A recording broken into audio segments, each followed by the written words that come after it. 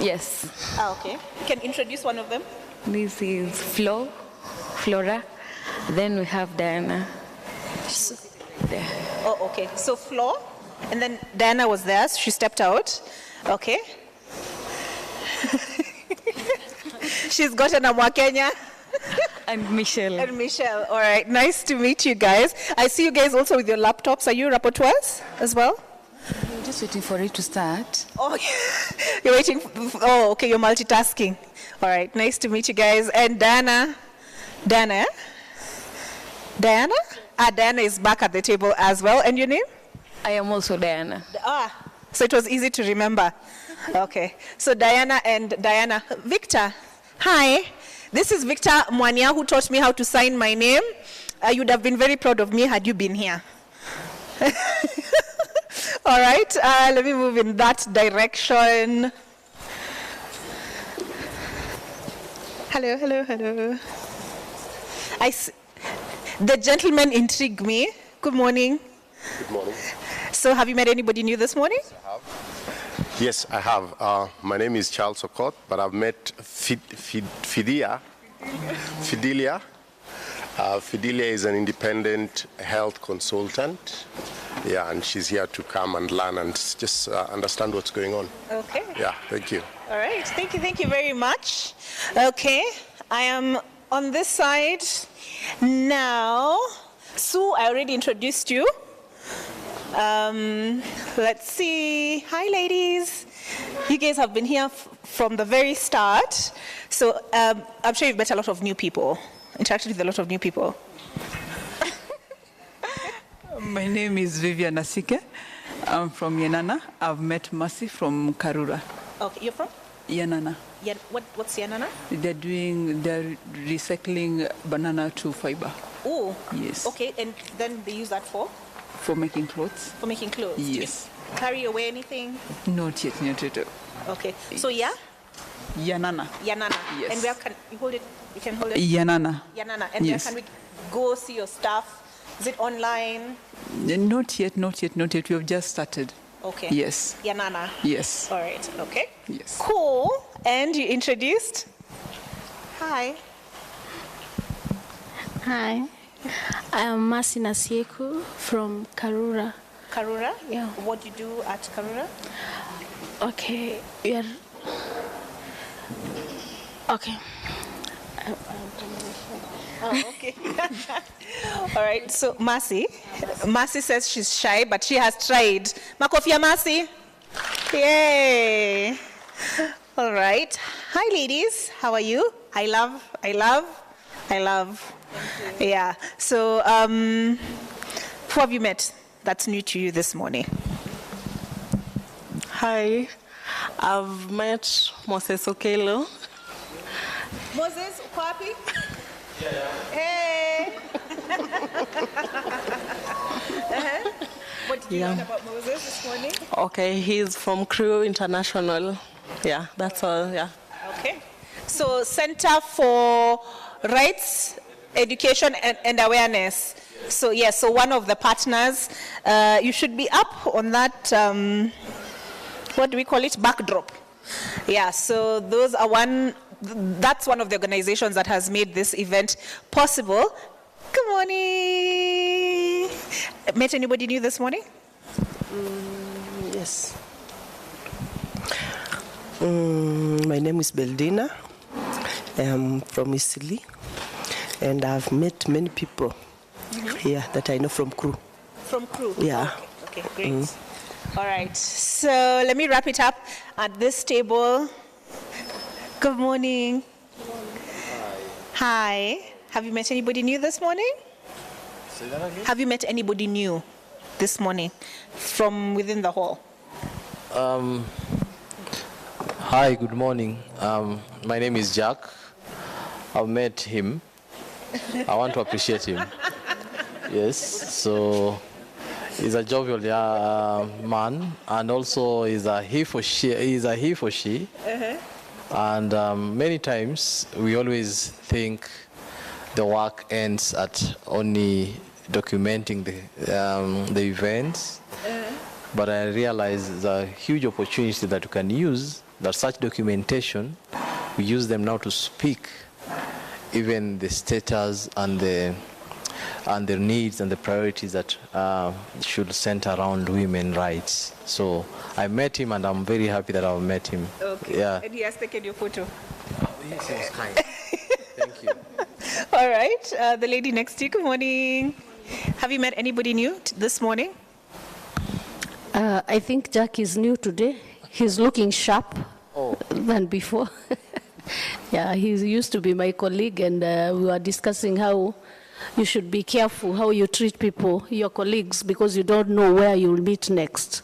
And we are here, seated here. So you've been reintroduced. Yes, we have been reintroduced. Catch up on account of web. Yes. Great. And your name? Sorry? Grace Ngugi from an organization called Dobby Women Network, a network of that champions the rights of women domestic workers in Kenya. Oh, wow. Impressive. So you work for the same organization. Who moved? I moved fast. Okay. So you both moved on. You know, Kituo cha Sheria. Very nice to meet you guys this morning. So we'll have a little bit of a music interlude, and then let me find out how wageni wa mashuhuri wamefika wapi. Is that okay? All right. Thank you so much for being good sports.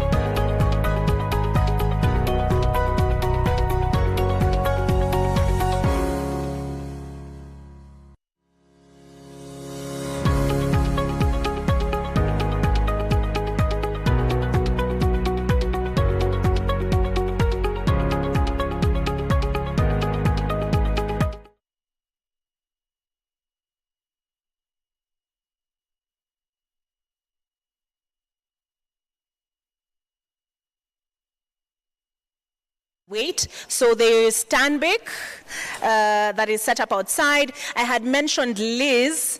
Liz has changed clothes, but you should still be able to identify her stand. She sells what the dress code is today, which is African print. And so if you want something to throw onto your dress, if you're feeling a little bit chilly, you can do that. You can find something there. We also have United Women's Circle, which has also set up out there. I need to take a walk to see who else is there, but do we all have the program? All right, so the program today serves as a menu of sorts. So we'll have, once the guests of honor arrive, we'll have that session which will be moderated by Honorable Beatrice Elachi, who is the MP Dagoretti North. So we'll see how we'll recover time. So we'll have that session and then a group photo, and then we'll take a health break. I know that several people have asked me, okay, so you at least serve us tea while we wait. There will be tea served in about an hour. And then, let us see, after that we'll have breakaway sessions. I can see here, so it's a bit of a menu because depending on what you're interested in, you can visit various rooms. So there are 4 rooms, but I'm seeing from the program that the first session, that is 11, let me see, we'll have a presentation by Ambassador Esther Waringa, who is already here, and that is on key socioeconomic drivers for women intervention in Kenya and globally. So that session presentation will be made just after the health break, and that is after the opening session. Then we'll have in the Jubilee Hall, so this is room 1. So if you see room 1, this is room 1. This is Jubilee Hall. So this session between 11:15 and 12:45 will be a panel discussion examining the global and local economic trends and positioning women for adaptation and prosperity in the fast changing world. We have as a moderator, Angela Waweru, and her panelists, who she will introduce in more detail, will have Dr. Ehud Gashugu, who is Director, Youth and Jobs, KEPSA, Charity Munyuri, Equity Bank, and Frida Owinga, Regional Director for Africa, We Connect International, and founder, Passion Profit, and Irene Karuga of Lemic Leasing. And when you're coming in, I'm sure you saw those banners which have been displayed. It shows you who the speakers are for day 1 and day 2, which is tomorrow. Thereafter, we'll have a plenary session, and I will moderate that session. I will show you how you can send your feedback, because in brackets say imeandikwa AHA slides application, so I will give you instructions on that shortly. Then after the lunch break, we'll have let me see, we'll be utilizing 3 rooms. That is this room, which is the Jubilee Hall. And this has to do with Youth Expo and Networking Corner, content and creation makeup artists. So we have Timothy Kimani, who I believe he's on the Majina ya ID ya Njugush, I believe. So we'll have Njugush here. We'll have Charlton Wasike, who is also a content creator, Abigail Nasser, who is a makeup artist, and Judith Nyawera, who is also a content creator. She'll be speaking on content creation. Then room 2 is the Apex Hall, and this session will be moderated by Damaris Mabea, and will be in room 2, which is the Apex Hall. So the Apex Hall, so we have signage outside the rooms. So right outside, you see this door on my left? If you go out towards where the exhibition is, where the exhibitors are, you'll see a signboard for room 4. So the one immediately out here is not room 2, it is room 4. But if you follow that pathway to the next building, do you see the next building over there, the gray one? So Annex Hall, that is where room 2 is. You'll go up to the 4th floor, there's a lift, and then go up a flight of stairs. So that is where Annex Hall is. So that is room 2. So in that room 2, and so it is aptly named Annex Hall, that is the Jubilee building. And this one will be, as I mentioned, on AI and digitization for women businesses, that is e-commerce.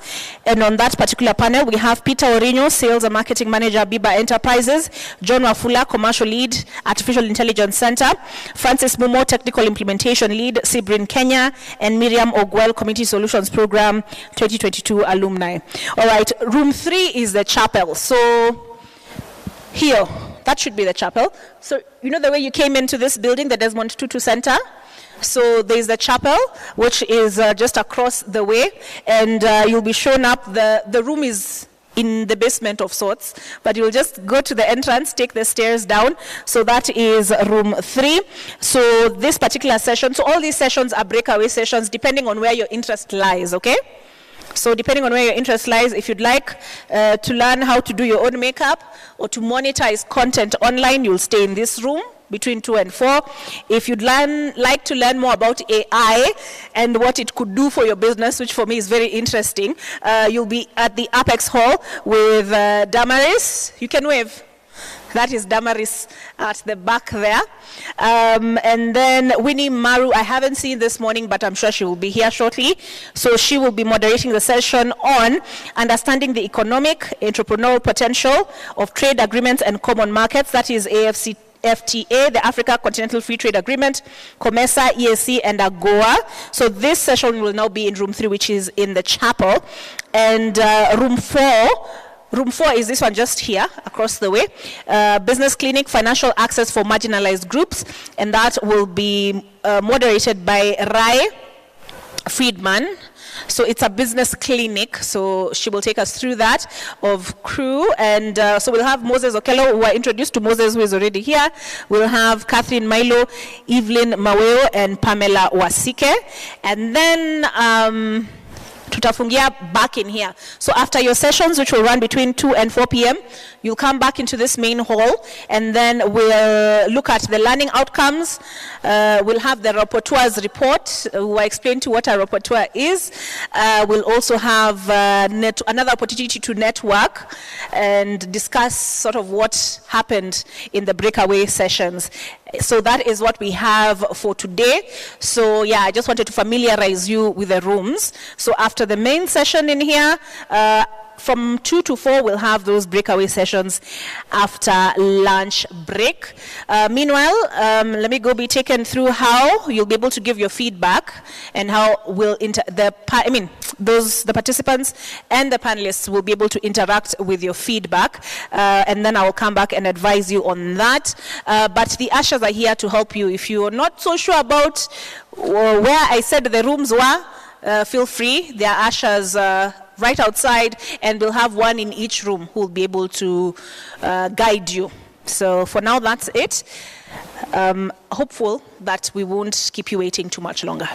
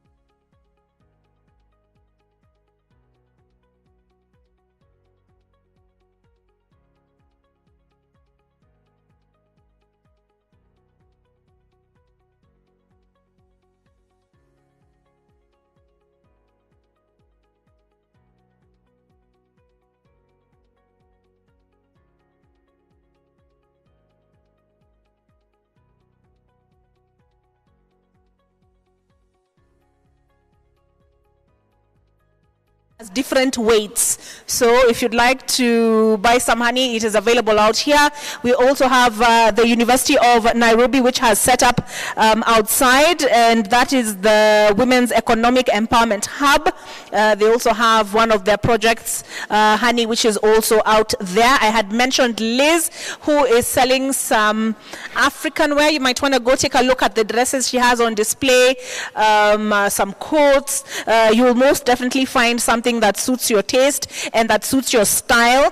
We also have Stanbic Bank that is situated out there. If you want to hear about more of their products targeting women and how you can benefit, how you can take advantage, feel free to go chat with them, get some sun, stretch your legs. And I had mentioned earlier that we have the United Women Circle, which is also set up outside. So there is something to see, something to keep you occupied. Again, feel free to move around the room before we are tied down to our seats for the opening remarks that we'll be getting from our partners this morning. So this is the perfect time. If you'd like to grab a cup of tea, I'll just remind you that there is a restaurant right at the entrance. So you can go buy yourself a cup of tea. They can give you those to-go cups. You can bring it back into the room before we take a health break and have tea then. But if you're pressed for tea, you can find it there. So I had mentioned I would advise you on how you'll be able to give your feedback. So when we open up that session, there'll be a link that will be posted on the screen.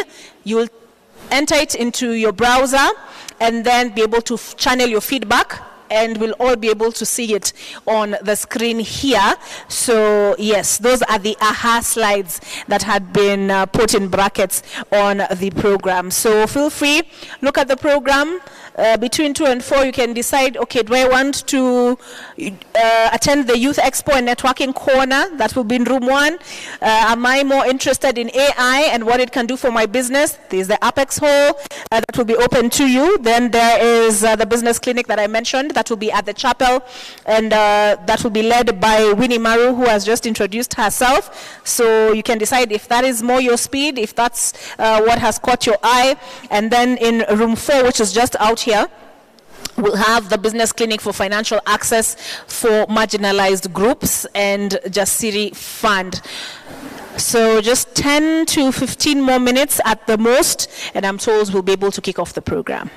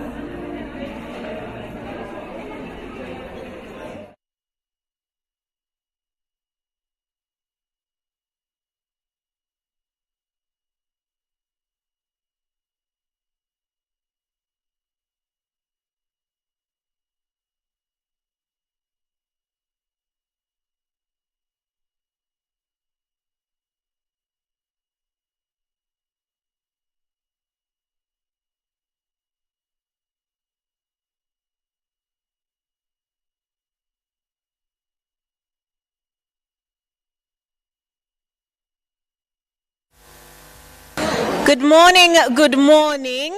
So we are actually meant to be having our tea break at this point, according to the program. But nimeambiwa bitings kidogo bado. They are just getting the bitings ready, and then we'll be able to take the tea, because siwezi taka nimeweka hii time yote, and then mukose bitings, right? Yeah. Okay, but because you have refused to go and look at the exhibitions, we are bringing the exhibitors to you, so that they can tell you what it is they're displaying, they have on display outside. This is the John Bosco I had mentioned to you, then who I told you had packaged honey all the way from Baringo. So John Bosco, over to you, tueleze what you have on display.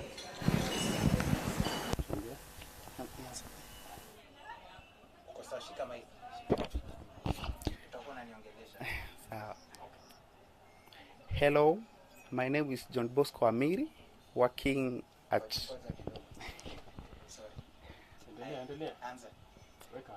Hello, my name is John Bosco Amiri, working at Nukiabs Kenya Limited, which was established under Christian Aid Kenya as a social enterprise.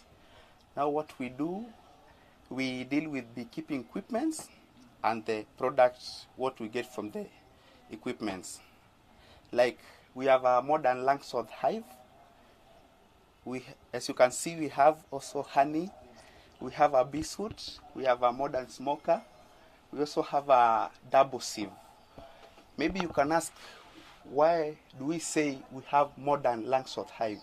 The hive, as you can see, it is modernized in a way. It has interlocks. It has a queen excluder bamboo. And it also has a frame. It has frames which is fixed with a starter comb. Starter comb is a bee product. And it has wires to align, to show the bee on how to align the combs. After that, we have a smoker, whereby when your honey is ready for harvest, you have to be well protected. We have a bee suit and we have a smoker. After that, we extract our honey. We have to sieve it. We have a double sieve. As you can see, it is double. After that, we process it.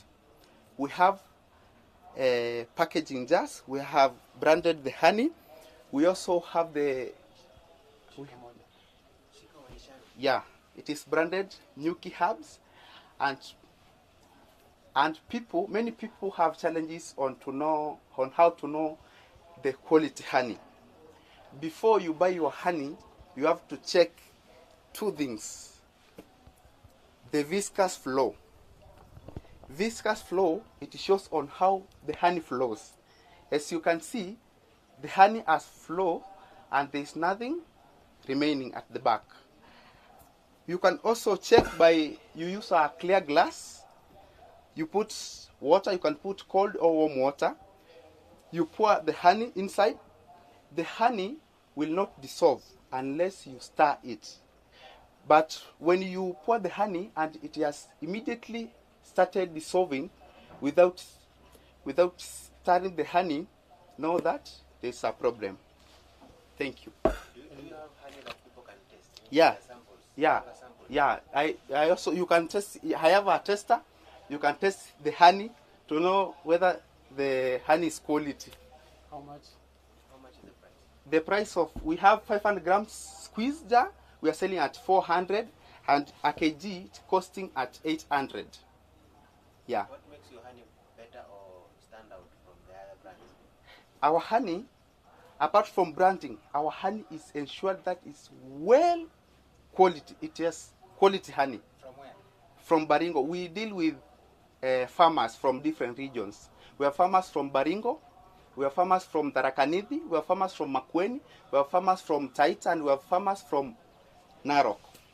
And in what form do you collect from farmers and where do you process? Now, our farmers, we have trained them on how to harvest and how to know when the honey is ready for harvesting.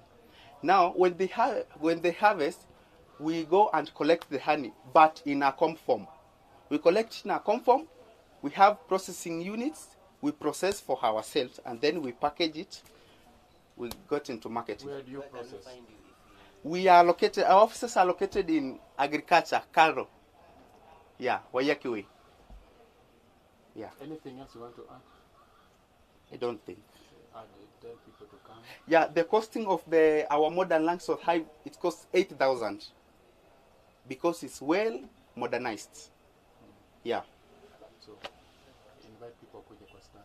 So, welcome to our offices. My number is 0759594524. Office number 07-205-200-205-265. Office number 07-200-205-265. Welcome all. Thank you. Repeat number 10. Office number. Office number 07-200-205-265.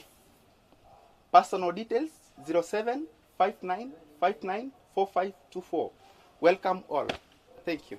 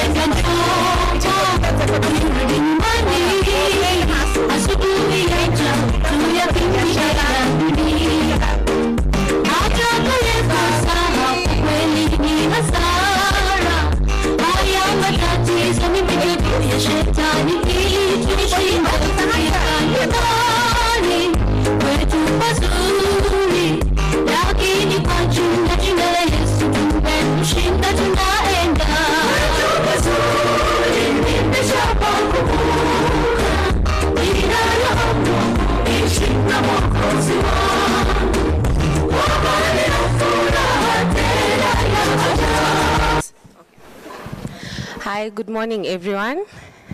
My name is Anna Akoth. I am an inclusive education specialist. So in other words, I'm a special needs education teacher, and I work with children who are able differently. So I am also a home educator. That means I educate children who are able differently from the comfort of their homes. And I have been working as a teacher from 2016 up to now. Other than that, or additionally, I'm also a certified swimming coach. I train adults and children how to swim. And the added advantage is, since I am an inclusive education specialist, I can also work with children who are able differently as well as adults and train them how to swim at the comfort of where you'd want me to come and have the swimming sessions with you. And also maybe a community pool that is near you, but I am based in Syokimau. And I'm glad to be here and to network with you guys. Thank you. Oh, sorry. My number is 0720 622 719. And on Instagram, I am learning and playing with Anna. So learning_and_playing_with_Anna. Learning and playing with Anna. You can be able to see a student that I worked with from home who transited to going back to school. And yes, thank you for the opportunity. So is it Anna with a double N or? Okay, double N or single N? A-double-N-A. A-double-N-A. Learning and playing with Anna, A-double-N-A. My name is Anna Akoth, A-double-N-A. Anna Akoth Andrew. All right. Yes. Thank you. Makofi yake tafadhali. Thank you for being courageous. So let's take a look at which other exhibitor we have out there. There is Liz. Liz umeoga, unakaa smart sana, and she's going to display some of the dresses she has. The thing she's wearing on top is called a what? Kimono, yes, yes, yes. So you can go ahead, Liz.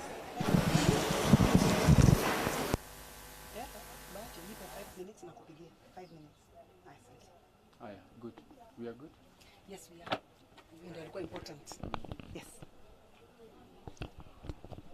Start. Good morning. Today we are here for a beautiful day. We have an exhibition at the... Good morning. This is Elizabeth Njoroge, fashion designer by profession. We're into the provision of classy and beautiful African outfits with a good touch. So we make African outfits that are versatile, that can be worn with each and every piece that you have. For example, what I'm wearing, this is a jacket that you can put on top of any other outfit that you have. You can put it on with an orange dress, white dress, several colors. So most of our pieces are versatile.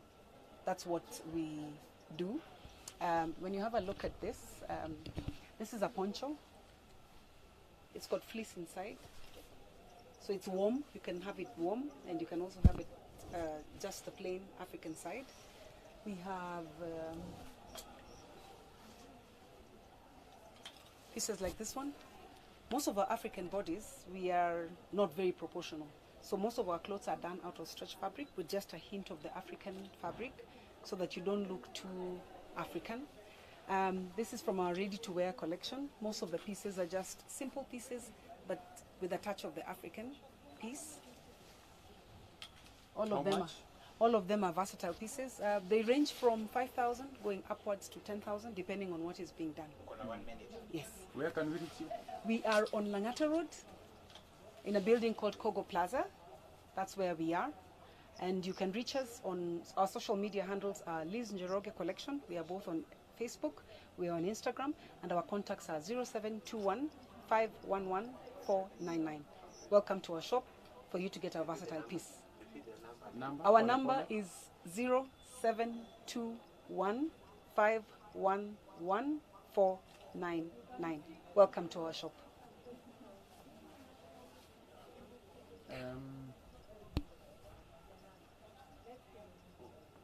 Who are your main customers? Our main customers are people who want to look good but on a budget. Because for example, if you buy this piece, you can be able to wear it with your Kenyan made outfits. You can be able to wear it with your other outfits from other designers. What's the price range? The price range differs from around 5,000 going onwards depending on what you want. If you have fabric, you can also bring, we can also make for you. When we actually go for the official tea break, you'll have a moment to interact more with Liz and take a closer look at what she has on display. So our guests of honor are here. So I'm going to ask those who are outside the hall to please come back in and take their seats so we can get the program officially started. Those who are outside, tafadhali naomba tuingie tuketi chini so that we can start the program officially. And thank you so much for your patience. Nitawapigia makofi, wacha kila mtu aingie aketi. Those who are outside, please let's come in and take our seats so that we can get started.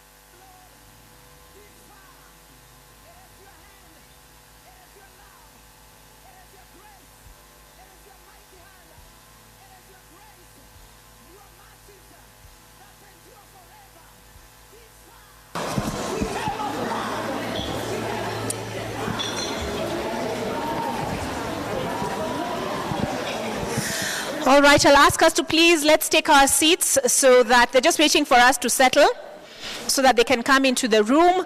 Our sound guy up there, there's a clear box. He looks like he's in a fish tank. He's going to play Superwoman when they come in. So we're going to stand and welcome them. Thereafter, Cindy Kobe, who is sitting in the back, will come and lead us in a word of prayer. And then we'll have the national anthem, the Kenyan and the East Africa national anthem. Are we ready? Guys, psych. Are we ready?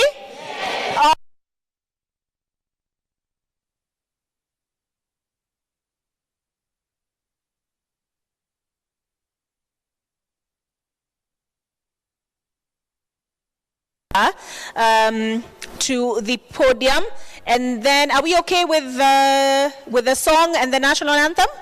Fantastic. So when they come in, I'll ask us to stand, and let me wink at somebody and tell them that we are now ready.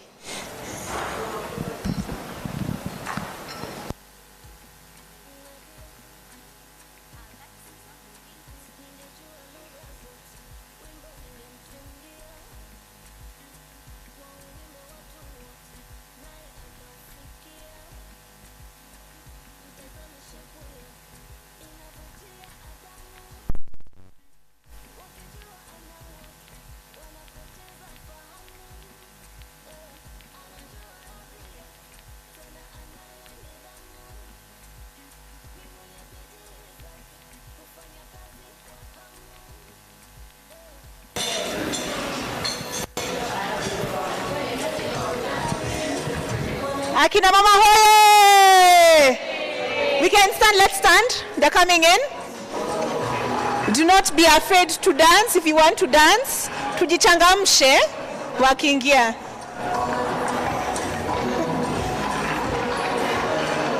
I've been taught a dance move here.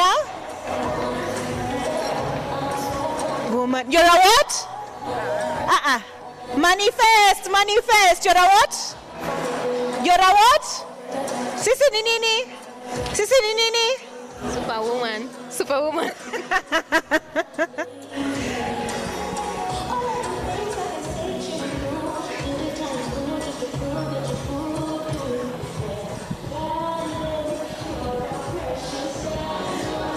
Naomba tuongeze sauti kidogo tu.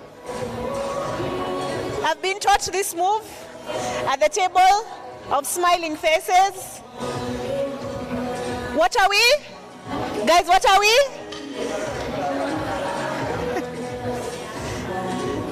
I can't hear you guys. Oh, gentlemen, you're feeling left out.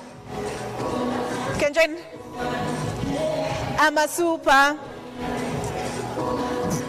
woman. Power woman. I'm a super. Aki, I can't hear you guys. I can't hear you.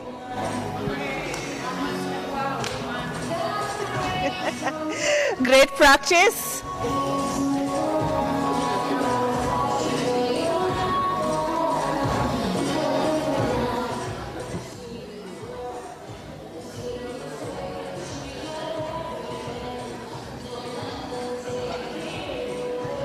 Please don't feel shy.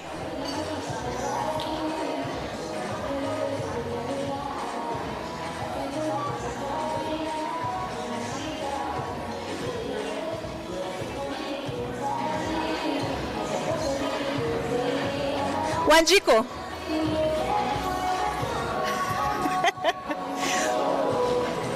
Woman. I'm a superwoman. Woman.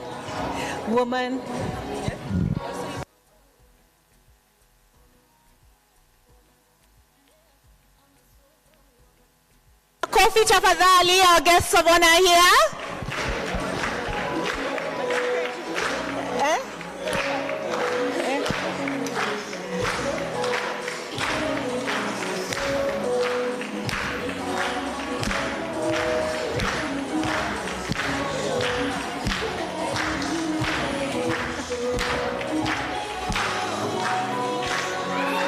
Woman. I'm a superwoman. Woman. Woman.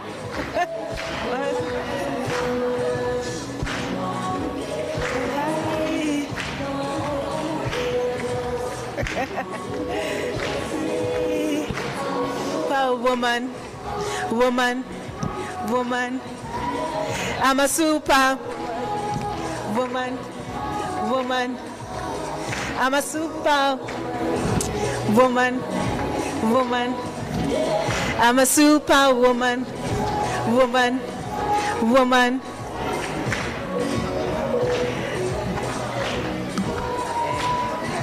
All right, I'll invite us to remain up standing. Cindy.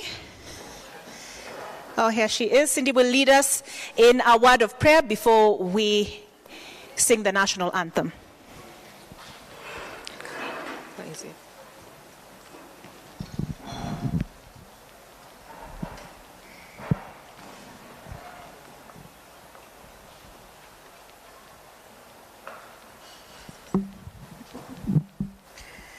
I'll request your patience. This is a borrowed iPad. If I can get some help, please. Here we go.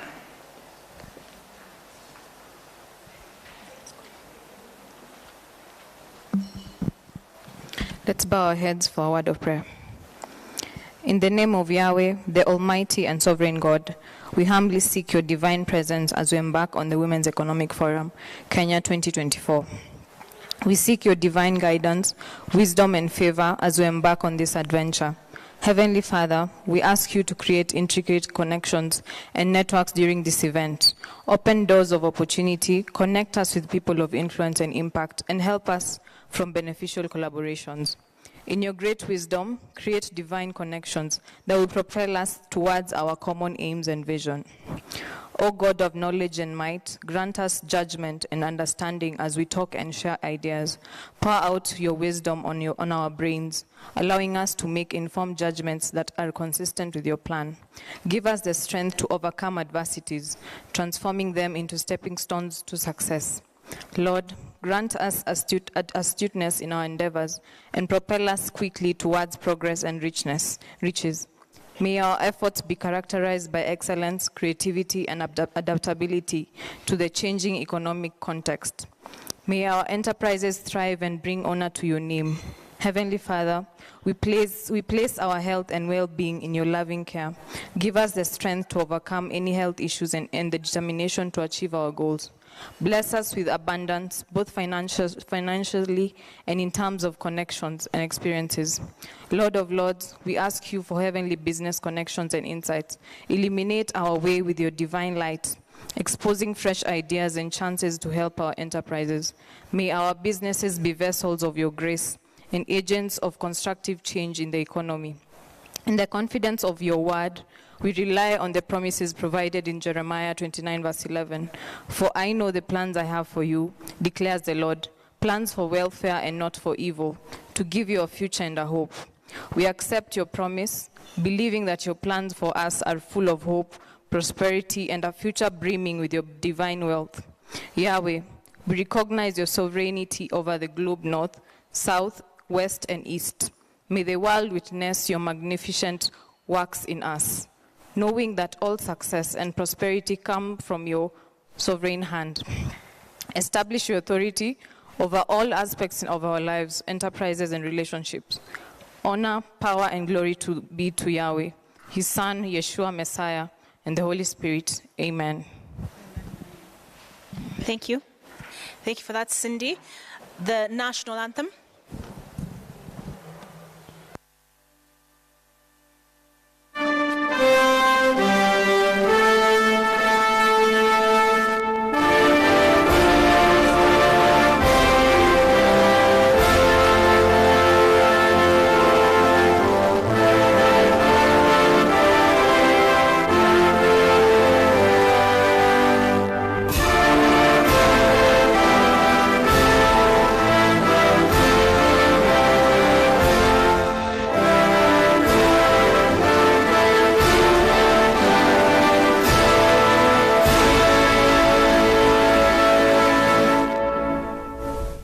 now for the East African anthem.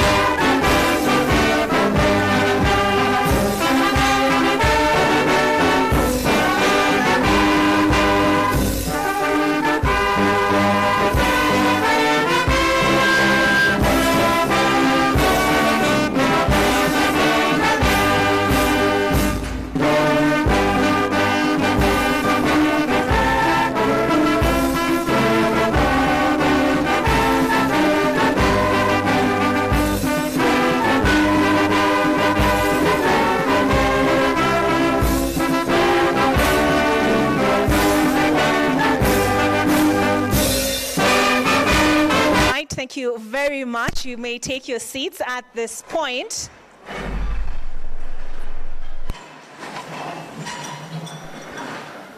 So this opening session will be moderated by Honorable Beatrice Elachi, and therefore I will leave her to observe protocol, but I would like to acknowledge the representative of the Cabinet Secretary and all of those who are gathered here. I also want to make mention of those who have made this event possible, the partners.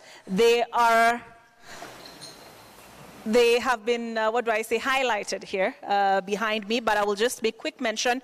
Our host, Cron Trust, Community Advocacy and Awareness Trust, the Ministry of Public Service, Gender and Affirmative Action, Christian Aid, the University of Nairobi Women's Economic Empowerment Hub, Digital Oasis Limited, Sky Media, Adelphi, Crew, CARE. We have the World University of Canada, Aminia Dada Innovations. We also have the Canadian High Commission represented here, and the National Women's Steering Committee. You will forgive me, I hope, for not observing protocol where those partners are concerned, but those are the partners. You'll find them on the back. We will have a program. Yeah, you'll find their logos right there. At this point, allow me to invite the Dagoretti North Member of Parliament, Beatrice Elachi. Makofi yake tafadhali.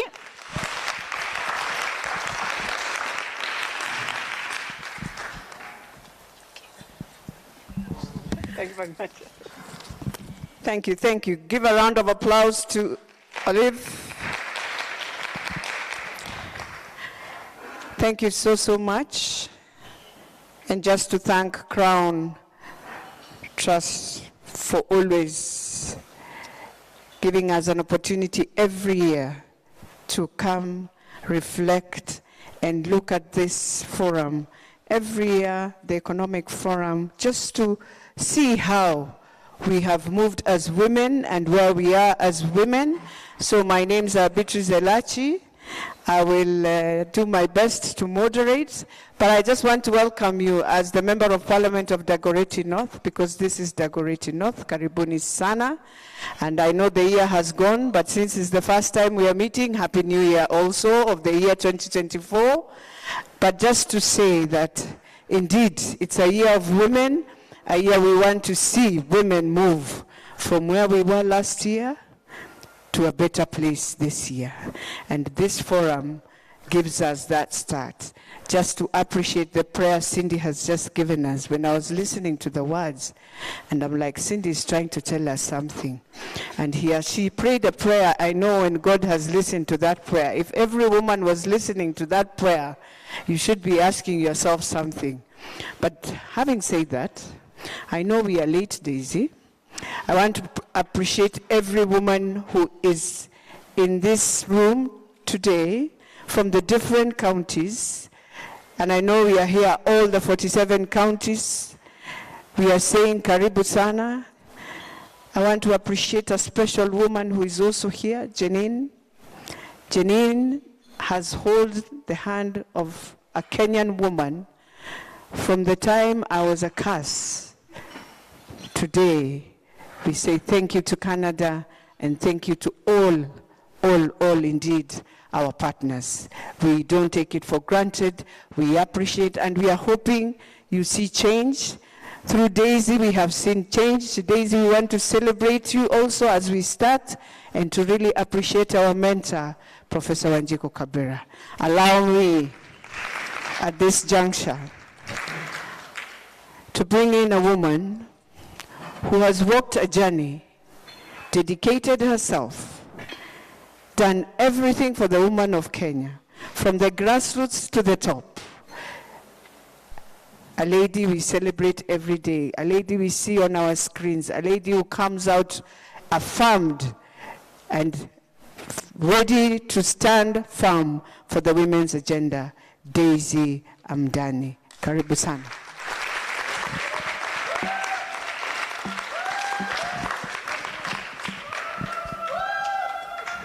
Tumpigie vigelegele na makofi, yani amjui huyu ndiye amefanya, tunajaribu kwe. Hivyo sawa, asante. Thank you so much, Beatrice. I was wondering who you are introducing. And thank you for that introduction. You know, when I saw you climbing there, I was like, I hope she doesn't expect us to climb that way. No, I don't. Okay. Good morning. Good morning once again, ladies and gentlemen. Okay. I want to appreciate each and every one of you for making the time to come here, to be here with us this time around. And even as I start, of course, let me observe protocols, because I think I'm quite notorious for not, going with the protocol. And so I want to recognize Ms. Janine Coker, the head of Cooperation for Global Affairs Canada, a fantastic friend of women in Kenya. I think the Global Affairs Canada has done so much for us as women's rights organizations and women in Kenya. And we want to appreciate you, Janine, because we know that you are the force behind it. Ms. Leah Kagwara, Country Director for CARE in Kenya, under whose coordination the Women's Voice and Leadership Program is being delivered in Kenya. And of course, we all know CARE, the great work that CARE does, not just in the women's rights space, but also in the humanitarian space. Ms. Janet Ngumbalu, of Country Director for Christian Aid, Kenya. Fantastic partners, doing a lot of work, gender justice, GBV, tax justice, fighting for the rights of the ordinary Mwananchi, and a partner who did not hesitate, even for one moment, to partner with us in this project and others. Professor Wanjiku Kabera, our mentor, our mother in the movement, who has mentored so many and continues to hold our hands. One of the things that Professor says whenever she's speaking to young people, she tells them, we were not born old. And I remember that when I joined the movement, I was actually young. I was a youth, according to the constitutional definition of what a youth is. And today, when the young people are speaking, they say, these old women like Akina Daisy. And I'm like, hiya, when did we become old? Now we are the old women that they speak of, and we continue to fight. So it's an intergenerational journey.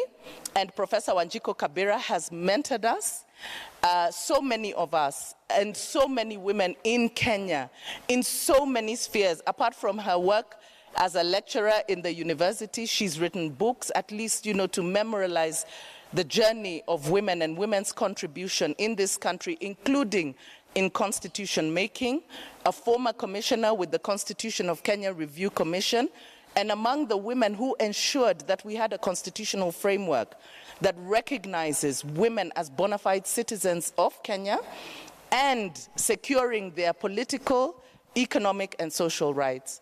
Professor is very humble. She does not like to shine the spotlight on her, but I think that if there is somebody who really needs a round of applause, please let us appreciate Professor Wanjiku Kabera. She's a true giant, even though she's not very tall, but she is a true giant.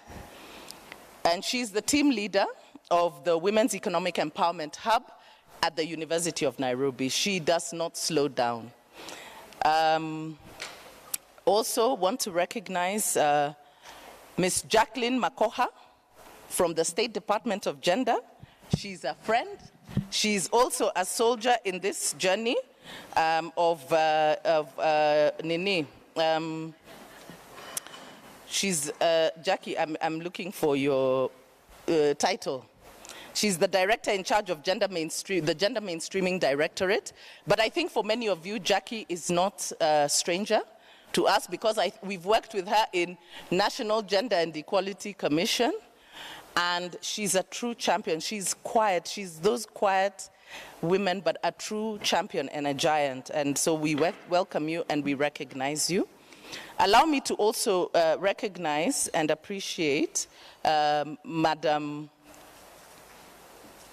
Nancy, who is the founder and executive director of United Women's SACCO. It's the largest SACCO for women in Kenya. And we really need to know more about her SACCO. They have an exhibition stand, but they are empowering women. They are not giving micro loans. They give small loans, but they also give big loans to women in Kenya. And they are the fastest as well. They process the loans quickly.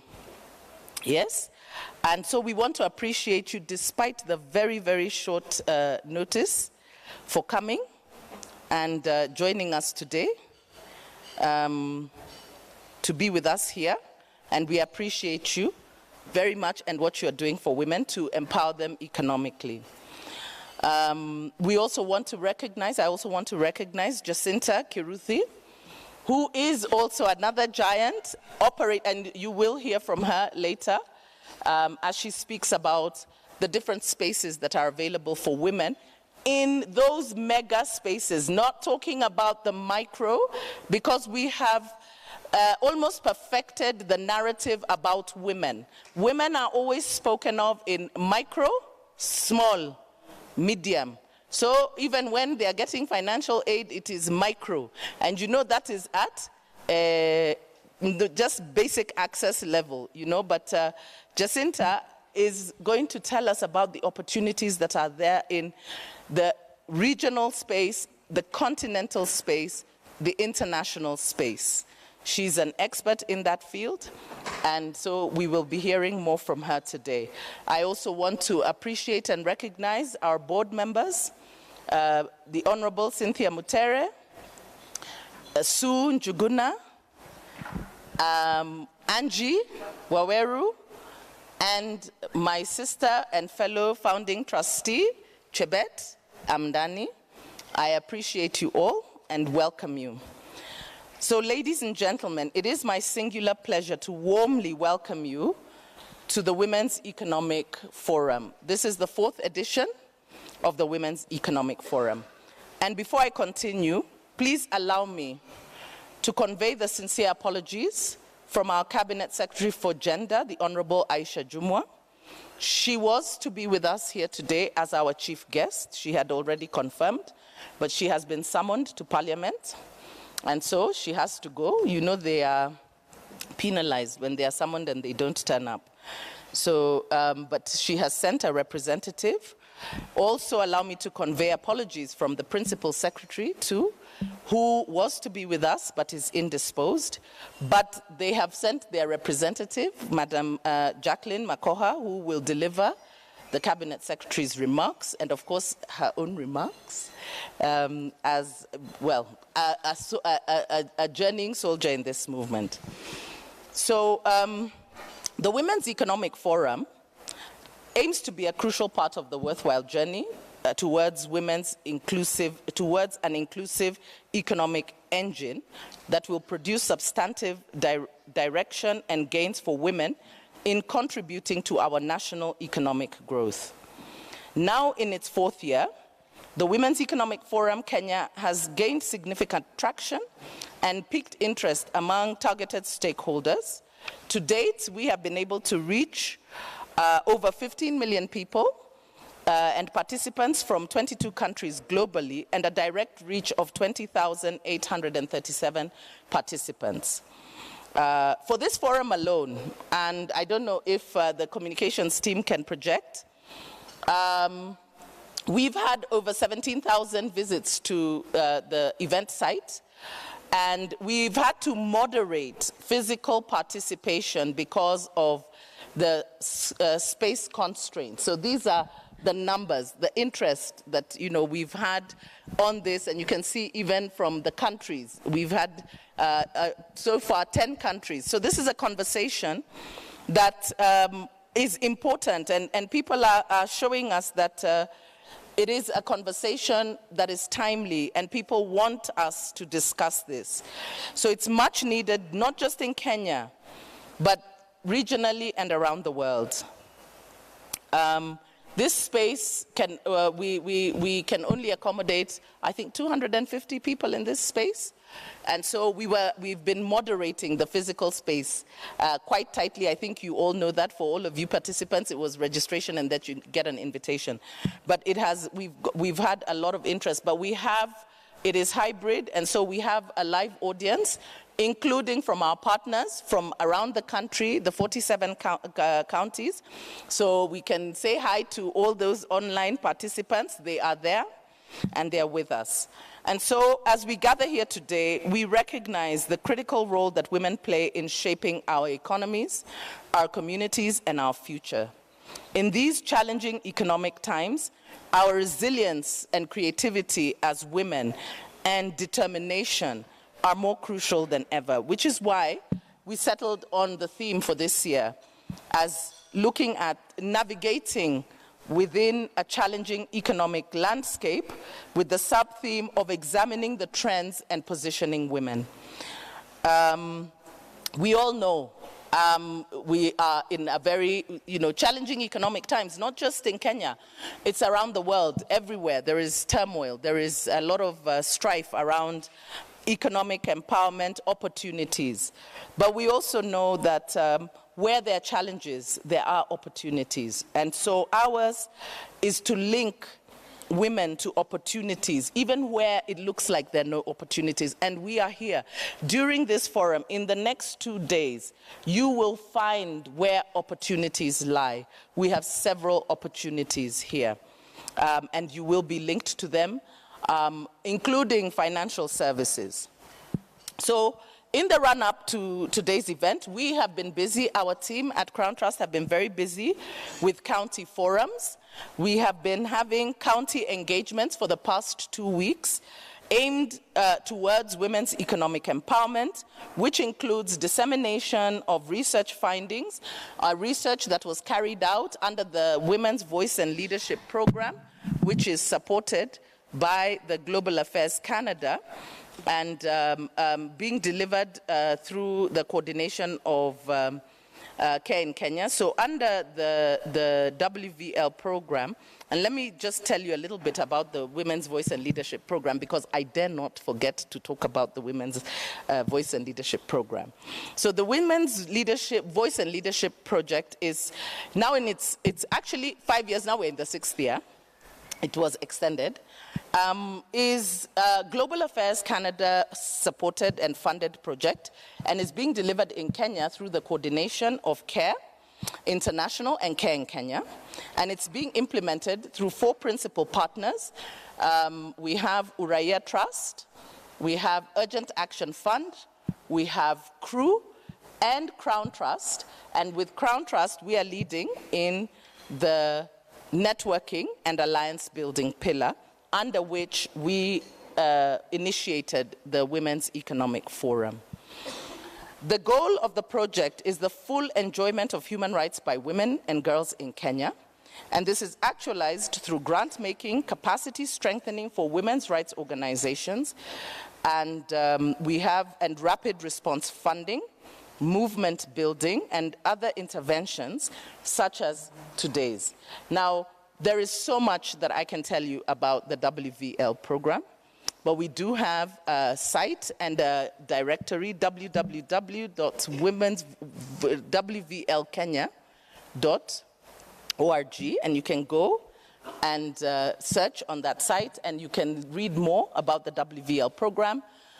We have a gender women's rights directory. We have mapped women's rights organizations, over 1,400 women's rights organizations across the country in all the 47 counties. I don't know if the comms team can just put us, just the site up so that people can see it and you can go and Google it. And we have citizen journalists that go and collect stories of the work that women are doing. And we have many activities around it. So I'm not going to dwell too much on it, but you can go to the site and you can have a look at it. I was just telling the ladies that when we conceptualized the site, we said for the life of the program, we expected to have at least 4,500 visitors to the site. We thought that is what success would look like, and that is what would be interesting. But I will tell you that we've had over 55,000 visitors to the site. So we've seen that it is definitely something that is working for people. And so it's a very interesting place. There you can go and learn more about what women's rights organizations are doing across the country. You can search through counties and themes and, so it's a really great space. So that's some of the things that we're doing under the WVL program. We've had the county forums where we disseminated a research that we carried out late last year on the socio-economic and political status of women in Kenya. So we were disseminating those findings. Then in partnership with the Women's Economic Empowerment Hub, that does a lot of work, including research on women's economic empowerment, looking at the gaps, the policy issues, and making recommendations. So we also disseminate those findings. We did disseminate the research findings, some of the research that has been done under the WeHub, and all of these under the in preparation for the Women's Economic Forum. We've had a refresher training on budget processes. So among the things that we do is policy advocacy for women's economic empowerment at the national level and also at the county level. Building the capacity of women's rights organizations to inform budgets, to analyze budget from a gender perspective, but also to inform budgets so that allocations are made in areas that will enhance or encourage women's productivity.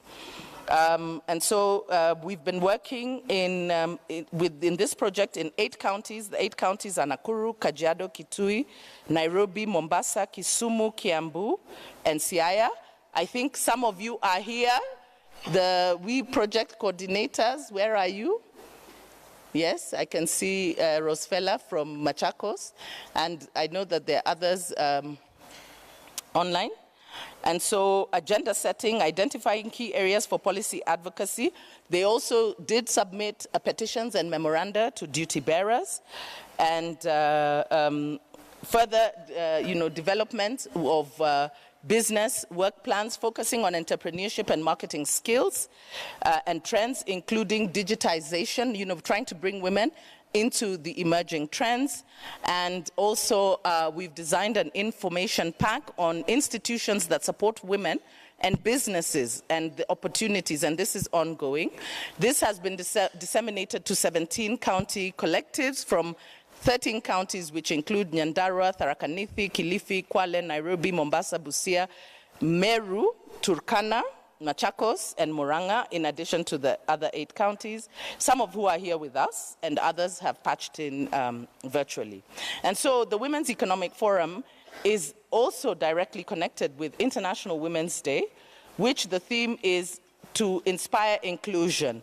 And the pillars of this year's theme that aligns with our work at Crown Trust include forging women's economic empowerment, recruiting, retaining, and developing female talent, and addressing further areas supporting the advancement of women and girls. And so I want to take the opportunity to highlight some of our programs which directly support these areas. This includes the Socio-Economic Empowerment Program under the University of Nairobi WeHub project, collaboration with WeHub on research on what works for women's economic empowerment and dissemination of the same, Capacity strengthening for women entrepreneurs and collectives. We are working directly with 17 collectives. Those are groups. Duty bearer engagements on women's economic empowerment issues, and public budget and policy influencing. And under the WVL project, gender analysis and research on the rights of women and girls, including their socio-economic rights, and convening of the Women's Economic Forum Kenya Conference, national networking, learning and advocacy platform on women's economic empowerment issues. For us, we believe it is important that we work together to push that narrative of inspiring inclusion forward to achieve gender equality and global unity. And so when we look at navigating within this challenging economic landscape, we know that it can be very tumultuous and also disheartening for people when it's filled with uncertainties, disruptions, and complexities. But it is precisely within these challenges that women have the power to make a difference, which is why we created this platform, to enable us navigate this terrain together and contribute to bringing women out of economic exclusion. And among the things we aim to do with this platform includes empowering women.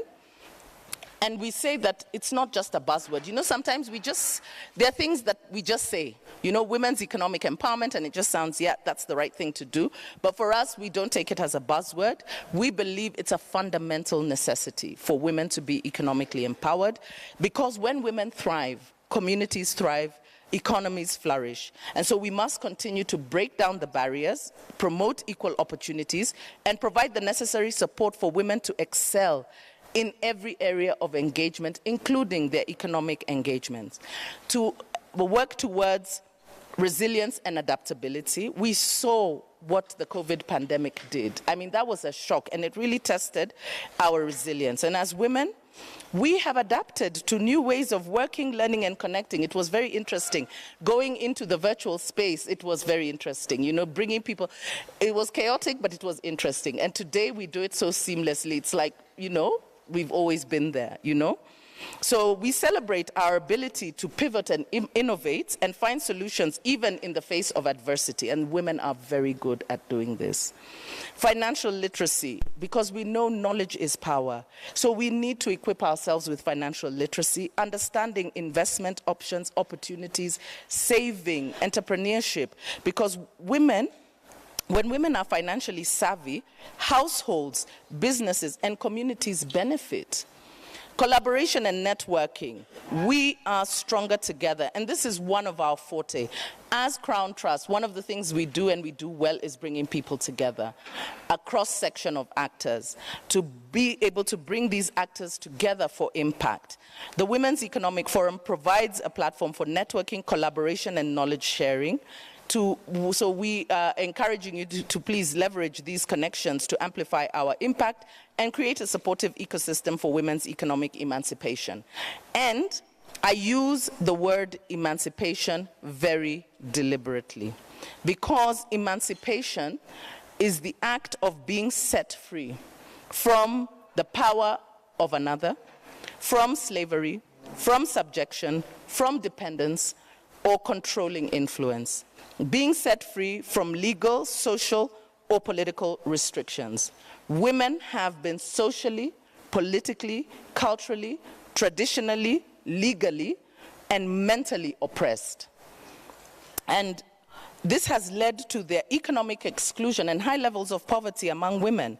We must bring them out of this situation, which is what we aim to contribute towards doing this through this platform and other work that we do for their emancipation.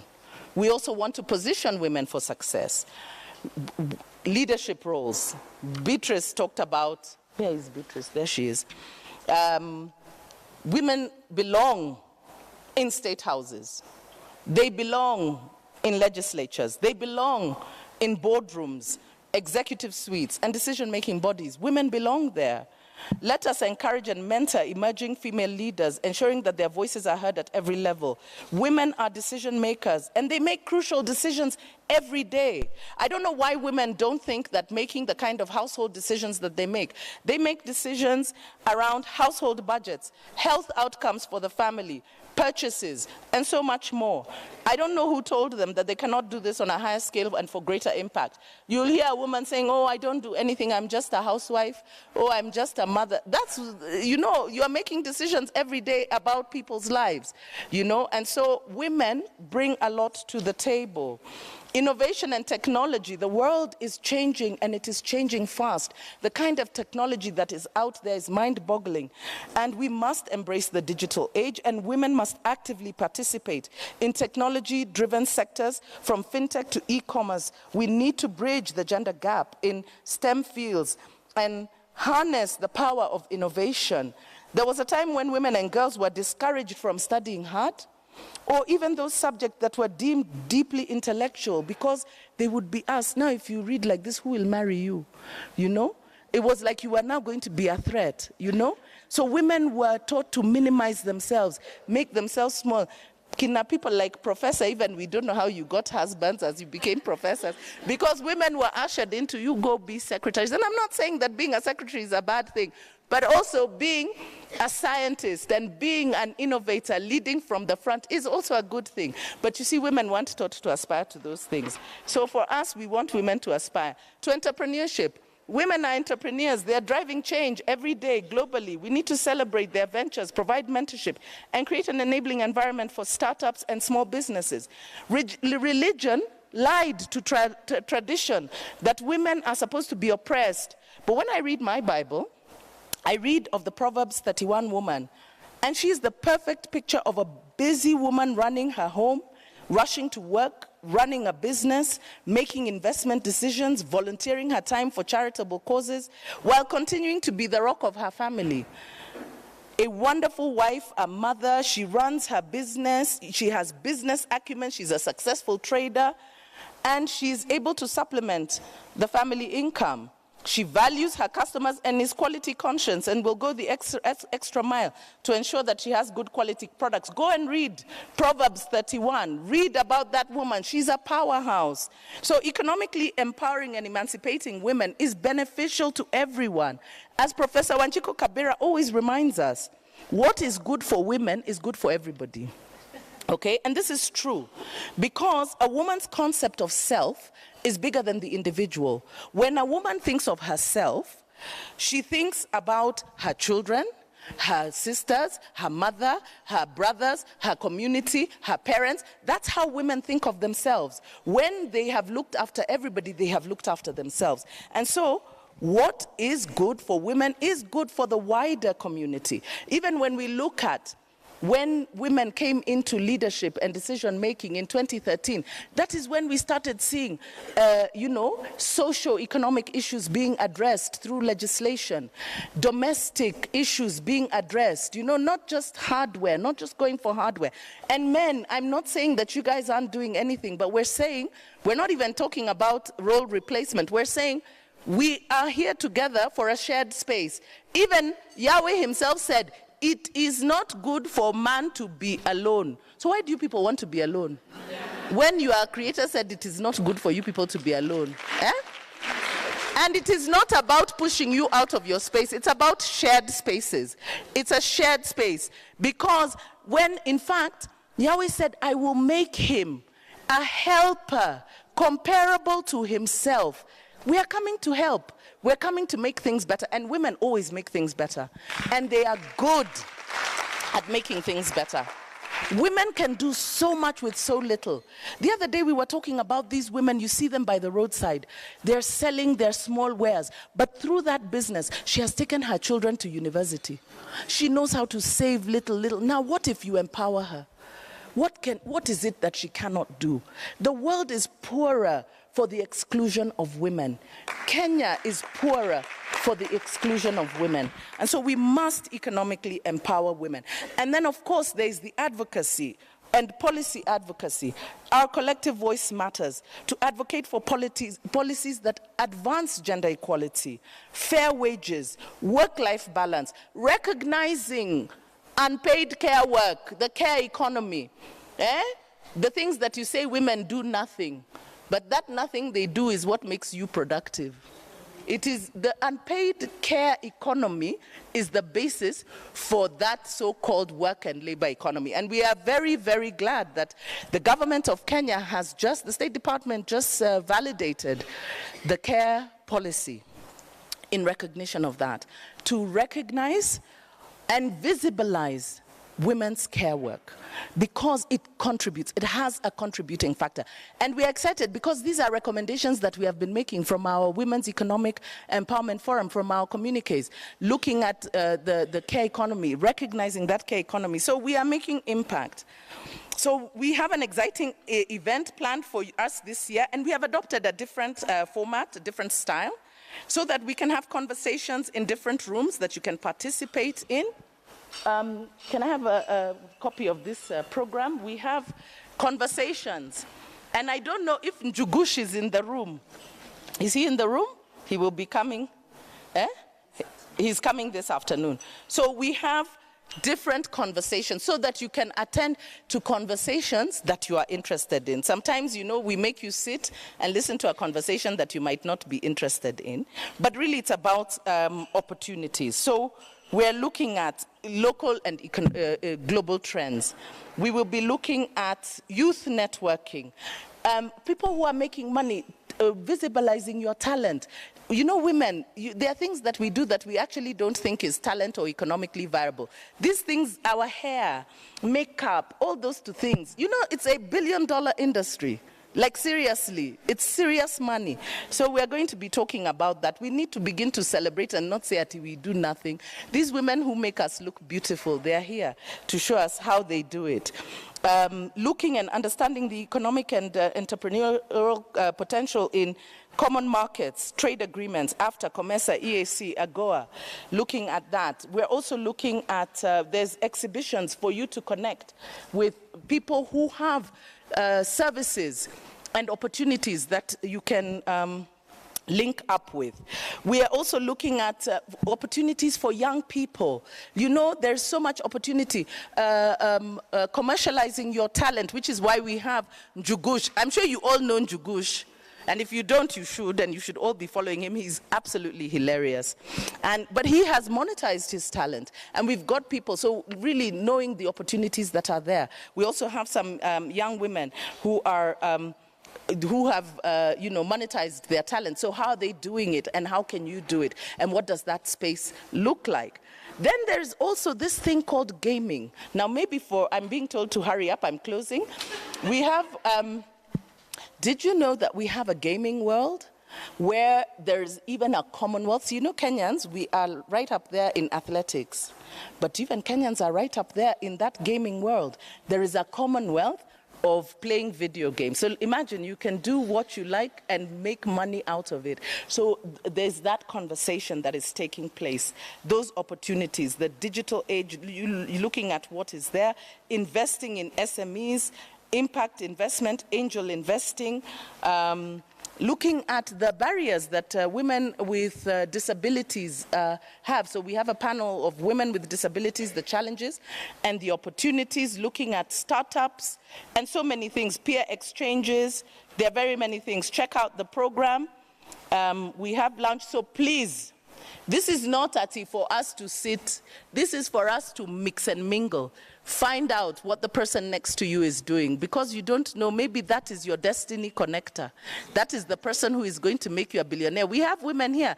United Women's Circle might just link you with the financial services that you need to get there. We have Dada of Stanbic out there. Also, they have products for women.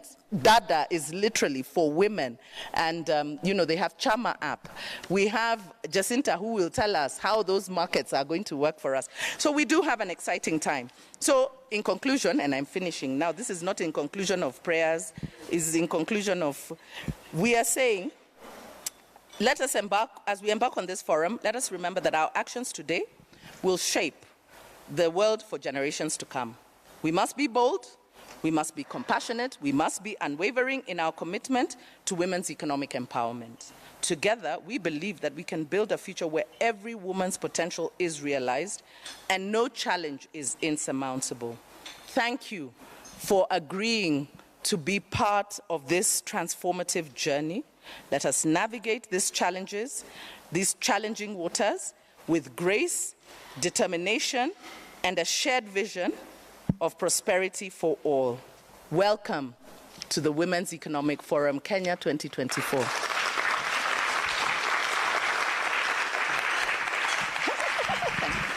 Thank you, Daisy. Give her another round of applause. You know, when Daisy takes the mic and starts emancipating about women, she decides to close and open. When you listen to that speech, she opened and she gave us a way forward, and she has closed. But that's Daisy. Thank you so much, Daisy, for that. And now that she has just, I gave her time because, first of all, Daisy is the one who is supposed to tell us what we expect, the objectives, which I think she's done it so well in all that. And so, as we move on to the other key speakers, kindly. So now we go to, and they stay outside there. I want us to make it a very interactive way. You just walk out slowly, pick a cup of tea, come back and sit, and we continue because we won't have a break. We will break when we are going to those sessions. Are we agreeable in that? So that we can bring back time, isn't it? Is that good in English? I doubt.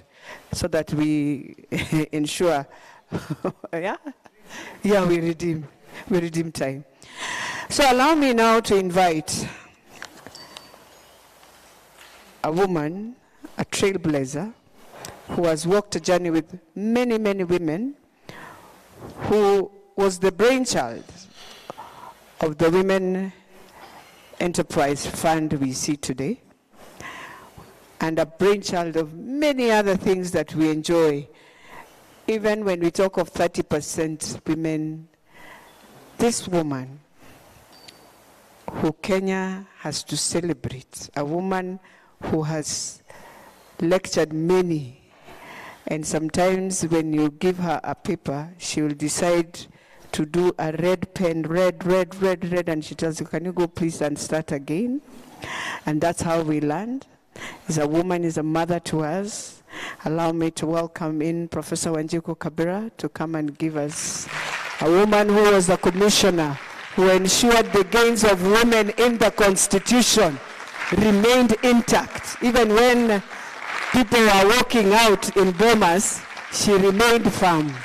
Welcome, Professor Wanjiku Kabira. Thank you. Thank you.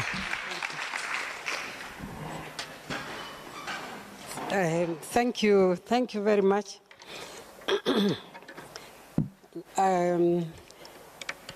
know, when you are mentoring people, when you are bringing up children, they should always do better than you do and than you did.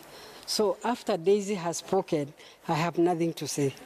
I think she has said everything that I have said, except one or two things that I will say. But before I say that, is Meroka here? Dr. Meroka? Okay. Can I request her that we give flowers? All of us give flowers to Daisy.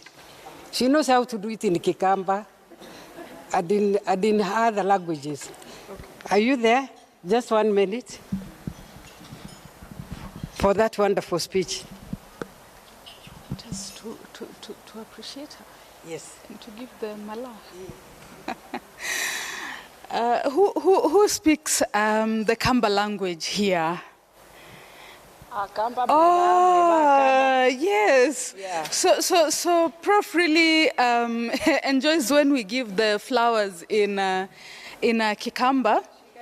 And Daisy, please, if you could, and the Kamba speakers, please, Daisy, please, so that we give you your flowers.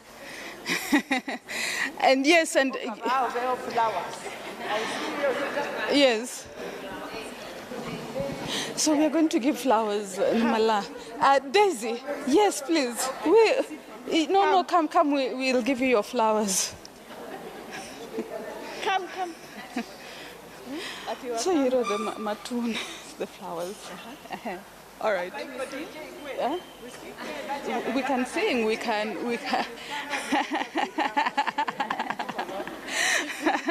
All right. right, and then the rest of us, please, let's stand because we're going to pick the flowers. You know, you can't pick the flowers while you're seated, right?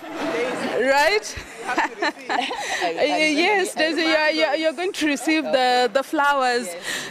You're going to receive the flowers. All right, so let us start. Malama yellow. Malama lady. Mala means flowers. Malama ngilini. Matune. Ma pinky. Ma papo. Mambulu. Matune. Aya osa mala. Osa. Daisy, thank you. Thank you very much. So just know when every speaker finishes, you need to think of what Malaya. Okay. Now, thank you. Those are flowers for Daisy for that great presentation and for actually being. Sorry. Okay. And for actually being our, our symbol for women's leadership in this country. I think these days, if you want to ask, who is the women leader in this country, obviously, it is who? Daisy, with a whole group of other women around her. And I think you have done us proud. I'm really very, very proud of you. You are just amazing. And by the way, Mheshimiwa, who is, by the way, my member of parliament, Elachi. Elachi actually, they grew up together. And I know she has also been amazing in politics. It doesn't matter which party she is in, she will always remember that the agenda for women must be addressed. And I think that is what we are looking for all the time. Women that are leaders, when they get to the positions of power, they carry the women with them. And even in the leadership, that's why I think I'm really very happy to even see Nancy here, who actually is doing us proud, Mutogo, with the Women United Circle, the most efficiently run circle. And that's why I know, because she has been interacting with us in different places. And all the other women who are here, so all protocols observed. After Daisy has spoken, I don't have much to say, but I have maybe just 2 things or so, which I want to say, and then I will ask Akoth. Where is Akoth? Brenda. Maybe you can come near here because I only have 2 minutes, and then I will ask you to read the poem, Grandma Remembers, because I want us to retell the story, because they say that in any, if you like, movement, if you don't know your story, and if you don't tell it, you keep losing it and thinking that you are the beginner. So it is very important that we keep remembering this. And this story of economic empowerment has its own story that we are going to tell. And that is why I thought it would be important just for me to say 1 or 2 things. And then Brenda Koth, I can't see her, but she should be. Meroka, you can look for where Brenda Koth. She knows what she's supposed to do. Oh, good, she's here. Thank you. So I wanted to say one thing, that in this economic empowerment journey, which Daisy and other women leaders and all of you are leading, the businesses account for about 48% of all MSMEs, which contribute around 20% to the Kenya's GDP, which is quite high. Now, about 462,000 jobs, which are created every year, 445 jobs have come from the informal sector. And that is where most of us women are. And in this sector, 85% of women's businesses are found, in 85% of the women in the informal sector are found within the informal sector. So Kenya's informal sector consists of 95% of the country's businesses and entrepreneurship. These are not, by the way, my statistics. These are, World Bank statistics. We're saying that entrepreneurship provides immense potential for providing employment opportunities and inclusive development. And this has been confirmed, if you like, as envisioned in Kenya Vision 2030. We are also saying that they account for 24% of Kenya's GDP. That is sessional paper 2020. Within these businesses, women have an ownership of 53% of the total MSMEs. But I think we have a lot of other information that is going on, which we have had, even at the research in WeHub, where the very critical things are happening and we need to document. You define marriage, and then you are talking to women entrepreneurs and we are trying to understand what is marriage. What is this? Even when you talk about partnership in businesses, what are they talking about? And you have varieties of answers. You discover that the traditional concept, like somebody will tell you, my partner is so-and-so, he's a man, but he lives with his wife. So you're not asking who she is to this man, but you are not asking what that partnership means. There are different relationships that have emerged that are actually impacting on women's businesses, sometimes, in a positive manner, and, many times also out of the choices of the women. So there is the data that is going to challenge traditional data on this. So research in this area, as we move the process forward, is very important. Now, there is also information that women fear working with banks. Some research we have done with TechnoServe shows that 77% of the women among these 320 entrepreneurs, 77% have gotten their money from the banks. And I'm also saying this because, Jackie, I think you should share this with the cabinet secretary. Only 4% have accessed what we are calling, affirmative action funds. And affirmative action funds, like Daisy said, is a result of the women's movement. So we need to claim our money, because it was set aside specifically in many cases to support women. So we need to claim it from the government. And you can only claim it through the Ministry for Gender. And I think Mheshimiwa is ready, I'm sure, to do some of these things. When I say something like what I saw being established, proposed, I don't know whether it has actually started, where every county is going to get 30 women's groups, to do business and to create circles. Is there a way that the ministry can also pick on that so that we influence the kind of groups that are going to be established and how those groups are going to be managed, and then work with organizations like Crown Trust to establish proper systems within the women's groups, in every county. Because in that way, there are two things. Of course, the ones who set it up will have political gain, but the women will have the economic gain, and that is what we are looking for. So I think it would be very important. In another research we have done by, AGPO on, and we have had this discussion with the public procurement entity, is that AGPO has a lot of money. We are talking about billions that can be, that can actually be released to go to women, to the youth, and persons with disability. This is also money which we don't have to get from outside.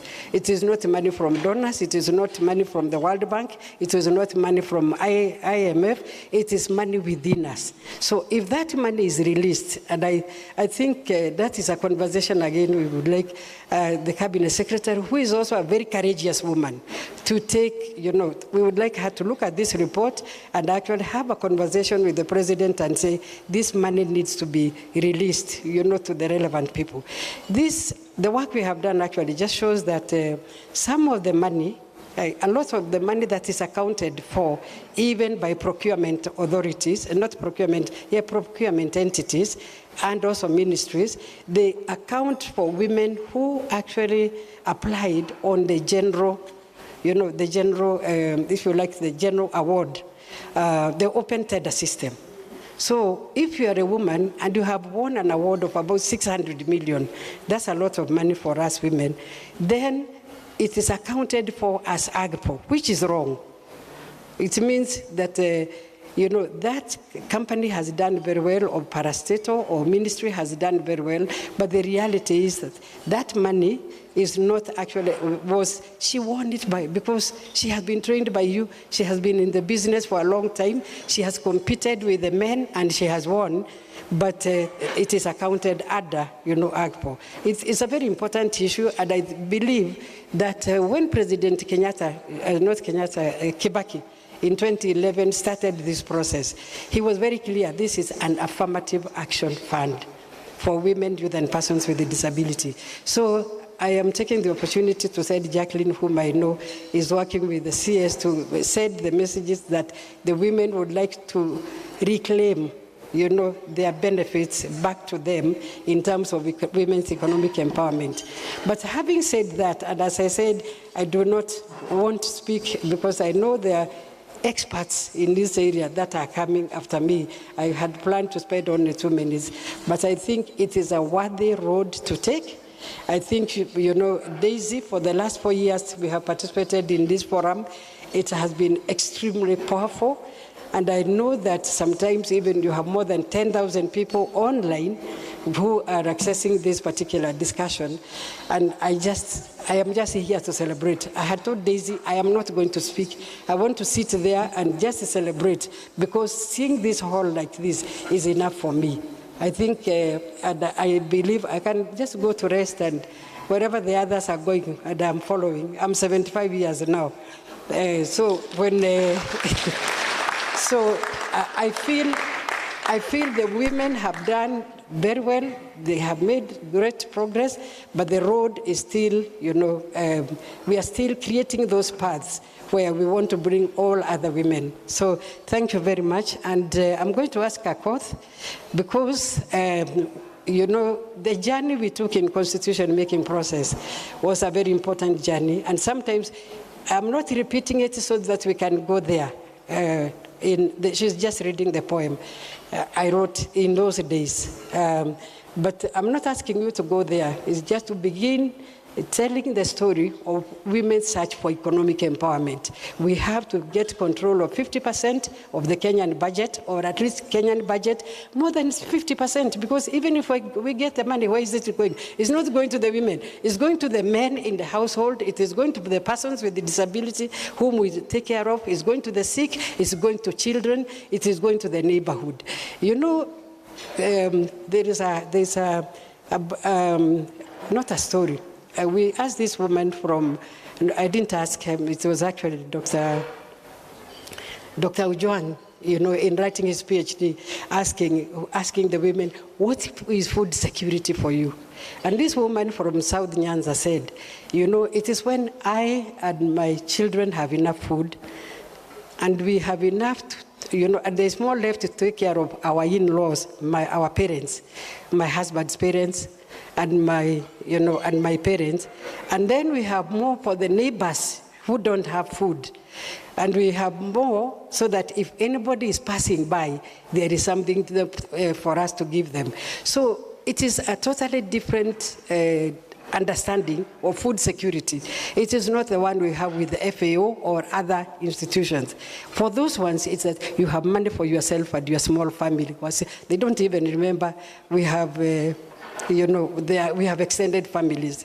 So this one is actually a community thing, that it doesn't matter if your neighbors don't have food, it doesn't matter if you have enough. And if they can, they will try to take some, and you understand. By the way, in our own traditional culture, if you went to get food in the shamba when you are hungry, it was allowed. Or if they harvested, you could go back and pick whatever else is left in that shamba. So I think we need to begin defining, even for ourselves, what is our own economic empowerment, and are we communities themselves getting economic empowerment? And Daisy, as I was sitting there, I was listening to you, I was thinking, should we not actually just get a forum like this, beginning with our East African region, so that we can spread this. we are leaders. In the constitution making, we work together with Uganda, with Tanzania, with Ethiopia, in all these countries around us. And I think it is a message that Kenyan women, led by you and your team, should take forward. Thank you very much. Now, I will just ask Koth to read the poem, and it will just take 2 minutes or less. Thank you.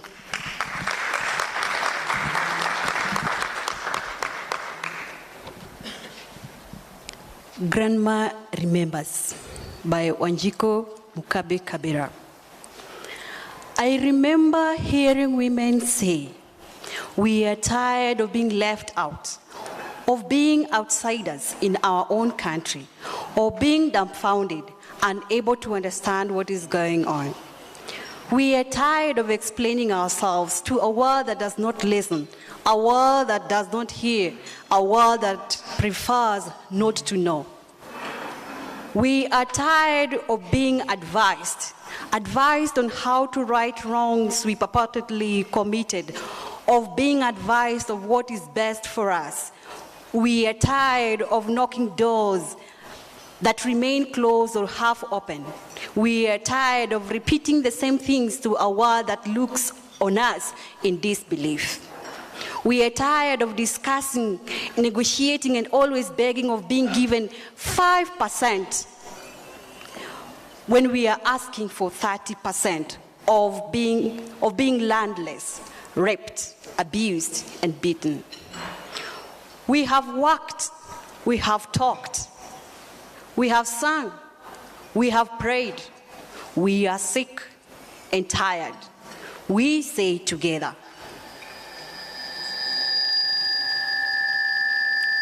at that line, towards the end, I think all of us will say, it is now time for harvest. So when you hear me say 1, 2, 3, we will all say, it is time for?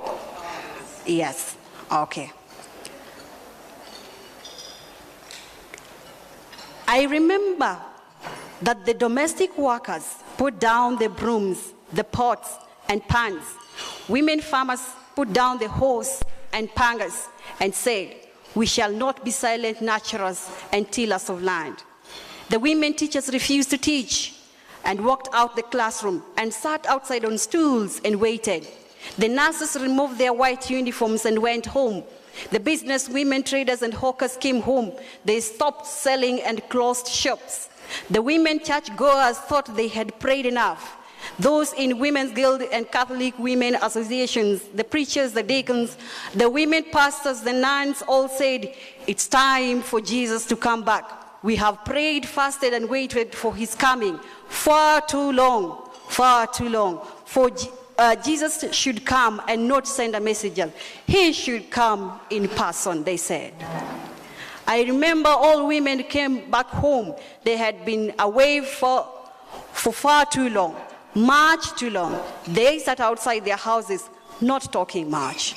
I remember the leaders of women's movement saying, we must stop dancing from the side. We are done with begging, lobbying, talking, and negotiating. We are tired of being children of a lesser God. We must operate from the center. We must live our dreams. They said, I remember the leaders saying, we must negotiate the double covenant. We must decide on our destiny and that of our people. I remember that the day the Lord hath made, the women rejoiced and were glad in her. From that day henceforth, the women moved to the center, their center. It is now time for harvest. 1, 2, 3. Thank you, by Wanjiko Kabera.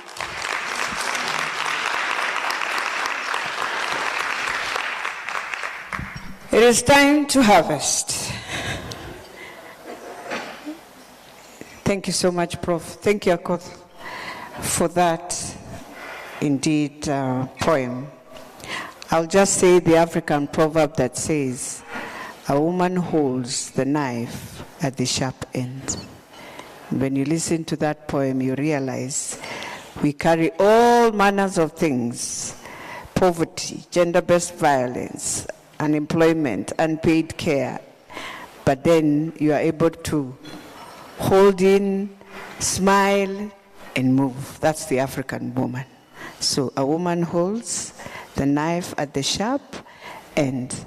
Allow me to indeed, and now we are going to go a bit fast, to bring in a woman who has worked for many years, 40 years, in cooperatives, in SACCOs, and now with 19 years of experience, Nancy Mutugu, the CEO of United, to come and just give us a few words and tell us how we make 6 billion in a SACCO, and when banks are looking for money, women are going home with 40 million.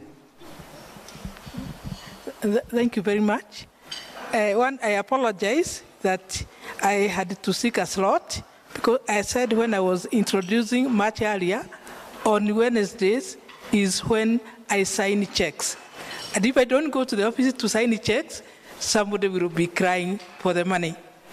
So that is why I'm not going to talk more than 5 minutes.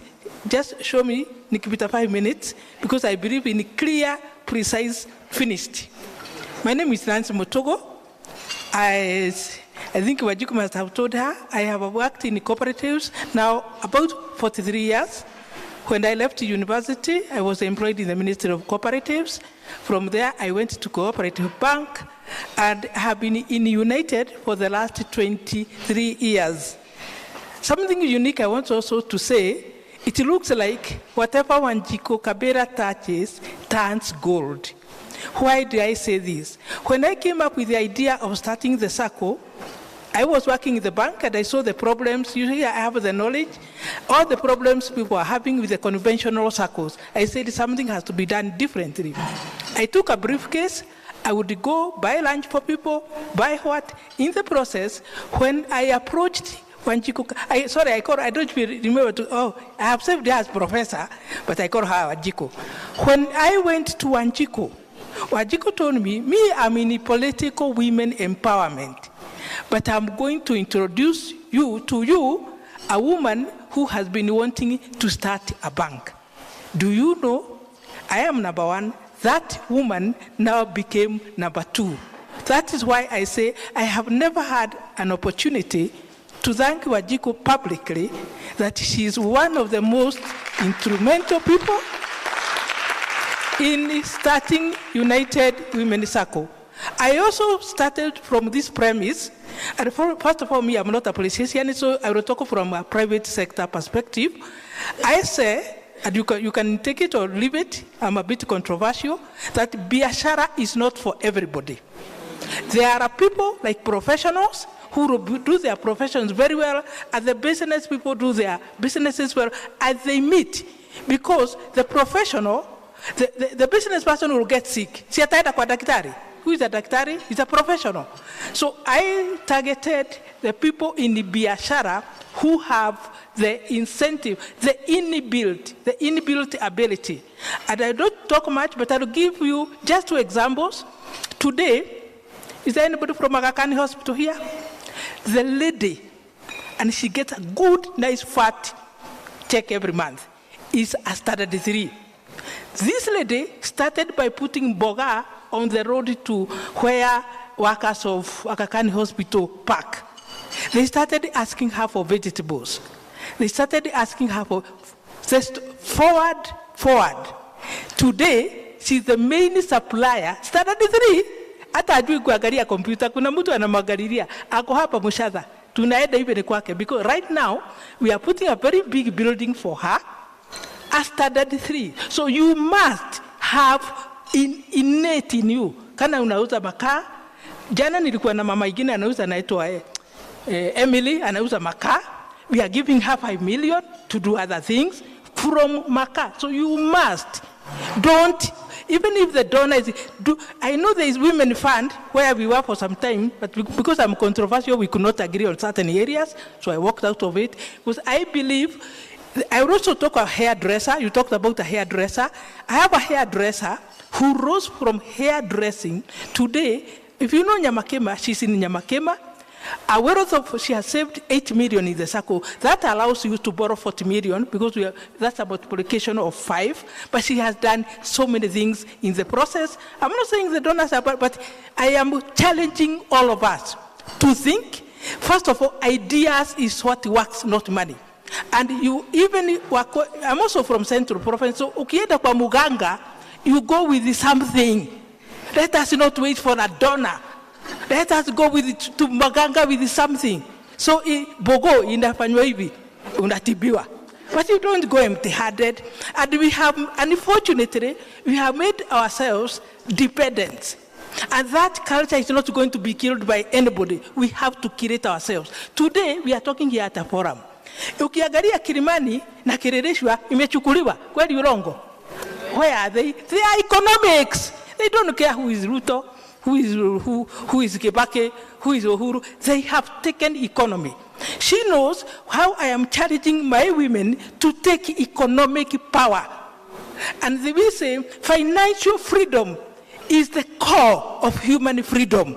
And it is a freedom which is not given, you acquire. Our people fought in the forest to acquire land.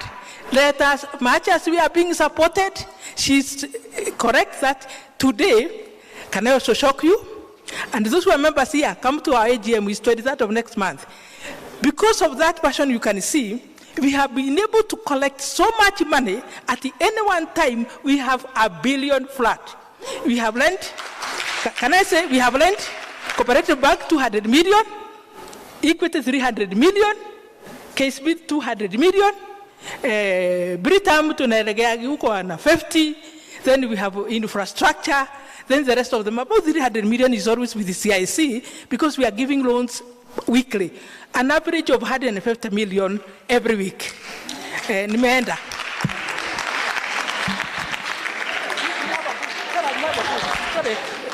We have a booth. We have a booth. So any information you may want to know, we have a booth here manned by a guy. By the way, we take men and we have employee men now. If I had the time, I would tell you why we started taking men in 2013, but the time is not on my side. But we have a booth. Join and say economic power, it belongs to me. It belongs to me. And they have a booth, so you can get more information there and go and be among those. That prayer of Cindy. Have you seen that prayer of Cindy, how it's coming in? So if you didn't follow the prayer, you're in trouble. First, I want to recognize the National Women's Steering Committee. I know they're in the house. We appreciate you. I want to recognize Dorcas Gibral, Chair Sauti ya Wanawake. We really appreciate you. Grace Ngoge, Dobby Women's Network, we appreciate you. Rosfella Mtinga from Machakos and Elizabeth Kaguta from Kajiado. Tunasema Asante, Winnie, Maru, and many, many who are online. Online, I hope you are with us. I hope you are being blessed to ensure you also look for these billions where they are in United Circle, a circle that indeed is lending even banks.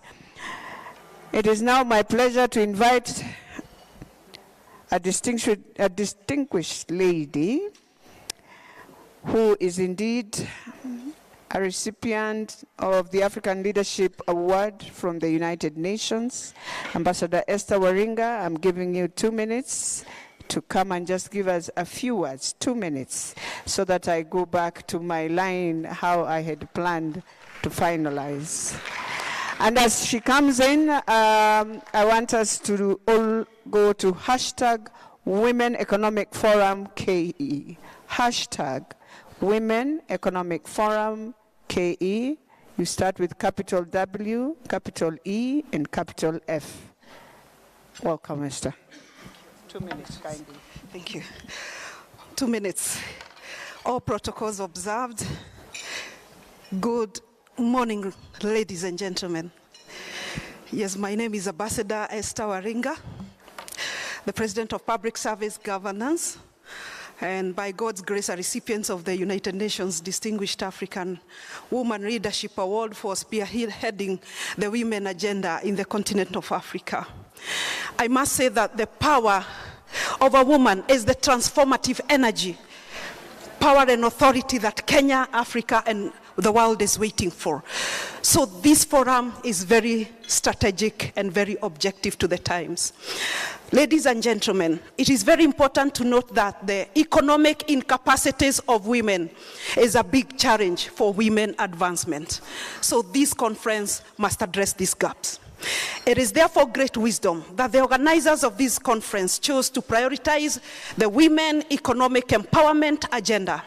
Equally, the United Nations International Women's Day theme is inspiring inclusivity.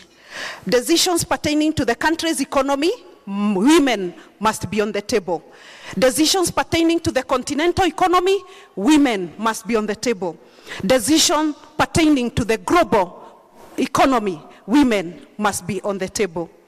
Ladies and gentlemen, of course, behind every successful woman, there is a man. Our men in leadership, we continue to call upon your focus, your objectivity towards passing bills. Parliament. I know we have Honorable Erachi here, and she has been very vocal on that. That our men who are currently leading our three arms of government, away from the judiciary where we have Her Excellency Mother Koome, must prioritize policies and passing bills that are touching on the women economic progress. Ladies and gentlemen, we are reminded that a woman is a mother, a woman is a caregiver, a woman is a family pillar, and a woman is an anchor upon which the society, she's an anchor upon which governments the life. Without women, governments may not do very well. And that's why in the Republic of Kenya, we are really pushing for the passing of the 2/3 gender rule. And thank you. Tafadhali, we have Honorable Beatrice Erachi here. We have other parliamentarians represented. The bill has flopped twice. Why? Women today are demanding the passing of the 2/3 gender rule by our registrations. Ladies and gentlemen, when we come to financing institutions, the banks, the corporate sector, what is the position of our women? For women economic empowerment to be realized, financial institution, the banking sector, the lady who has just left this podium, must be able to prioritize women development agenda.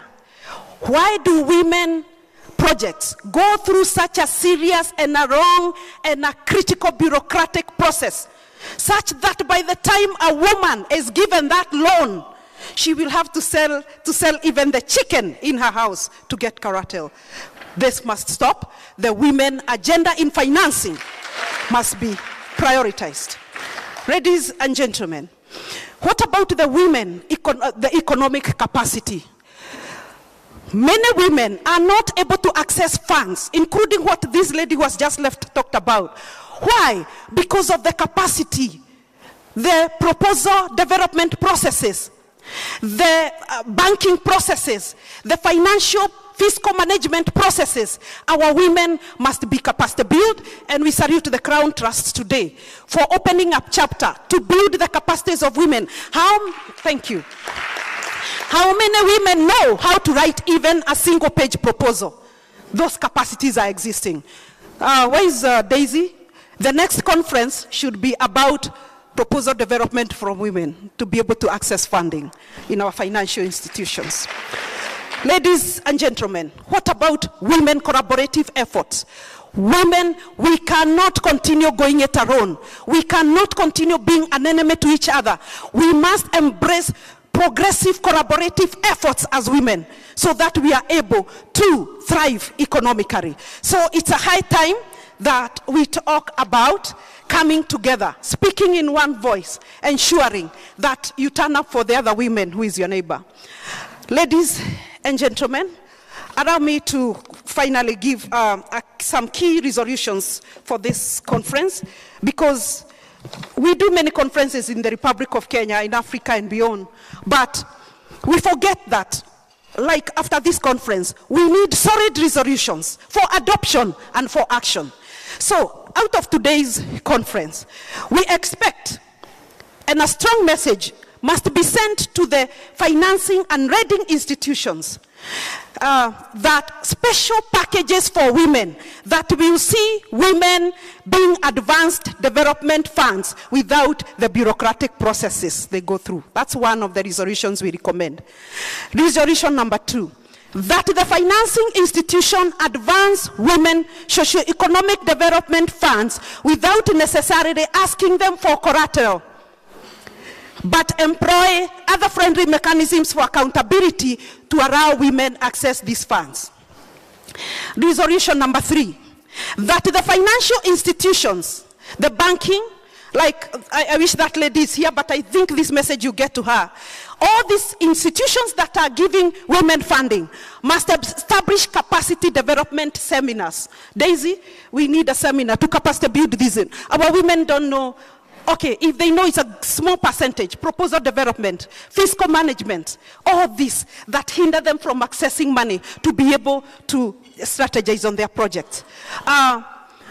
Number 4, that sustainable development institutions that carry out strategic development programs must involve women in baseline service.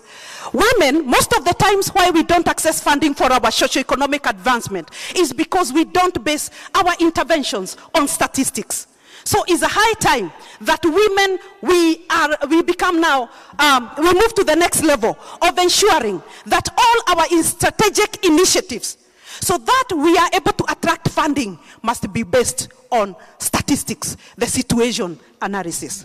Ladies and gentlemen, the 5th resolution, that women here today must seek long-term and objective partnership. Daisy just talked about it.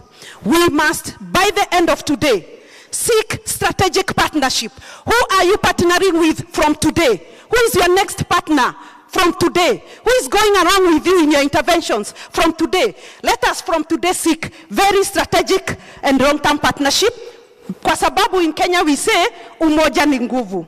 So let's come together from today towards a common purpose. And finally, women must participate in the development agenda of the nation by positioning themselves in leadership positions that they can competitively deliver. Women, we must deliver. The country is looking upon us. What is our development scorecard?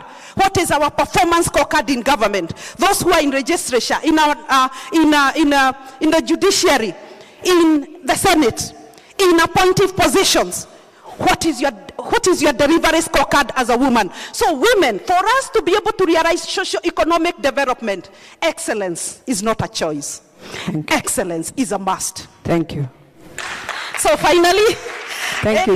Yes, Janine has to leave. I'm going to the last. Janine has to leave, Ambassador, and yeah, basically, I take this opportunity to wish all of you well, and I say that women can. Actually, I'm reading you as the 6th head of state and government in the Republic of Kenya. Asanteni sana. Thank you, Ambassador. A round of applause for Ambassador. And sorry for that because Janine has to leave. You see, one thing I always tell Kenyans, and you know the problem with the Lachi, that's why I don't like these mics, is that I like being honest to ourselves. When someone comes at exactly 9 and knows she's on the program, when I give you the Damascus opportunity of Jacob, you know, when you take a cloth that is not yours, you do exactly what Jacob did. So next time when I give you the mic and you know you are not there, do a Damascus thing. Are we together? Yes. It is now my pleasure to invite a woman who has worked for the Kenyan woman, who has pleaded with her country to see us move to the levels we are today. When I was a CAS, she worked with us. She ensured we got money for campaigns. Daisy and team used the money. Here we are. We want to celebrate Canada. We say thank you to Canada. And we want to invite Janine to come and give her, because she has to leave. That's why I've had to bring her forward. Janine, we will walk one day. We are asking for a day to walk to Canada to go and say thank you to the Prime Minister. Thank you. Thanks, Honorable. So Daisy, like she always does, stole what I was going to say. so I don't have much to say. And to be honest, I'm always a little bit sheepish coming up here because, as we have just heard, we're sitting in the den of lions and of giants, and I have so much to learn from you. And so I wanted to just turn on why we support this, why we support your movement, and acknowledge the importance of events like this for us. You know, it's a difficult time in the world today, and especially for the global economy, and no country is exempt, including Canada, in terms of what's going on. And that means extra challenges for everybody, but of course, for women the most. You know, we have post-COVID, as Daisy's just talked about. We have several conflicts going on. We have inflation. These are things that we all feel, but women feel them the most. And we know the industries that are affected the most, which are agribusiness, retail. I learned this word, julakali. Are mostly represented by women, and these are the ones that are feeling it the most. But we know at the same time there's not going to be any solution moving forward without women included in it, which is what Madam President is indicating too. You know, women-led businesses need to thrive. Women need to, women's unpaid work, the fact that the economies of all over the world have grown on the backs of women's unpaid labor needs to be recognized. And this is why Canada supports organizations like Cron Trust and other women's rights organizations that are here today, because they're pushing with evidence-based forward this discussion, and I'm really proud of it. And another thing I think to acknowledge is that this is a part of an enabling environment for women and to formalize their businesses as well, to formalize unpaid care work. And so that's where we put also our money as well, not only in women's rights organizations, but in these environments so that women's businesses and unpaid care work can be recognized and move forward on this. And just before I close, I wanted to add one more element, and that's the importance of money to women. You know, we often think women's economic empowerment is just about unpaid care work or businesses, but women need access and control over money for every single aspect of their life. They cannot flee an abuser without money. Right? They can't get out of their agricultural job without money. This needs to be integrated in all of the work we do. And I think Daisy and I have had many conversations about this, and we're learning this in, you know, sexual and reproductive health rights. I can be empowered all I want, but if I don't have money, I can't take advantage of that. I can't move those forward. So this is an integral part of what we also want to move forward as well, is that women need money and they need access and control over it. So thank you so much for doing this. Thank you for being here. Thank you for the work you do. We're behind you 100%. Thank you.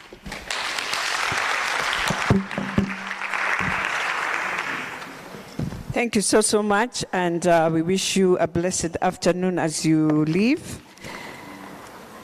I think, based on what Ambassador Esther has said, and we listened to Janine, and we are able to tell the rapporteurs, if you put everything together, I believe by the end of this Women's Economic Forum, you'll have seen those resolutions come to fruit. And so when you look at everything, I'm hoping we are able to, and Ambassador can also help us with the paper to the rapporteurs so that they can see the key issues that she raised. Allow me now to invite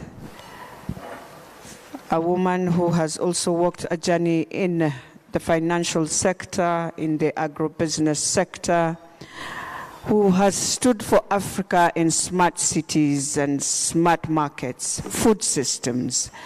She has quite knowledge in leadership policy, food, trade empowerment. A woman who has stood with many of us in economic empowerment programs, the country director of Christian Aid, my sister, Janet Gombalu. Karibu sana.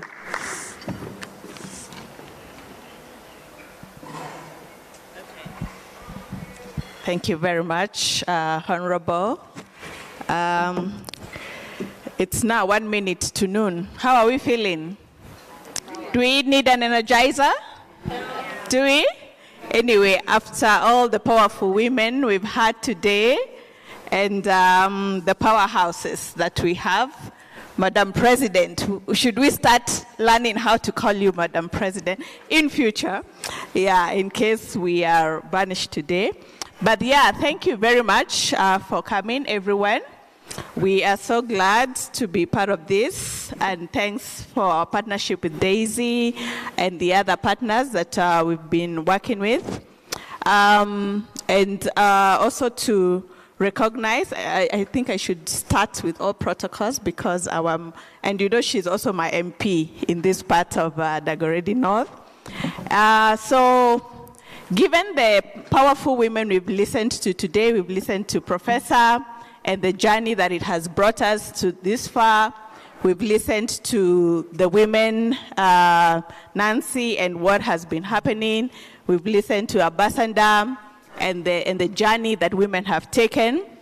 I also just wanted to share with you that recently I also had an engagement with one of the Queen Mothers in Ghana. I know Chebet, you know the Queen Mothers in Ghana and the powerhouse that they are. So I had a discussion with them, and one of the things that I had is that the ones who set the throne of the king in the Ghana kingdom. And one of the things that I learned from that is that if a king in Ghana does not perform, the queen mother is the one who is dethroned. Because according to them, is that she has not provided enough wisdom to her husband to be able to rule the kingdom. So what we are saying is that as women, they were considered as the repository of wisdom. And I believe that's what we have even here today as women. And so from what they say is that the chief sucks from the breast of the queen mother. And because with that wisdom, we are saying that that's the essence of where we are here today. Because of the wisdom that is held by each and every one of you in this room today. We are here representing a pivotal moment in our collective journeys. You've heard how this journey started many years ago. We are still continuing. We've had the gains, but we've also seen the challenges that we have to date.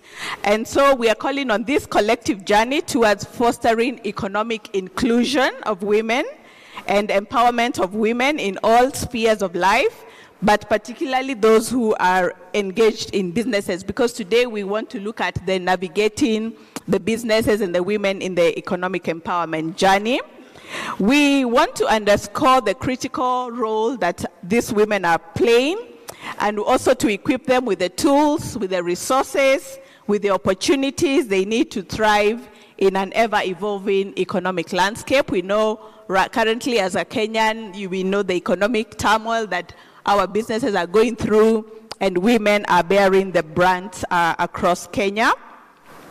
So for us as Christian Aid and for myself as a country director, I just want to reiterate that we are committed to this course on economic empowerment. It is one of our key thematic areas. For us as Christian Aid, we are no longer mainstreaming gender. We are standing on a gender program alone, so that we do not make the mistake of thinking that it will never be mainstreamed. But we are standing on a clear thematic standalone program on gender justice, where women economic empowerment is one of the pillars, And also including that is the issues of gender-based violence. We want to be able to call that out and call the norms that have been over time leading to this.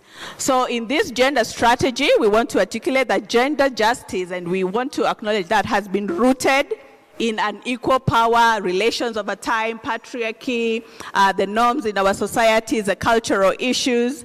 And these power relations have been violating human rights across the board, constraining our choices as women, constraining agency of women, but also negatively impacting on our ability to participate, to contribute to, and to benefit from development and humanitarian relief.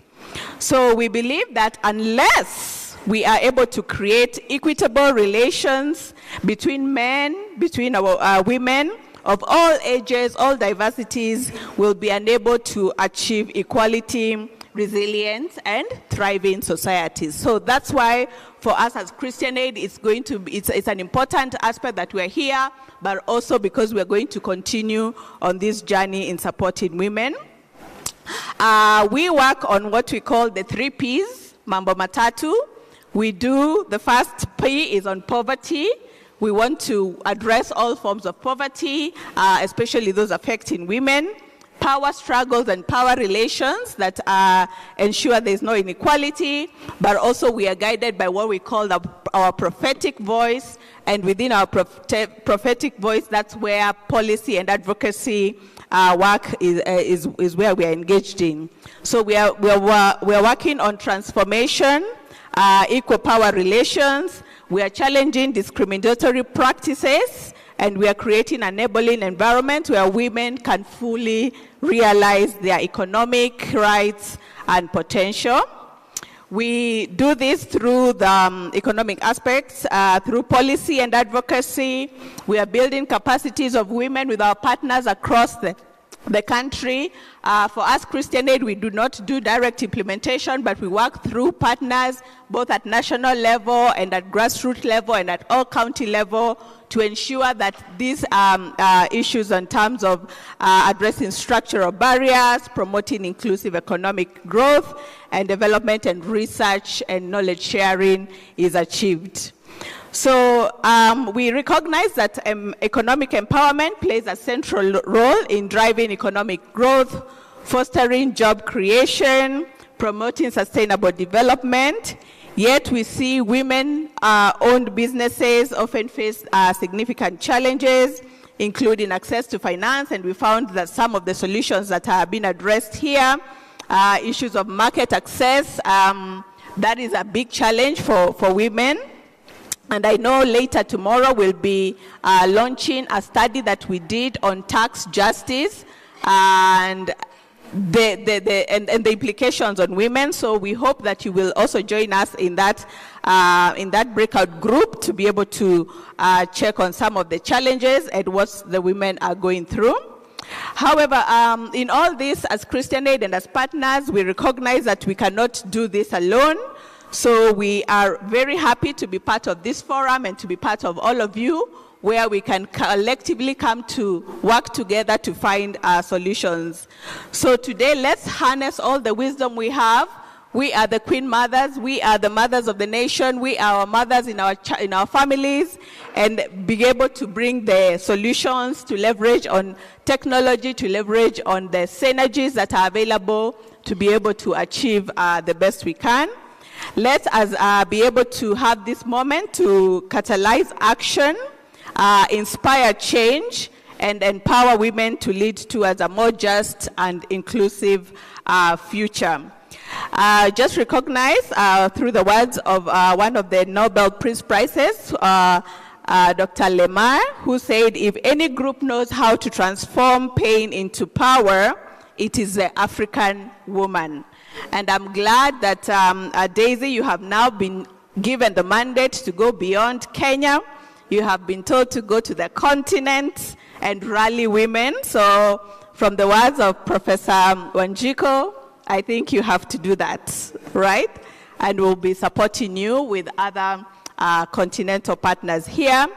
I also want to recognize all our partners who are here. We have over 23 partners in over 15 counties who are currently working on the gender justice work and other areas on climate change, on governance issues, and gender issues. A few days ago, we were in this exact room with the interfaith leaders who have now come to join us to discuss the issues of femicides.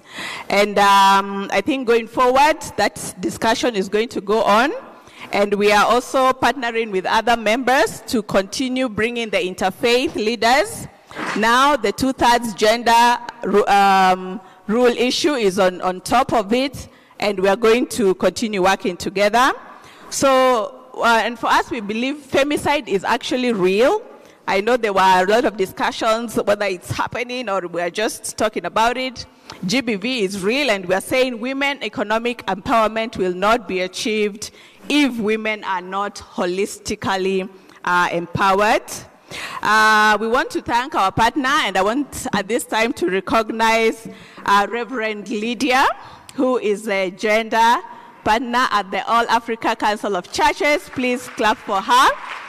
Reverend Lydia has been a big supporter, and she was one of the people who led the gender justice movement at the time when we worked on the 2/3 gender rule, and she has continued to rally women in gender issues across the country. Thank you, Reverend, for that support.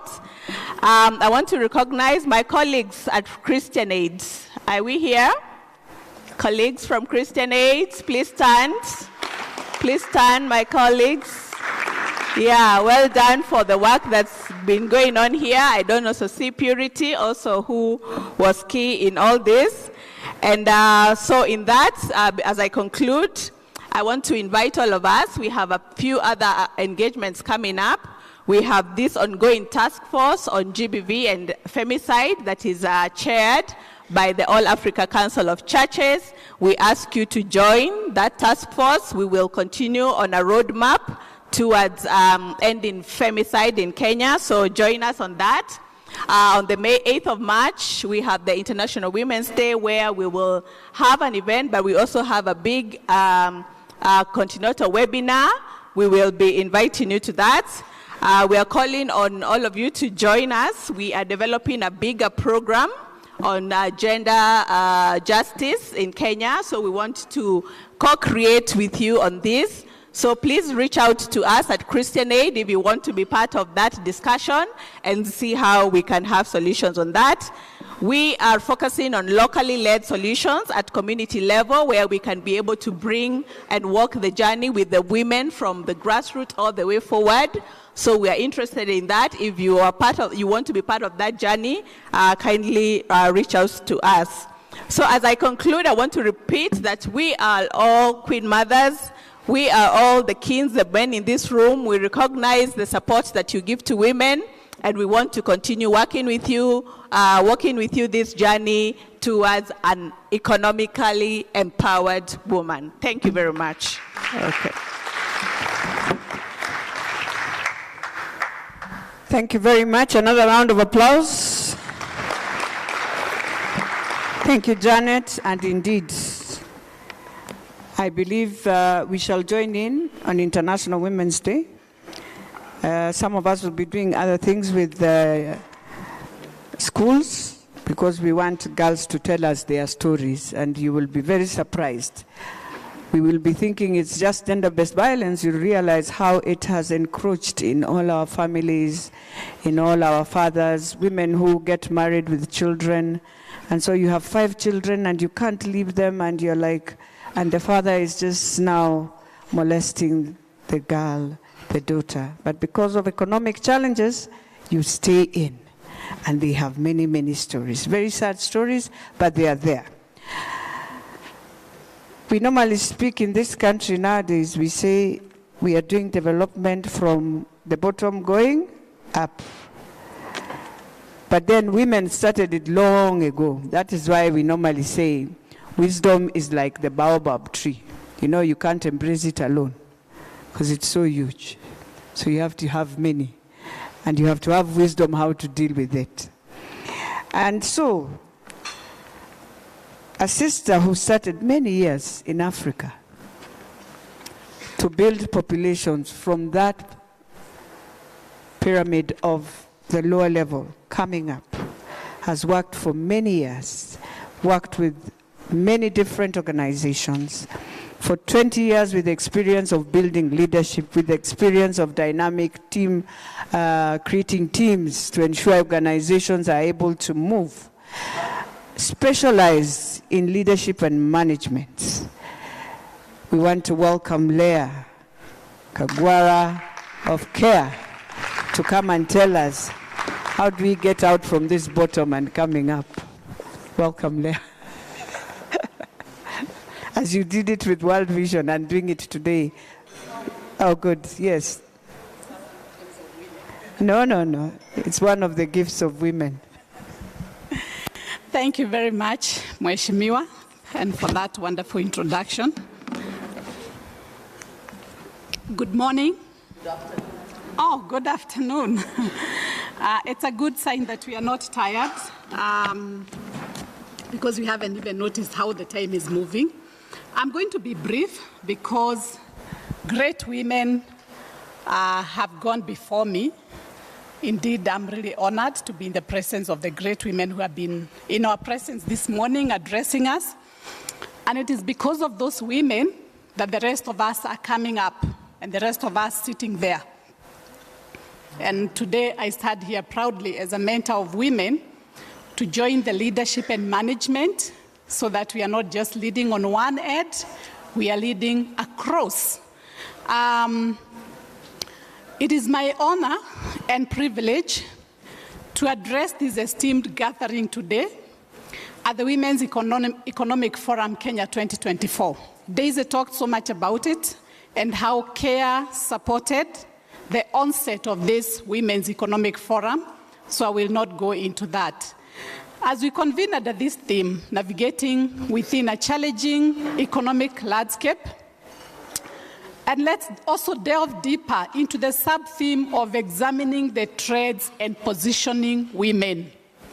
It is imperative to reflect on the pivotal role that women play, that has already been said, in driving economic progress and resilience. In today's dynamic and ever-evolving economic landscape, we are faced with multifaceted challenges. Some, my sister has just been speaking about them here, Mheshimiwa has just mentioned them here, and these demand innovative solutions and inclusive strategies so that no woman of whatever age is left behind. As we navigate through these challenges, it becomes evident that empowering women economically is not only a matter of equality and justice, but also a fundamental driver of sustainable development and prosperity. It's just been mentioned, women who are not economically empowered will not even free themselves from abuse, leave alone being able to develop. Kenya, like many nations, is witnessing a transformative shift in its economic dynamics, with women emerging as key contributors and agents of change. However, despite their significant contributions, women continue to encounter barriers and systemic inequalities. It's not just a word of mouth, they are embedded systemically that hinder their full participation and advancement in the economy. To truly harness the potential of women and capitalize on emerging opportunities, it is imperative that we examine the prevailing trends comprehensively and strategically position women at the forefront of economic empowerment initiatives. If we don't do that, it's only going to be every year we say the same thing and we come back and repeat the same thing. So this entails fostering and enabling an environment characterized by equal access to all areas of development: education, finance, markets, opportunities for skills development and entrepreneurship have already been mentioned here by previous speakers. It requires concerted efforts from everyone: government, private sector, civil society, and international partners, and we are glad that this is what we are here to do today. Let me now come back to CARE. At CARE, women equality and economic empowerment is a key focus of all that we do. In our new country strategy, which we are going to launch this Friday, and you're all welcome,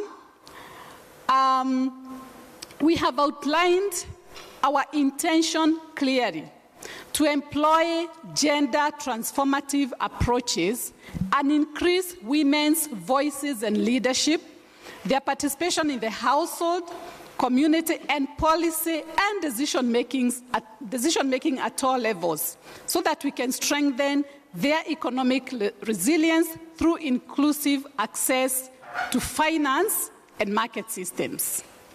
We will continue as CARE to work with organizations like Crown Trust, CREW, and many others that we work with to address issues of gender-based violence, the prevention of sexual harassment has just been mentioned, exploitation, abuse, what are we calling it? Femicide.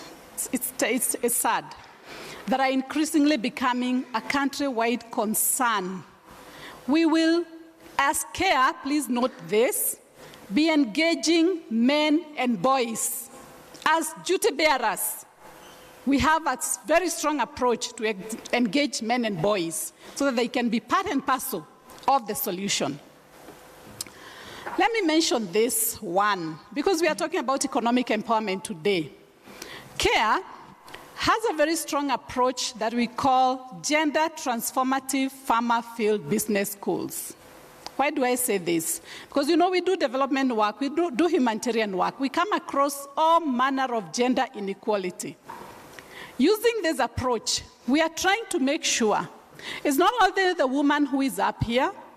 We are working with Crown Trust and others to work with women who are up here, but they're also going all the way to the grassroots. But at the grassroots, that we can also empower that woman economically. I had something that I had never had in my life. And this is why this approach is very important to us. In a certain part of this country, it's a polygamous community. You know it. If you don't, please ask your neighbor. A woman cannot plant before the first wife has planted. Yes? Yeah, even me, I was shocked. But the second one will shock you. A woman cannot plant if she had not had sex with her husband to be allowed to plant. I said, you people are lying. They told me it is true. So, if the husband is in Mombasa, and okay, I'm not going to mention the place. I was talking about Mombasa as being very far. And you are in that place, and he doesn't come in a month and the rain has come. When will you plant your crops so that you can feed your children and take the rest to the market and become economically empowered? That is so oppressive. So as CARE, we are employing approaches that challenge social norms, and we are ready to call them in black and white, so that I can wake up any day and plant whatever I want to plant, because it is going to empower me economically and feed my children.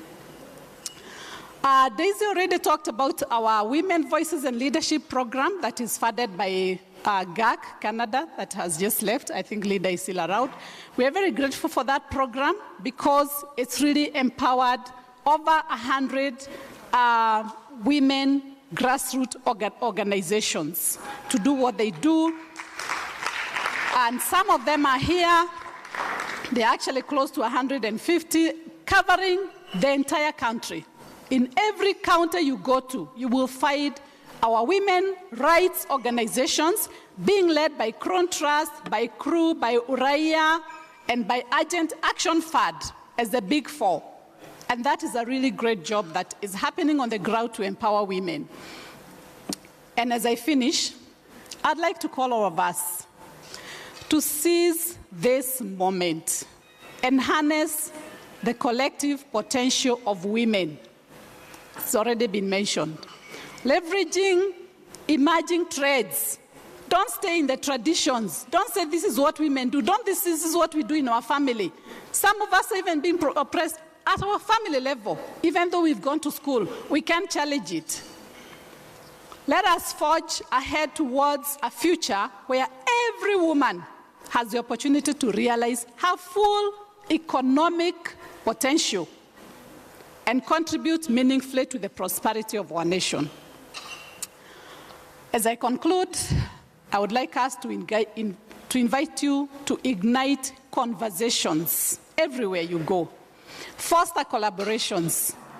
Take decisive actions that will propel us towards a more inclusive, equitable, and prosperous future for all. Thank you very much.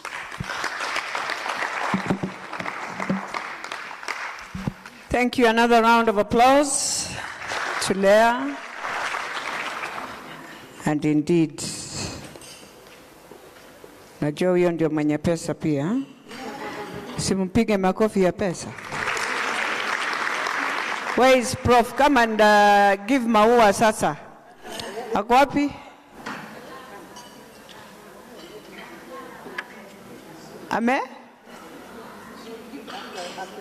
Should give after. Sasa hatuleti hata huyo mwenye anakuja hivi hivi. We DJ uko sawa huko nyuma wewe? Oje huyo angekuwa wacha nisiende huko kwanza. Anyway, knowledge is a garden. If it isn't cultivated, hautavuna. You won't harvest anything. Si ni ukweli? So we've got a knowledge. Tumevuna. Have we harvested? Good. If we are harvesting, the better, because it will help us. And also, as we pray to God that the 5th edition of the Women's Economic Forum, we must see testimonies.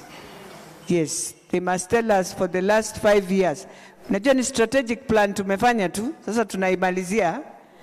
Ya 5 itakuwa 5 years. We will want to see the fruits of this Women's Economic Forum. Allow me now, DJ. Iko DJ yuko nyuma, iko nani? Nani huyu haelewi hii ni mkutano ya Africa? And in Africa we dance, we sing, we do everything. That's why we are called Africans. Now we don't keep time. That's why we are called African. Wazungus come, we talk too long. Hawa wakikuja wanafanyanga sentence mbili. That is why we are called Africans.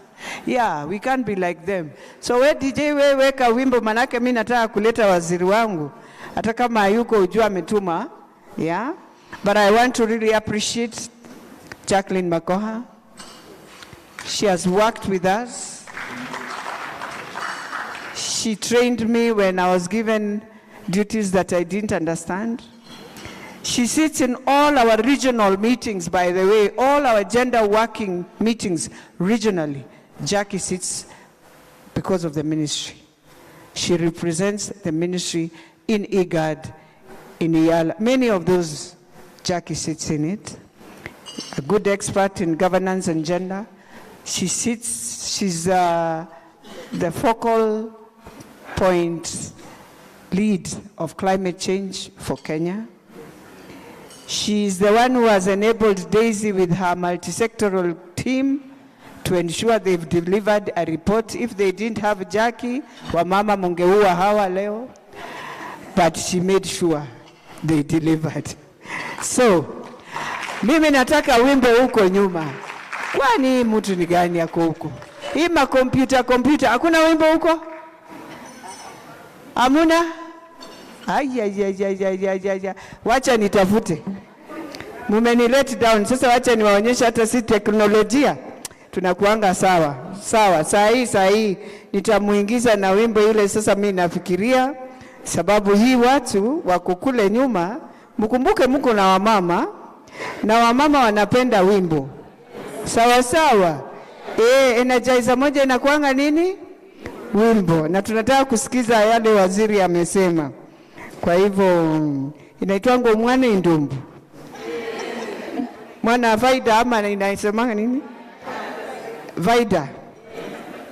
Acha nitafute Vaida saa hii sasa. Nimleta hapa. Mwana inyanya. Haya. Acha nione kama nitakuwa DJ.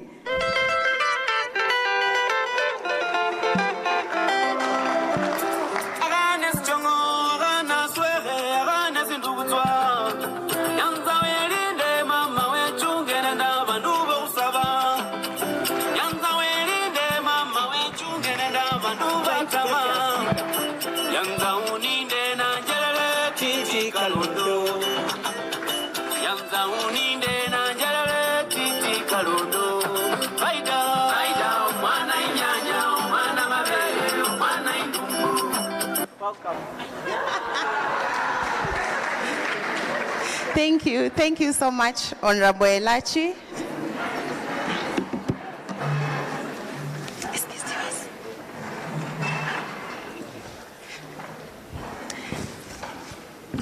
I feel so honored to be welcomed by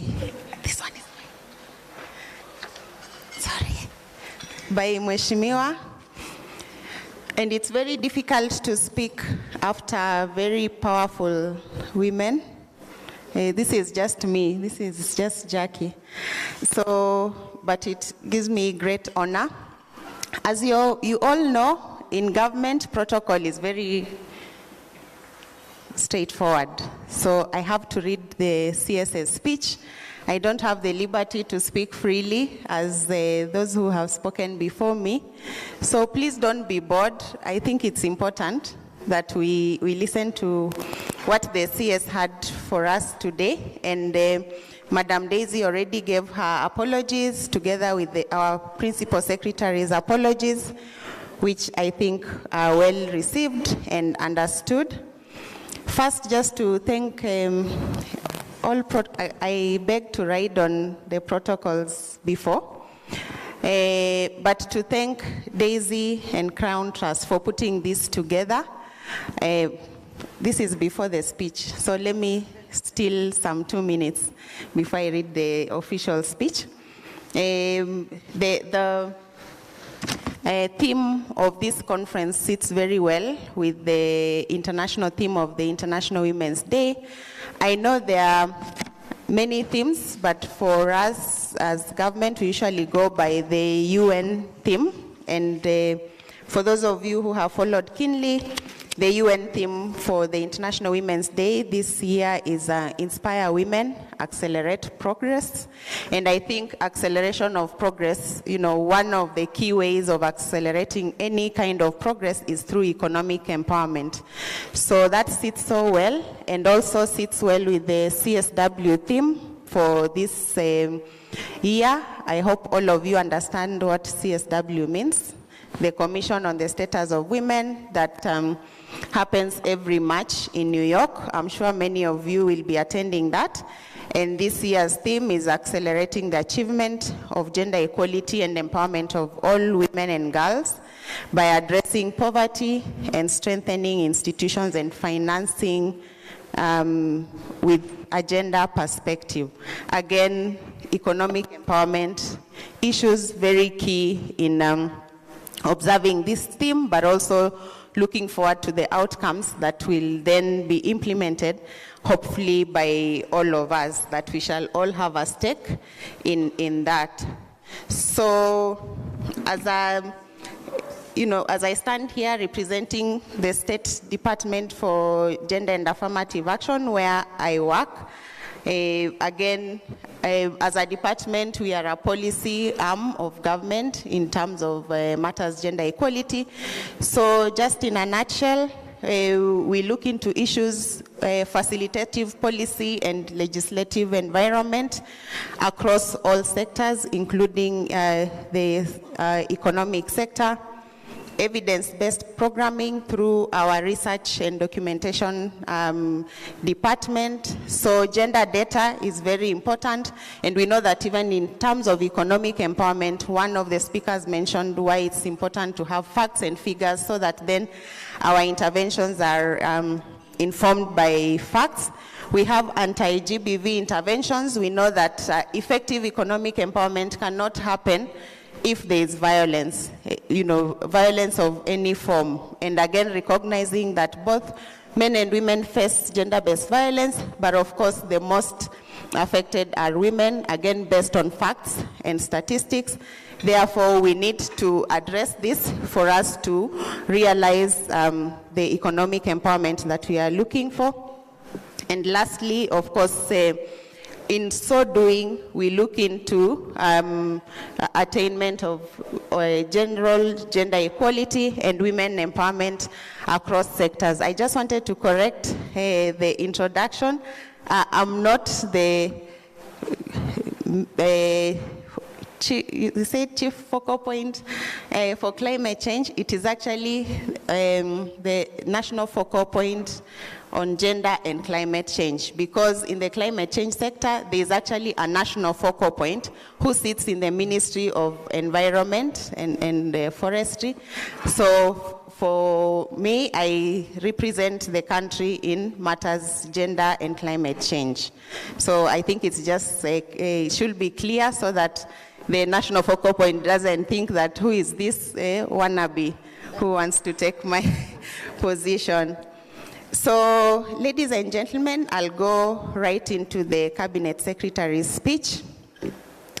First and foremost, to recognize Ms. Janine Coker in absentia, who has just left, the head of cooperation at the Global Affairs Canada, Ms. Lea Kagwara, the country director of CARE Kenya, Ms. Janet Ngobalu, the country director of Christian Aid, Professor Wanjiku Kabira, the team leader of the Women Economic Empowerment Hub at the University of Nairobi, and of course Ms. Daisy Amdani, the executive director of Crown Trust, who is also our host today. Distinguished guests, ladies and gentlemen, it is an honor to address you today at the 4th edition of the Women's Economic Forum in Kenya, where we come together to discuss and champion the cause of women's economic empowerment. Our collective efforts are about unlocking the immense potential that lies within women, who constitute over half of our population. I'm glad that this year's theme is looking at how to position women within a challenging economic environment. However, within every challenge, there lie opportunities, and this we have heard from the various speakers. So, the Kenya Kwanza administration is focused on the bottom-up economic transformation agenda, which contributes to the advancement of women's economic empowerment. And the key focus areas include prioritization of women at the base of the economic pyramid, so as to address the structural inequalities and create pathways for their active participation by providing tailored solutions to their economic empowerment, such as the Hustler Fund, the digitization of the Women Enterprise Fund, and making it more easy to access, cutting out bureaucracies that existed before. Ladies and gentlemen, through skills development and capacity building, the government has a massive program through TVETs, which also targets women and girls to equip them with necessary skills for economic empowerment. The government's approval of the recognition of prior learning policy will go a long way in helping women who, because of socio-cultural and economic reasons, were not able to gain formal education, but through recognition of prior learning and skills as well as knowledge, have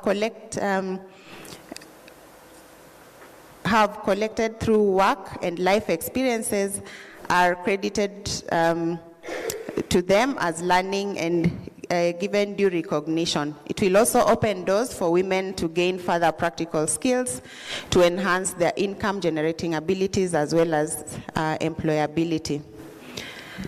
In a nutshell, the bottom-up economic transformation agenda recognizes that women are not passive recipients, but active agents of change by empowering them from grassroots level to the top.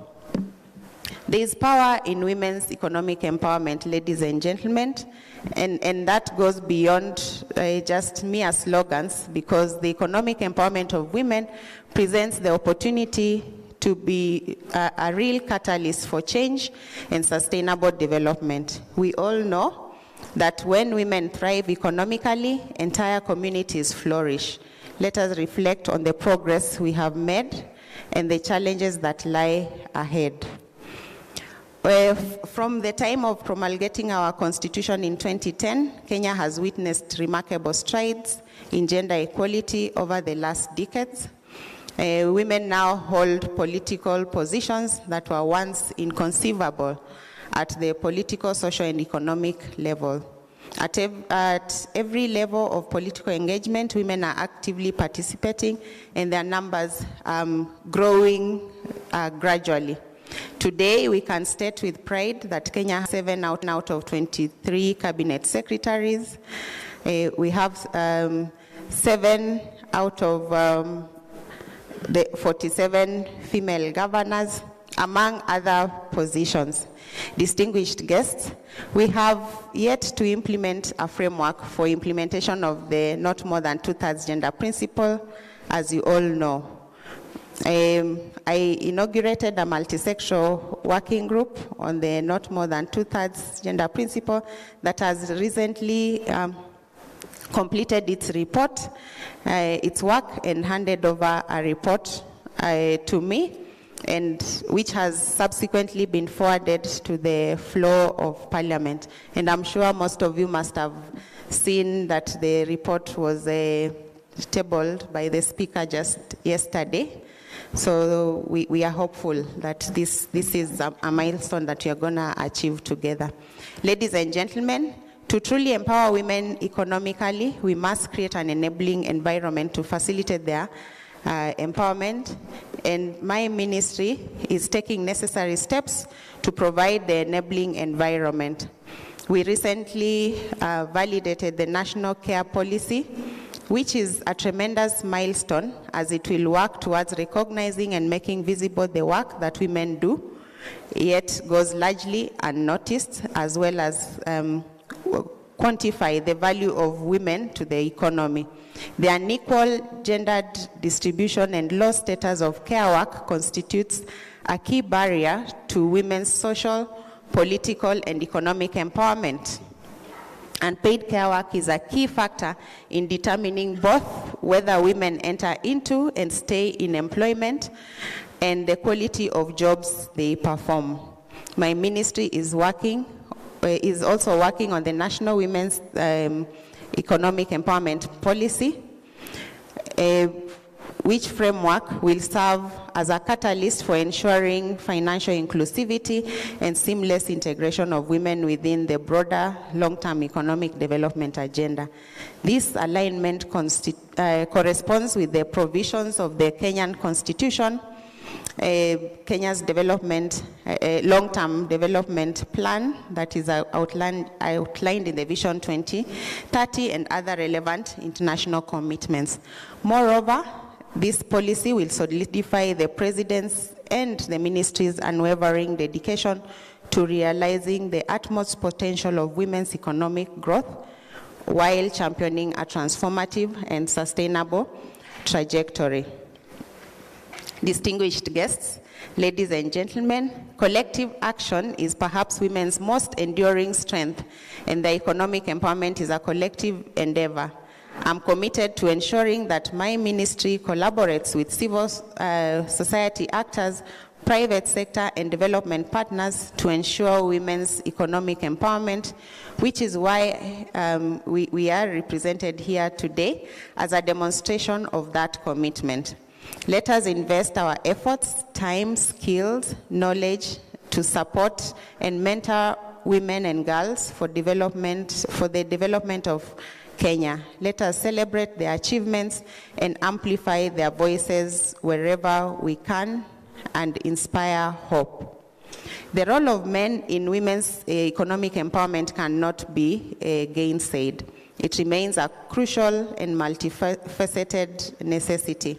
We need our men, and we are happy to have men in the house, to actively contribute to advancing women's economic empowerment by, among other things, being champions for women's inclusion and participation at every level.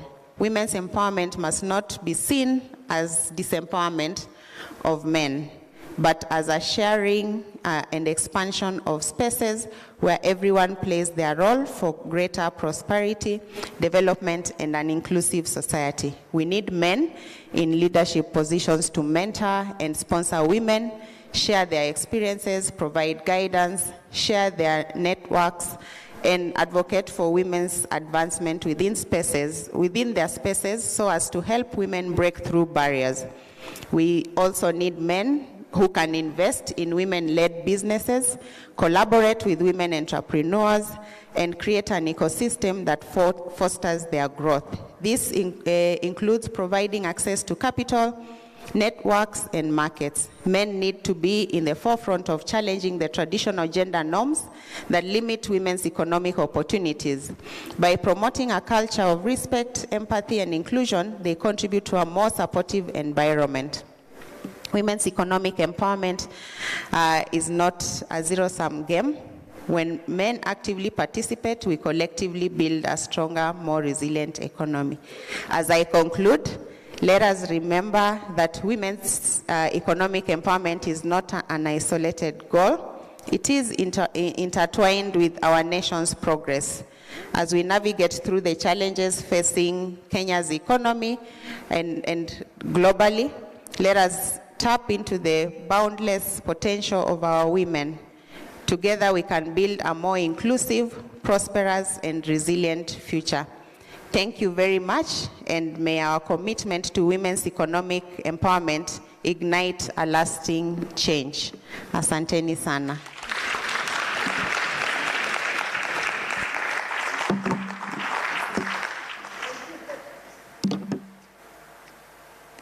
Thank you, Jacqueline. Another round of applause. Makofi ya waziri. Makofi ya waziri.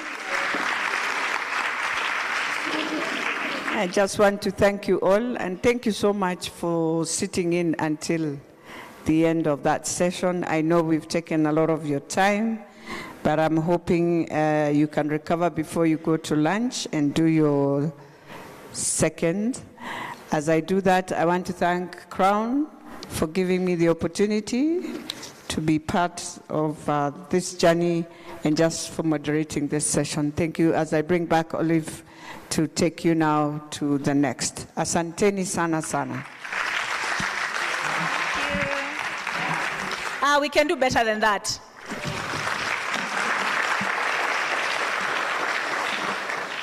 So at this point in time, we head to the next item on the agenda, and I'd like to ask Ambassador Esther Waringa to come back up to the podium. She has donated 5 minutes. She was to make a 15-minute presentation. She will make her presentation on key socioeconomic drivers for women intervention in Kenya and globally within 10 minutes. And then as she does that, I'll ask our first moderator, Angela Waweru. There she is, to start coming up. These are your seats with her panelists. She will have Dr. Ehud Gashugu, who is the Director, Youth and Jobs, KEPSA, and she will also have, I beg your pardon, he will not be attending, with apologies, I beg your pardon for that. We will have Charity Munyori, who from Equity Bank. We will have Frida Owinga, Regional Director for Africa, We Connect International, and founder Passion Profit. And Angela will provide more detail on their qualifications for this panel. We will also have joining them Rai Friedman. She's right at the back. She will also be making a presentation as part of this panel. So if you could be making your way up to the stage as Ambassador makes her presentation. Thank you. Okay, beautiful.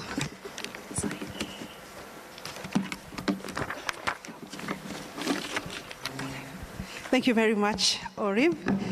Here we are, women. I want to believe that after this conference, things will never be the same again. Things will never be the same? Beautiful. Yeah. Because what we are doing today, we are positioning women for adoption and prosperity in a fast-changing world.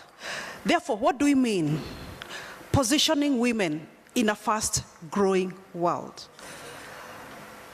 I want to start with a key economic issue that probably we may not think that it's important in our space for adoption and prosperity in a fast-growing world.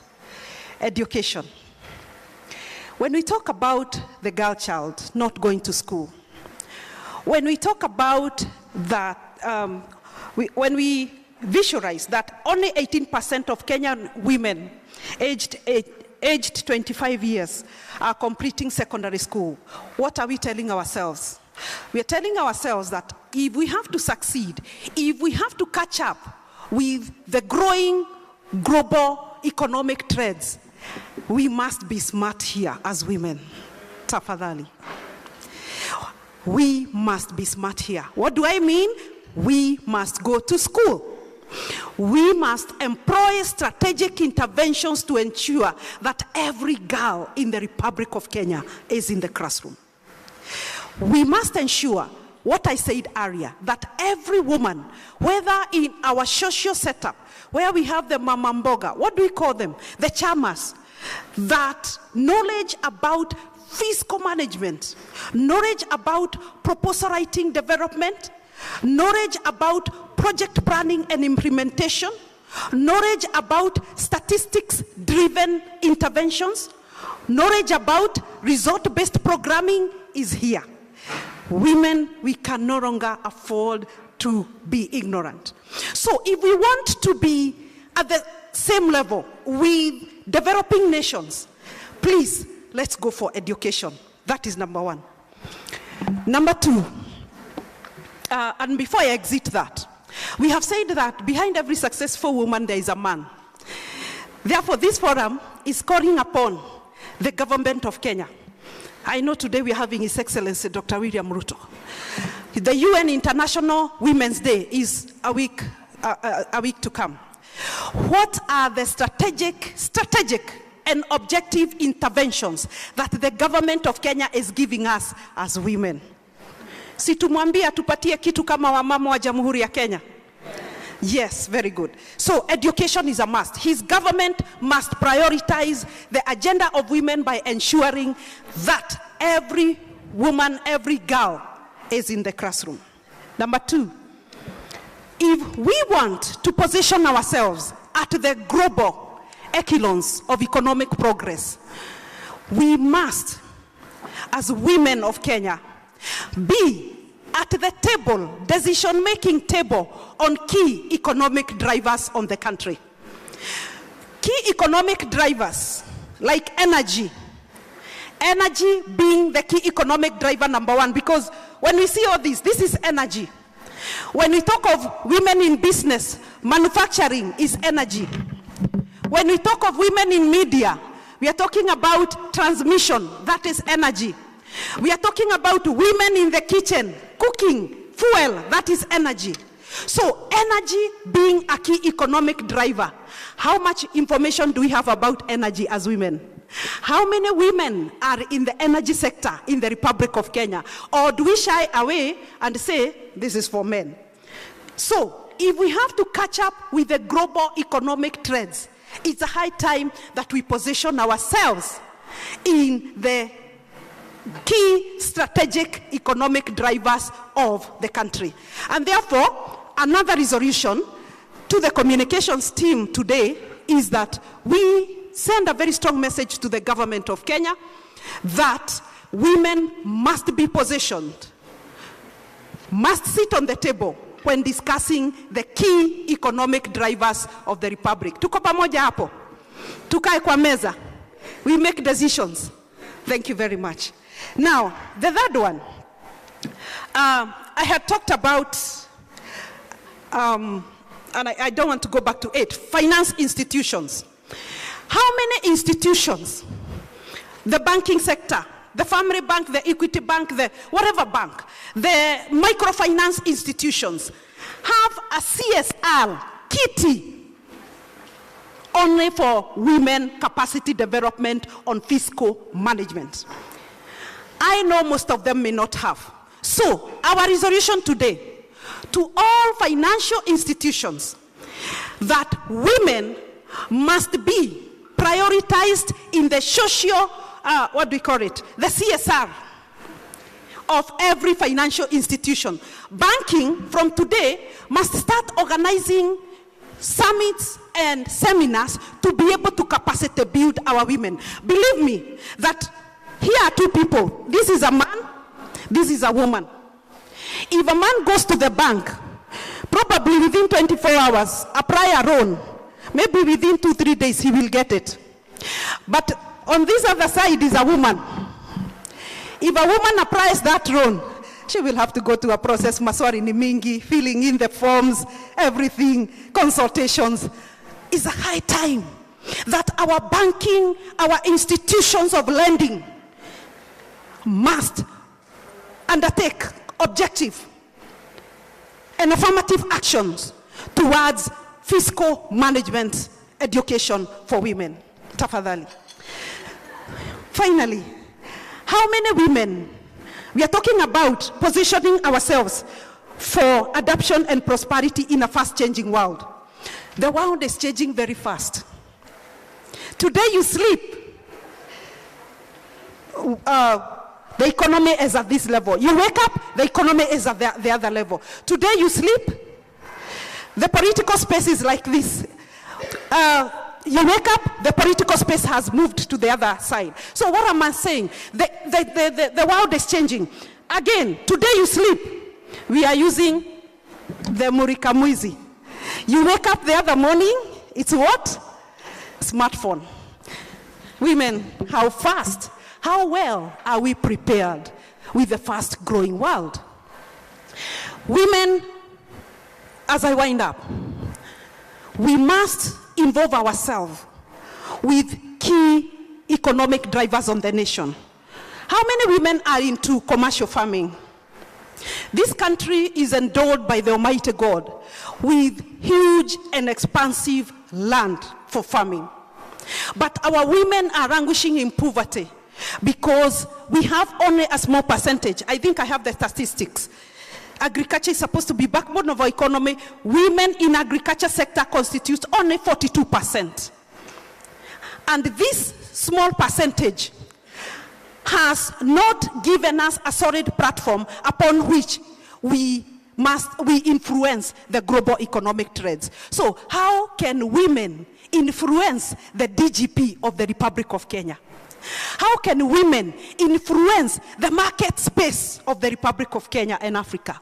How can women influence the trades of the country? That women are in coffee, women are in tea, women are in, what else? Livestock, lovely. Women are into milk. Women, let us please take over the socio-economic space of the country. Are we able to do that? Tujipigie makofi. So from today, because we are getting now into discussions, from today, key resolution that women, we must position ourselves in key economic drivers of the nation. Allow me to remind you, we must be educated, we must have smart brain. Number two, we must position ourselves in heavy economic drivers like energy. Let us hear that the next CEO of IPLA is a woman. The next CEO of Kenya Generating Power is a woman. The next CEO of Kenya Power is a woman. The next Minister for Energy is a woman. And because I'm coming in as the 6th head of state and government, I think I'll facilitate that. So ladies and gentlemen, asanteni sana. Thank you for your time. As I part, let's position ourselves for a very fast growing global economy. Together we can. Thank you. All right, I hope you feel inspired. I am aware that we are meant to be breaking for lunch now, but as Mheshimiwa Elachi said, I don't know that she found the correct English phrasing for we are trying to recover some time lost. So I want to hand over to Angela Waweru and her panelists. I don't know, are you going to call them up? Okay, so Rai Friedman, Policy and Advocacy Advisor. Rai, yes, there she is in the back. She's coming up. Charity Munyuri. Here she is.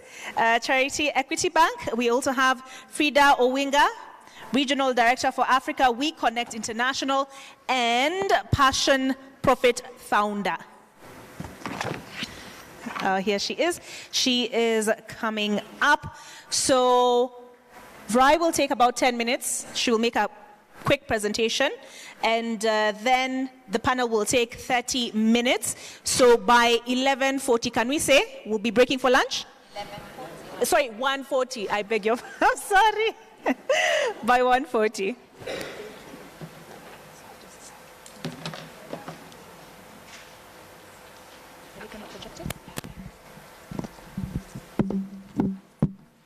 So you'll give their profile.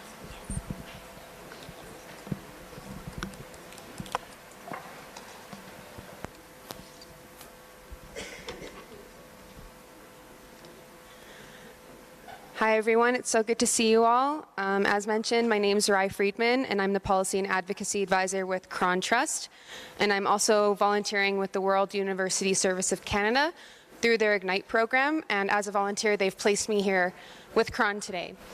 So what I'll be talking to you about today is including women in the digital economy here in Kenya. Cron Trust is, as you know, the Community Advocacy and Awareness Trust. We're a nonprofit organization. We work towards being a change catalyst, providing African women and girls the tools, voice, and platforms for them to affect change at individual, family, community, local, regional, national, continental levels in economic, social, and political spheres. So what is our mandate? Our vision is for all Kenyan citizens to enjoy their full social, economic, and political rights as enshrined in the Kenyan Constitution, as well as the Universal Declaration on Human Rights. Our mission is to foster a values-led leadership and governance which upholds the democratic values and full enjoyment of social, economic, and political rights as enshrined in the Constitution. And lastly, our goal is to build the capacity of men and women, persons with disabilities, and other minority groups to claim and defend their socioeconomic rights and ensure accountability for the delivery, protection, and respect of all human rights in Kenya. Our programs are executed through the following five pillars: leadership and governance, social economic empowerment, including climate action, networking and alliance building, institutional competence and sustainability, and information, education, and communication. So what I'm here to talk to you about today is the digital divide here in Kenya, the digital gender divide here in Kenya. So what exactly is that? Women in Kenya lack fair and equal access to the digital economy. They have barriers to accessing technology, they lack education, have higher illiteracy rates, have much higher digital illiteracy rates, they have inherent biases against them in using tech, and there are also socio-cultural norms which prevent them from doing so. They lack access to connectivity structures such as broadband or wireless. They lack mobile and smartphones, tablets, computers, or other technologies which would enable them to participate in the digital economy. There are extreme gender and poverty inequalities, lack of safety online, and security, and so much more. And for those who are online, they receive a heightened exposure to cyberbullying, cyberstalking, doxing, hate speech, and gender disinformation. So, what is the digital economy, you might actually ask? It's an environment which incorporates all economic activity reliant on or enhanced by the use of digital inputs, infrastructures, and technologies. That's how the OECD defined that in 2021. Information, communication, and technology is a major part of the digital economy known as ICT, and it's a huge catalyst and driver for it.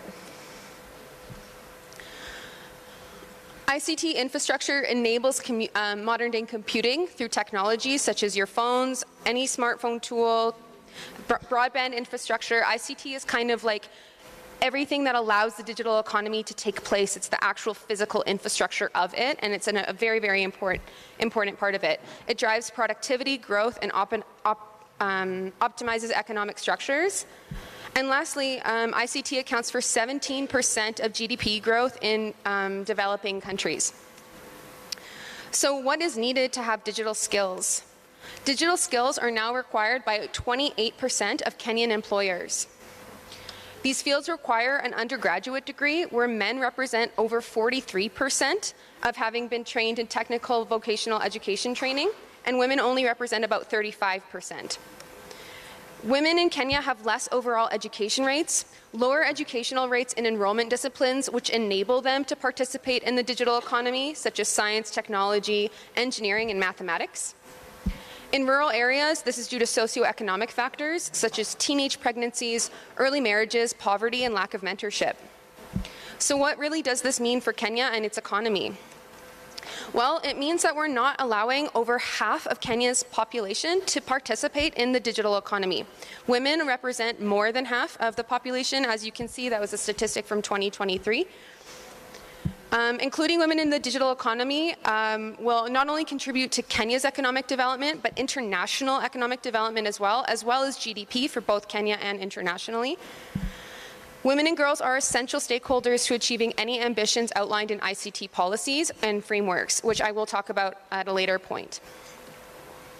So why it's important for Kenya is because the digital economy, it actually harms businesses to not be training women to participate in the digital economy. So many jobs nowadays require some form of technical skill, so there's a very, very high demand. And because people don't have that technical skill, they can't meet that demand. High demand, low ability to meet that demand. Another reason is that Kenya is a leader in Africa, as well as many other developing or middle-income countries when it comes to the digital economy. And especially as it relates to financial services, Kenya is a major leader in its connectivity and its financial services. And so women not being able to participate in the digital economy could mean that they can't participate in financial services. And we all know how crucial that is to live.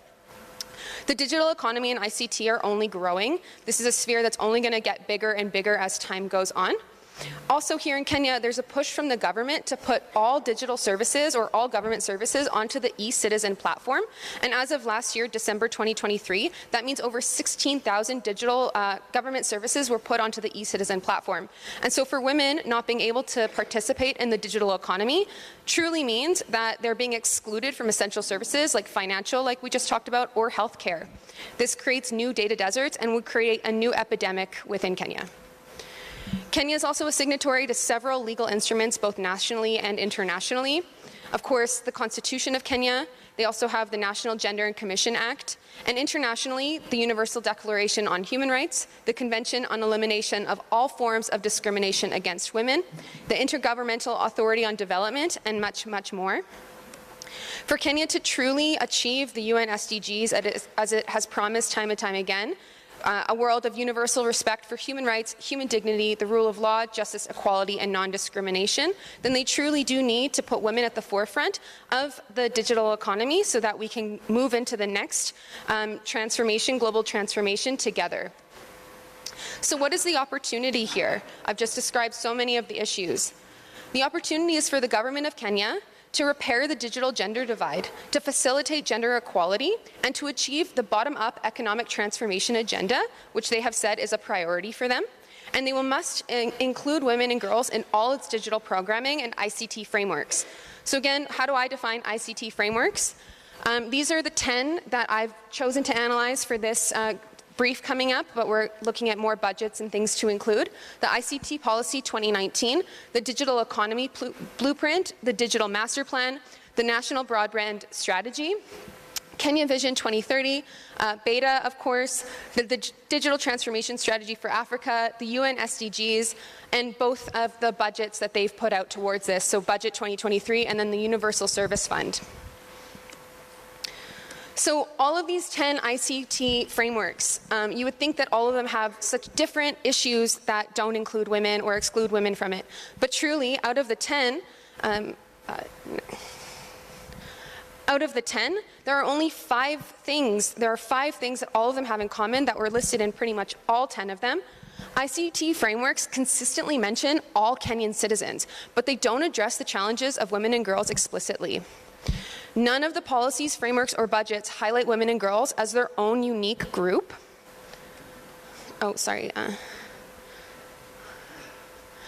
Women and girls are always paired with the youth, elderly, persons with disabilities, or, quote, other marginalized groups. Women and girls are not addressed at all in unserved or underserved areas, and they have compounding issues there, such as lack of ICT structures, lack of money to afford mobile technologies. Like, these nuances need to be included so that we can understand what their challenges are, so that we can come up with comparable solutions. And lastly, when they do talk about capacity building, which is very rare, I think only 2 of them did, when they do talk about capacity building, they don't mention which capacity and they don't mention how they're going to build it. So it's not very helpful for us moving forward having tangible solutions. So what needs to be done? The government of Kenya needs to fund literacy programs for women and girls. They need to fund and encourage girls and women to pursue education in science, technology, engineering, and mathematics. They need to fund digital literacy programs. They need to provide the necessary support within these programs, such as counselors, school supplies, proper places for people to learn, so that people who do have challenges learning can do so in an environment that they can succeed in. They need to provide access to computer equipment, phones, tablets. This can be done through donations, tech recycling programs, charity drives, or just regular fundraising. Educational campaigns need to be addressed to inform broader audiences of the importance of ICT and to reduce the stigma of those who can't interact with ICT. There need to be targeted interventions for ICT for women and girls in unserved or underserved areas to address the unique challenges that they face. The government needs to produce research which supports the development and implementation of technology programs for women and girls. And lastly, all national surveys which inform our ICT policies that we just talked about should include specific questions about women and girls so that we can address their gaps and challenges. Because in the ICT or in the surveys, the economic surveys that the National Bureau put out, women and girls were not included specifically, just again, other marginalized groups. So CRON's value proposition, what is our value proposition here? We're going to be procuring a research report or a policy recommendation report to the Cabinet Secretary for Information, Communications and Technology. We're going to be advocating for gender inclusivity in the digital transformation. And we're also very concerned about the digital gender divide because we're not sure who else is pushing this agenda. So if you or you know someone who thinks that this was an interesting idea or an interesting presentation, and you want to get involved with us, then please reach out because we would love to work alongside you and to develop this together. Again, my name is Rai Friedman. I'm the Policy and Advocacy Advisor with CRON Trust. I'm also a volunteer with the World University Service of Canada, and I really, really look forward to hearing from you all. So thank you so much.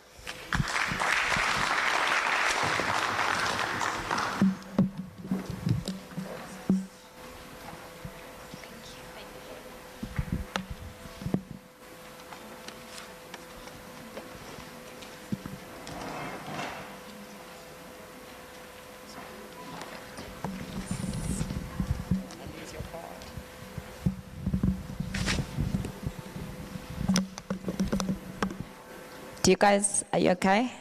Do you want to stand and stretch a bit? Yeah? Let's do that.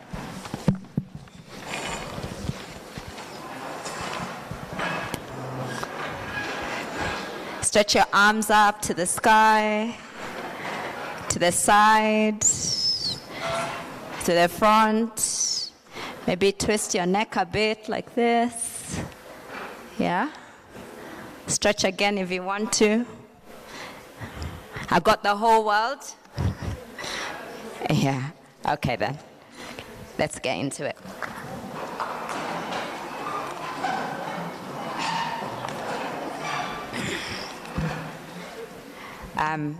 So thank you for hanging in there. Please drink some water because it's starting to get warm. For those who don't know me, my name is Angela Owero, and I'm representing CRON Trust as an advisory member for the organization. And a little bit background of myself, I do run 2 organizations that are focused on women, so these conversations around economic empowerment are very important and dear to my heart. So I won't take much of your time, and I want to invite the following guests that we have to do a further introduction about who they are. But with me, I have Charity Munyori, who's the Senior Manager for Women and Youth Banking at Equity Bank. And next to her, I have Frida Owinga, who is the Regional Director for Africa We Connect International, and she wears two hats. She's also the founder of Passion Profit. Let's give them a round of applause to begin with.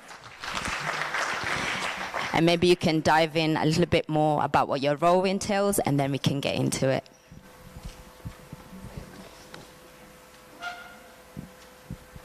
Is it on? Good afternoon, everyone. And thank you so much, Crown Trust, for having me here today. I do wear one hat in many places, and the one hat in many places is helping people turn their passion into profit. Basically helping you understand who you are as an individual, how can you perform at your peak so that you are more productive. Extremely excited to be here. Thank you. Let's appreciate her. Yeah. Okay, my name is Charity Munyori, and currently in the Women and Youth Banking in Equity Bank. And this, I can say, is my first panel to sit in this position. Last year, I was in Crown Trust, but then event in Safari Park, I was the branch manager in Westlands. And I can say, honestly, it's out of this engagement that I pushed Equity Bank to create a position for women and youth banking. I applied and I was given the position. Well done. So I can say we are moving forward, even for us in the professional sector. Sometimes we engage in these sittings and we're like, okay, I think we need to now face it as a bank and agree to move this way. And I'm happy to be here. This is my 21st year in banking. Wow. Let's give her a round of applause. As an adult. Yes, so having worked in different positions and in the branch management for over 12 years. So now this is a new role, and now this is my 7th month, and I'm sure we are going places through Equity Bank. Thank you, and happy to be here. Excellent. And so you keep the mic. So you have more than more than 2 decades now in the banking sector. So I'm sure you've seen like various trends that have changed how we connect with money or not connect with money, because we now do it digitally, we now have cards. So there's different trends that are happening. And in 2024, what would you say are like the existing challenges that women have to those who are in this room trying to access funds? And what are you doing in your particular role and within the Bank of Equity to help resolve those matters? And what challenges is Equity facing, either from a banking point of view and from the clientele's? Like, what are we not bringing? Where the women, why are we not bringing ourselves to register into banks and do it properly so that we can get the investment that we need for our scale to go up? Okay, thank you very much. I think that takes a full day to just sit here and cover, but I will try. It's quite a wide bit. I'll just say first is to appreciate that in my 21 years, women have remained consistent. They've never given up. So first, appreciate for that. Just appreciate yourself. You're doing the right thing. Yeah? We've not left the business to the men. We have been present. It could be in a small way, it could be in a big way. Women have been present. And I can say I've done this banking from the group lending bit of it, that was in the 2002 up to date. And I've seen women growing from those group lending in different institutions. And today we meet in Equity Bank, and you realize this is the same woman today who has, let's say, a property, generating income, and I understand their background very clearly. So I can say there's been growth, though minimal, and there are very many challenges, I can say. But from where I sit today, let me just work with what is happening at the moment. Yes, women, we are present in the business, which is a good thing. But again, showing up showing up. And I appreciate for those who've come here, but I can tell you there are very many who are supposed to be here and maybe online, but within the first 1 hour, 2 hours, they gave up. They said, okay, maybe it's not going to happen, and went to other things. So I can say showing up is one of the biggest challenges, where you're going to speak about so many other things outside, and you're not even coming to the bank to tell us, I want 1, 2, 3, 4. The other thing, you will come to the bank, but you might never ever step even in a branch manager's office to explain what you want. That is another thing. How many have ever been to a branch manager's office? How many, by show of hands? How many have never ever stepped? The rest of you should be putting your hands up. Have never stepped. Please, I would encourage you to always go to the branch manager's office and express what you really need from whichever bank you're banking in. Because from the branch manager's office, they'll have every other detail, including the last guarantee we got, including the next product we are launching, and you are going to be helped. Equity Bank will always listen, and I know in this market, we have resolved a lot of issues, especially even for the suppliers, where you are locked within unsecured facilities from all the other banks of, let's say, 3 million, of 7 million, and you can never ever move from that 7 million. But the moment they walked to my office and they told me, we have this supply with Safaricom, and we need this and this, I was like, so how much do you need? Another issue, they're also not sure how much they need. Wamama tuko? Muko? Sengine unaweza uliza, mama, how much do you need? And they're like, let me go, I will come back. You see, they're nodding. We agree. So even those ones, they still went and came back. The good thing, they were 2. And I was able to get their names and their contacts. So I was on phone in the evening. So when are you coming? Tomorrow morning, Sawa, can I come to your business? And I went to their business. And they showed me the contract. Because the previous day, they came to ask for money without a contract. And you know, I have to see, so that now I tell my credit risk guys, this is what these ladies needed. And very fast, we came up with an MOU, and we were able to give off-balance sheet solutions of up to 250 million. No bank has responded up to now. So it is possible.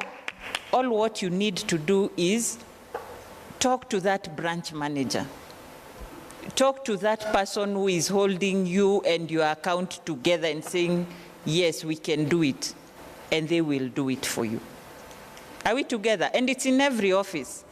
Not only in the banks, anywhere you go, don't be told up and your mwisho. You skip the line, then we tell you what will happen after you've skipped that line.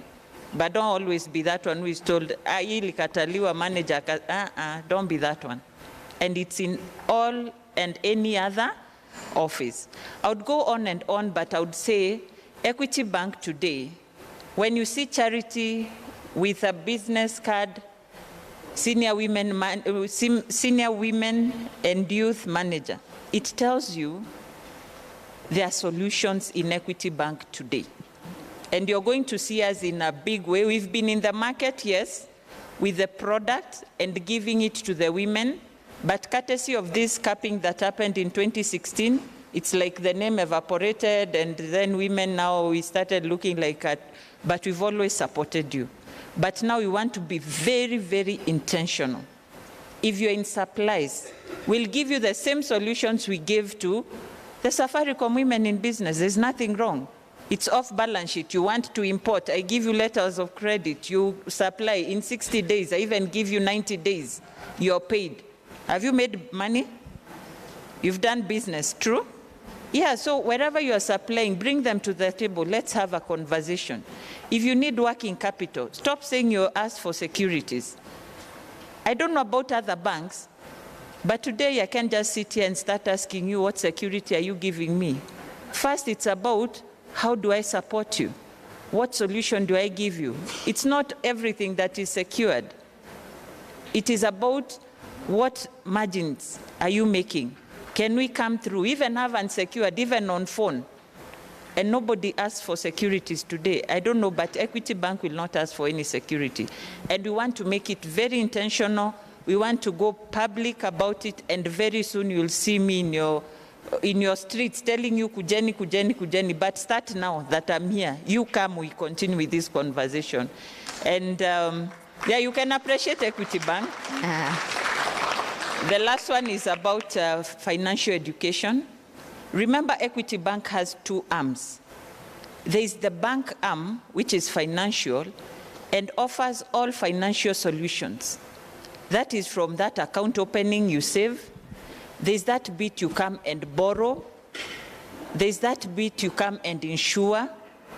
Okay? Insuring is equally very good for your business, for your assets, even your own health. It's good to have an insurance cover. It is good to have an insurance even for your children's education. So all that is within the Equity Bank, including the invest.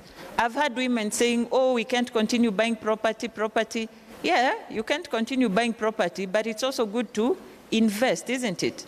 Come, let us have a conversation around treasury bonds, around treasury bills, okay? We investing in Kenya, investing out of this country. And I can say, Equity Bank is Equity Bank today because of the other subsidiaries that we've had. When you're complaining about Kenya, Congo is celebrating, Rwanda is celebrating, and Equity is flying high. Not because you're operating in a different environment from your environment, it's because we are spread all over. I don't know if you know we have the Congo tour. Are you part of this tour? Where we are carrying all the business people in Kenya, taking them to Congo to just go and see what opportunities are there. And in the non-financial, we have the financial education, which is free of charge courtesy of MasterCard. These books of accounts, and remember in Equity Bank now, we'll not be asking for books of accounts, we'll ask you for business records. Appreciate that. Business records. Those business records, do you know how to keep business records? I know we have a book somewhere, how much you bought, how much you're going to sell at, how much you're going to earn, how much credit you gave, how many relatives you gave for free.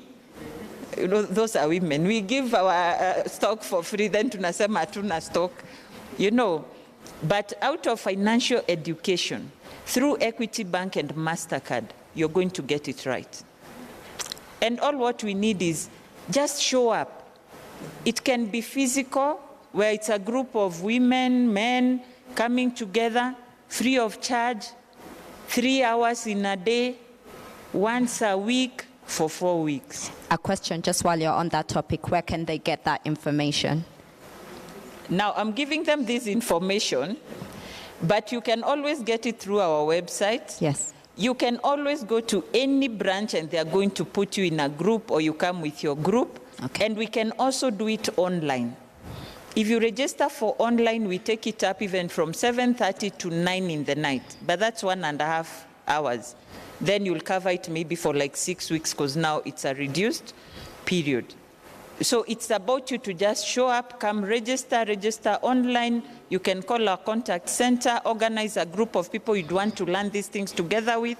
And this is from budgeting, planning, bookkeeping, digital marketing. I can see we have some people who would always expect me to go to their shop. But today, it's about the digital space. It's about technology. We are window shopping, but on our phones. Are you online? Are you digital? How are you receiving your money? You expect me to pay you cash. We are now with Pay with Equity, where money is credited directly to your account at no extra cost.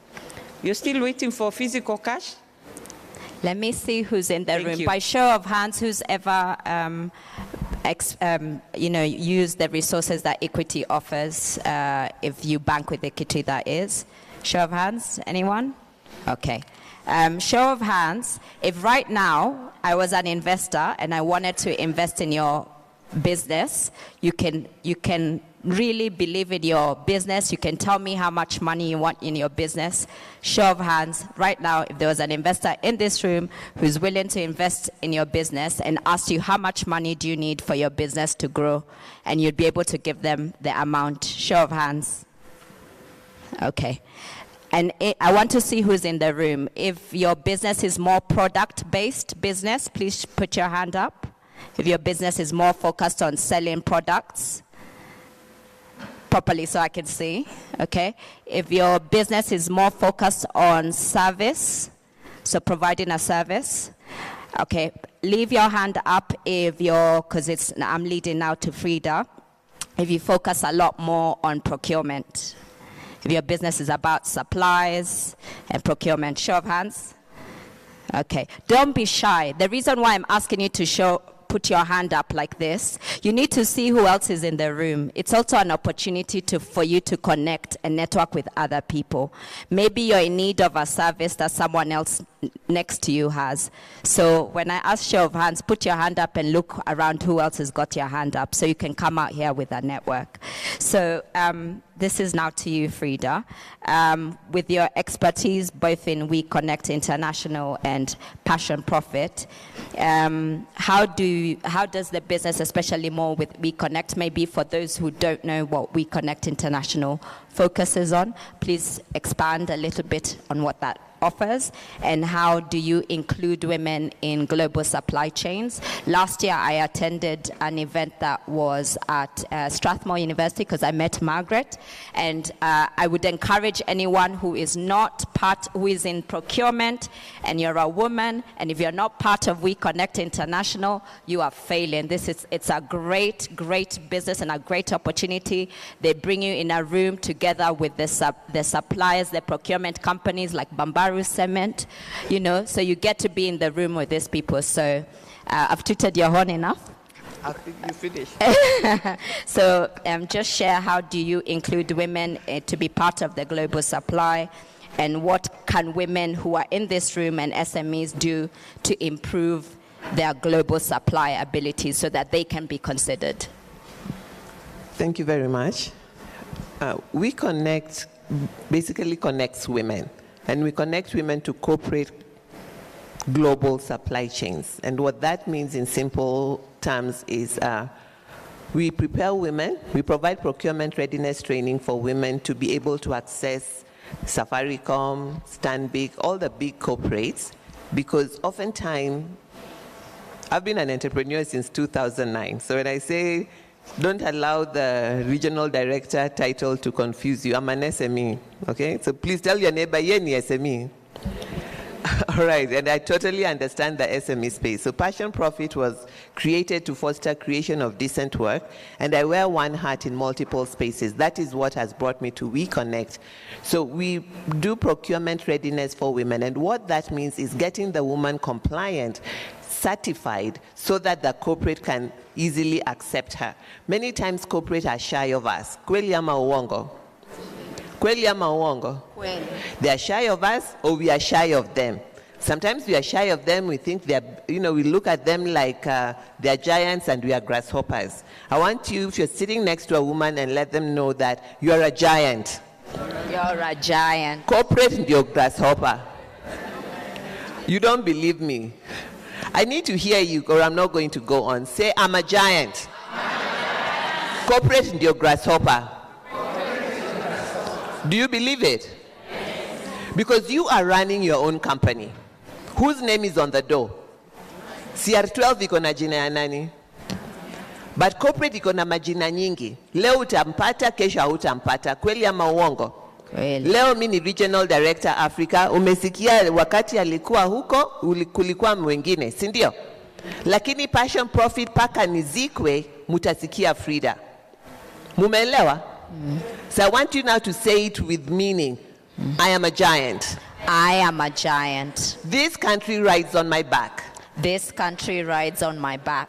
So you need to be conscious of who you are so that you can walk more boldly and more confidently. And that is what we do at WeConnect. We provide training for you so that you know who you are, so that you walk through those corporate doors with your head, and you're walking tall through those doors. Makes sense? It's as simple as that. Now, we are blessed in Kenya because we have AGPO. So this is not a new phenomenon. We have AGPO. How many of you have registered with AGPO? Good for you. So that is one step. What WeConnect does is you can register to be in the WeConnect community portal for free. And then next you get certified. When you get certified, you have a 3-year seal for corporates to, when you go to a corporate, they'll know this one is certified. She has checked out all her pre-qualification documents. She knows how to pitch. We can trust her. So that is what we do at WeConnect. I hope I've answered your question. You have, and while you still have the mic, yes. Your organization, Passion Profit, you typically work with leaders, right? And so one of the reasons why we are sitting here and why we continue to have these conversations about having more women in the room is because we are not in the room. We're not in the spaces of decision making. We're not represented enough, and we're not representing ourselves. So with your experience with working in leadership positions as you are now, and working with people who are also in leadership positions, what strategies for those who are on this side of the room who are leaders in their own right and leaders in their own business, regardless of what level, what strategies can they adopt to increase themselves in these spaces? One of the things is, earlier we were in a room and we were saying how women are very shy. They don't want to own their power. I don't know if it's an innate thing or if it's a society thing, but just speak on that briefly. Thank you very much. The first thing I'd like to say is be conscious. All right? Be conscious of who you are. Not enough of us are conscious of who we are. We are very conscious about Charity, about where she does her hair, when she fights with her husband, when she doesn't have money to do her nails, and when her hair is not right. True or false? I'm a woman. All right. So can we be real in here? Yes. So women tend to be conscious of a lot of things that are not adding value to themselves. Somebody will call and tell you, did you see Charity's shoe? I don't care. Did you see, I don't know, Nani's hair? So what? If it is not looking right, why don't you put your money in your pocket, your hand in your pocket, get her some money and tell her, Charity, go do your hair. All right? Give her a gift card. Tell her, my hairdresser is so and so. Go and do your hair. Wanawake tuko? Am I speaking the truth or am I lying?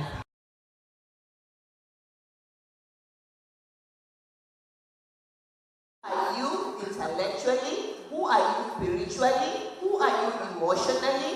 What value do you carry that when you walk in a room, you can contribute that value, whether it is president, Mama Moka, or whoever? That is who a leader is. Muliona Obama.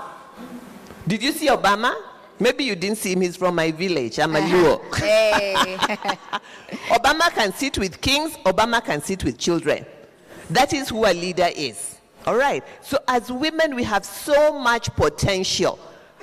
Bring that potential out. That is what Passion Profit does. And if you're a WeConnect member, you will get it for free because I work there and I cannot help myself. So number one, be.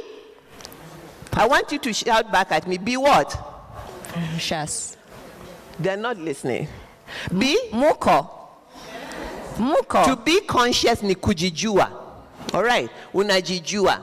So no matter who walks in the room, no matter what you're wearing, unajijua. Whether my hair is good or whether I have long hair, wig, or I've cut my hair, I know who I am. I am valuable. I want you to tell yourself, I am valuable. I am valuable. It doesn't matter where I am today, I am valuable. I am valuable. It doesn't matter how much money I have, I am valuable. Valuable. And I am forever valuable. I am forever valuable. Can I stand? You can. Who has money? Who can give me 1,000 shillings? 1,000 shillings. Muko tuna M-Pesa? Tuko tuna M-Pesa, tuna cash. Muko na my credit card? All right, any note? Anybody has some money? Okay, just give me a piece of paper. We'll pretend it's 1,000 bob. Quickly, I'm standing between you and lunch. Oh, there's money. Thank you. All right. Pesa, pesa, pesa. Pesa ya Kenya. Pesa. Ningapi? 1,000. Ningapi? 1,000. Ningapi? Ningapi? 1,000. Ningapi? 1,000. Ningapi? 1,000. That is who you are.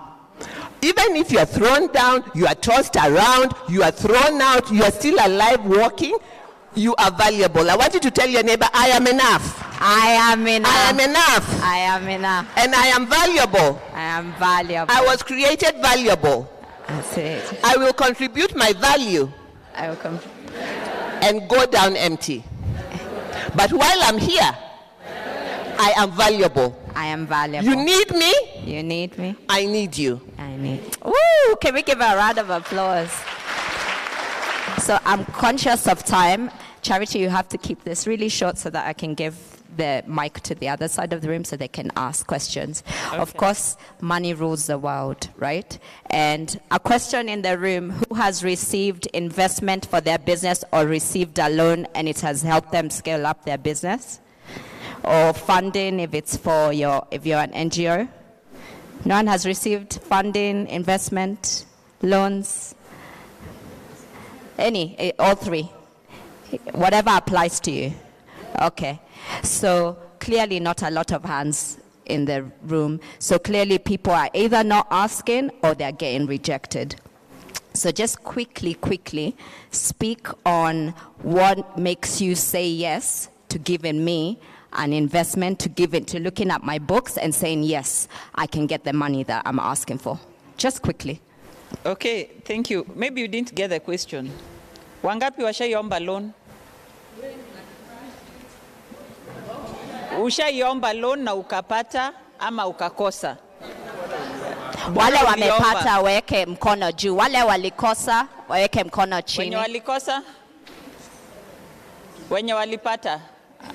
Wengi ni wenye walipata. Thank you very much. And it doesn't matter which bank, okay? So one thing I would say that I would want from an entrepreneur, mwana biashara, okay? And I think I do well when I'm standing also. Sawa. Toto viatu pia. Wataniona nikiwa hapa.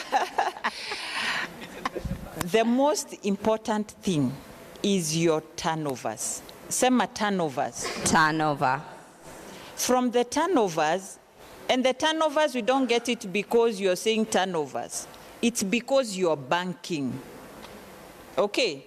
And we've given you options.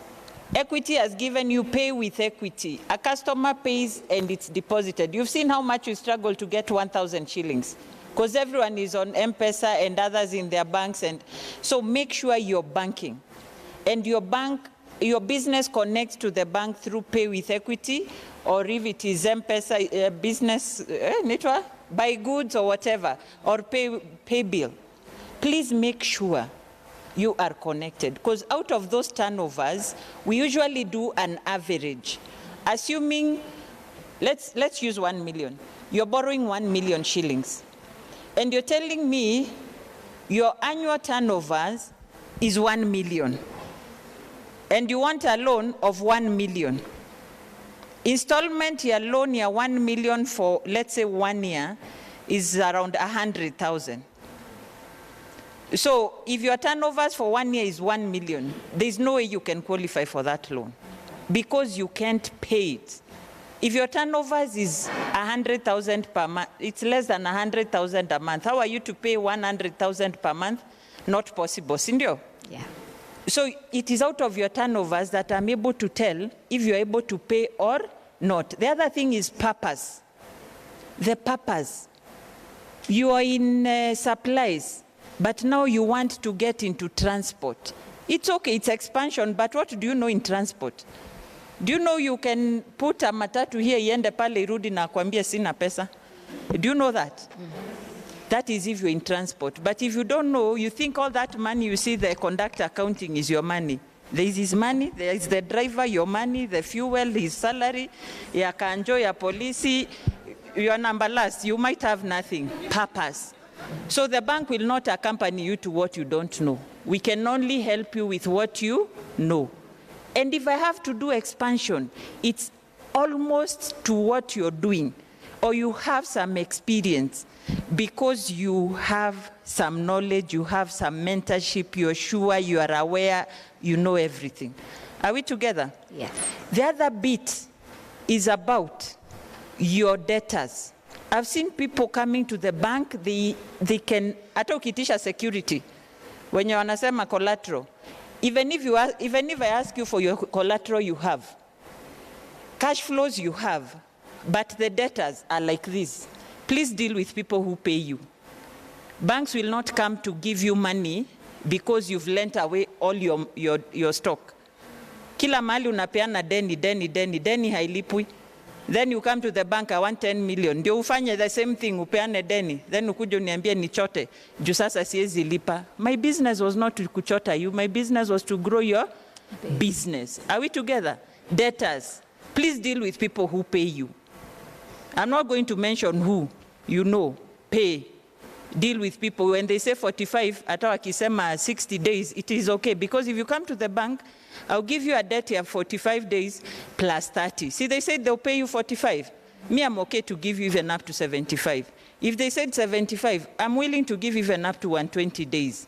But deal with people who are paying your debts, among the very many other things we can discuss. Due to time, let me end it at that. Thank you.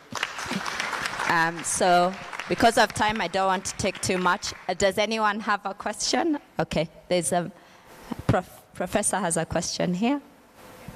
If we can get a mic. Oh, I can bring the mic to you. I'll bring the mic. Boy. Thank you. Thank you very much. Sorry, Charity. I have maybe two questions. One, is this Women and Youth a new program? Has this been launched? Is this for equity? For equity now. Yeah. This is for equity, yeah. Has it been launched? Yes, and on our way. Oh, okay. What is the difference now between now the loans you are giving to the women and youth, particularly in terms of interest rate, and the general interest rates? Maybe that one. And then I was just thinking, like the two of you who are sitting there, if you came together, then you would help us solve the AGPO program, because you are helping them. You are helping the women to actually apply and make sure that they are able to, to qualify. And equity can give them the money, and our problems are solved. So the solutions are here. Yeah, so if they can respond to both, because I think those two issues are very important. Women are not going to AGPO. One, because of dealing with the people who don't pay. That is one. And number two, also because they don't get the money. Some of them don't get the money. So you can deal with the ones who are dealing with the people who will pay them, but they don't have the money. And then you can tell us about the interest rates. And then she can help them to actually go through the process. And also, by the way, like some of in this research we did, entities such as, Kenha, the parastatals are paying. They are paying, they actually prioritize AGPO. But they are saying that sometimes when the women even go looking for the money, they are allowed to apply in two areas, and they have a good project and a small project, and they choose to take the small one, because again of the problems they have about finances and other things. Because of time, let me get Daisy to ask. We keep it short. Since we are on the same table? Yes. Okay, thank you. Keep it short. Yes, and first of all, Frida, so good to see you. I was looking for you in the room. I hope you told everybody who Frida is. Passion Profit. Yes. Very enthusiastic about women, and I'm so happy. Now we are going to become millionaires. You're integrating us into those supply chains. But I do have a question. Now, this goes to the bankers, okay? Now, one of the things that we have been able to do, and we've been able to do very successfully, is bring women into leadership spaces, into a space that women didn't know that they could access. They were not leaders. They were not considered leaders, right? And I like the example that Frida has used of the money. You know, that whether it's crushed and whether it's torn, you know, it's still 1,000 shillings. So that's your value. So there are people who don't know their value. They don't know that they can do business. So one of our focus areas is unleashing the potential of women to do business. Now, I know that banks are very risk averse, right? But Equity took a risk, a very big risk. There was a time in this country you couldn't have a bank account unless you had a minimum balance of 5,000 bob. Okay? And many people couldn't bank, so they banked in the mattress. So Equity started banking the unbankable. And so the uniqueness of women and that exclusion, taking into consideration that they don't have that experience. Some of them may not even know that they're entrepreneurs. If people like Frida unleash that potential, they train them, and they begin to see that they can do this. And my question then is, the same way that donors took the chance to work with women and make them leaders, today we have women who, it looks like it just came naturally to them to be leaders. You know the story of Charity Ngilu. Today, how many of you know Charity Ngilu? Please, let's keep it short. Yes, I know, I'll keep it short, but I'm just saying, Charity Ngilu, she is one of the women who is admired, and people say, why can't other women be like Charity Ngilu? But if you know her story, the way women carry each other to meetings, come, let's go for this meeting. A friend of hers took her to a meeting where women were being trained in leadership, for political leadership. And Professor Maria Nzomo was the trainer. And so when she got to Charity, she said, which seat are you vying for? And she said, oh, no. Me, I'm just here with my friend. In fact, I'm just a housewife. And she said, where are you from? She said, Kitui Central or something. She said, good. We don't have a woman candidate for that seat. You will be the one to vie in that seat. And they built her capacity. And there was no looking back.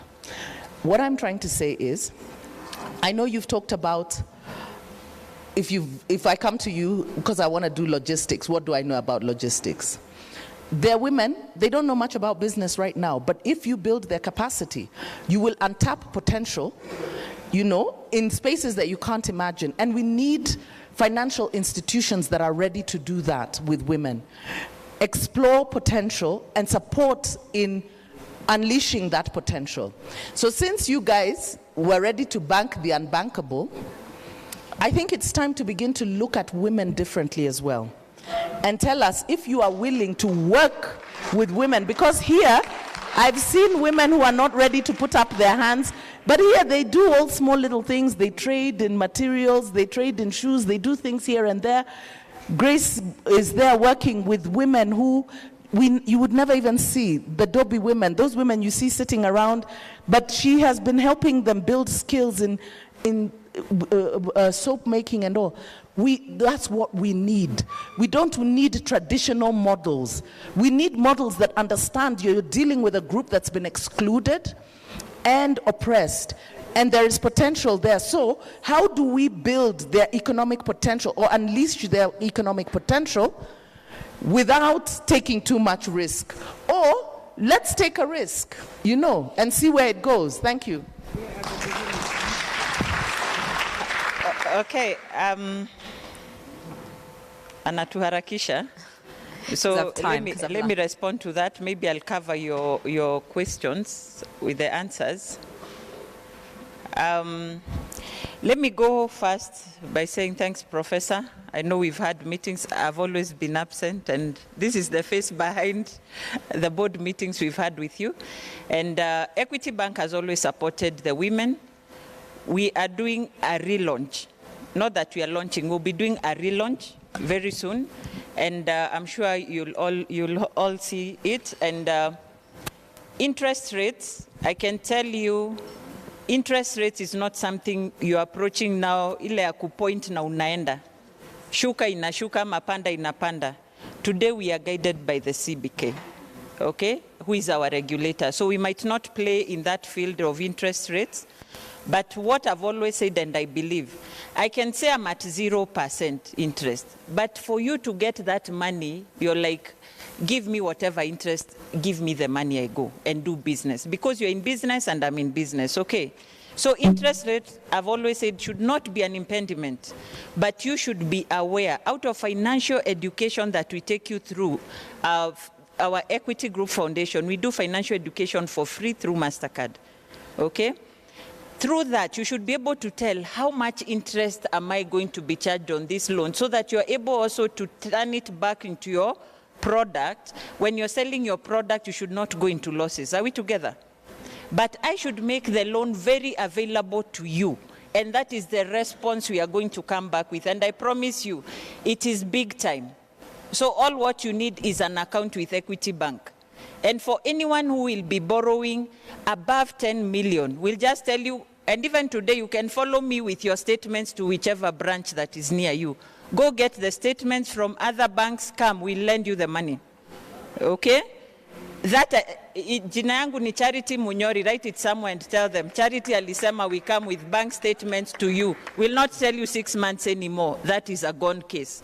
Are we together? You're lucky you're here even before the launch. I can tell you, go bring the statements, we'll lend you money.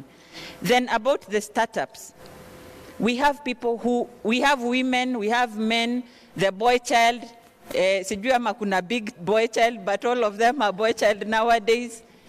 They want to start a business. We have a chance for them, okay? We have a chance for them. What we tell them is they need to join a group that exists. You know, the young people, they have this knowledge, they have everything, but they don't have money to start. Number two, they don't have mentors. But if you're going to be a mentor of that youngster, and you bring them to that self-help group of viewers, we allow 20% of the membership can be startups, because we are sure you are the mentor and you'll mentor this child, this youngster to the right direction. You'll mentor the woman to the right direction, but it has to be within the group setup. Are we together? The last thing about our partnership with Frida Winga here, she's my friend. She is an Equity member. We knew each other even before I took the position of the women and youth. Yeah. We were with her in Westlands, and we've really supported each other, including Sarah. You know Sarah. She's also my friend. She knows Sarah very well. Now, I told you about supplies. On this side, Cindy, we have all the solutions for supplies, all the way to 250 million, and that is a document I can give to anyone who wants. That one I have evidence. On this other side, you as a retailer, see, you've received the goods from this supplier. Now it's time for you to do the distribution, okay? We also have a solution, and where she goes, I go. She's now working very closely with IFC, Supply for Kenya. Sourcing to Equal Kenya. I follow her. You see, I've not even known the name, but I knew she was here, so I was there also on Friday. So we are working very closely and following her, because you need a solution. Now that you're going to get these goods as the business person, you now need to distribute. If Kenya has a debt, who doesn't have a debt? Kuna niliona mikono ilikuwa chini ya waombangi. Wengine wetu ilikuwa juu. It's about how high. Because it is a nation where we are all borrowing. So you need also to supply goods to somebody, and then they pay you. But you need a bank behind that person, isn't it? We are the bank. We are calling it ecosystem banking. And it is a sector on its own. Equity Bank has taken it very seriously. All what we need, for example, EABL. EABL, what does it produce? Kama tuko kwa kanisa, I give Bamburi. I continue with EABL example. Today is on Wednesday, isn't it? So today, all these clubs, there's a time those who partake Guinness, they would go and ask for Guinness, wanaambiwa there's only Tusker. So wanashindwa nikunywe nisikunywe, but because they are friends, they take Tusker and then nothing happens. Wataska na yeye, the same thing, anapewa ni Guinness. Nikunywe, anakunywa, analala hapo. All these things. But today, out of this ecosystem banking, all clubs have stock.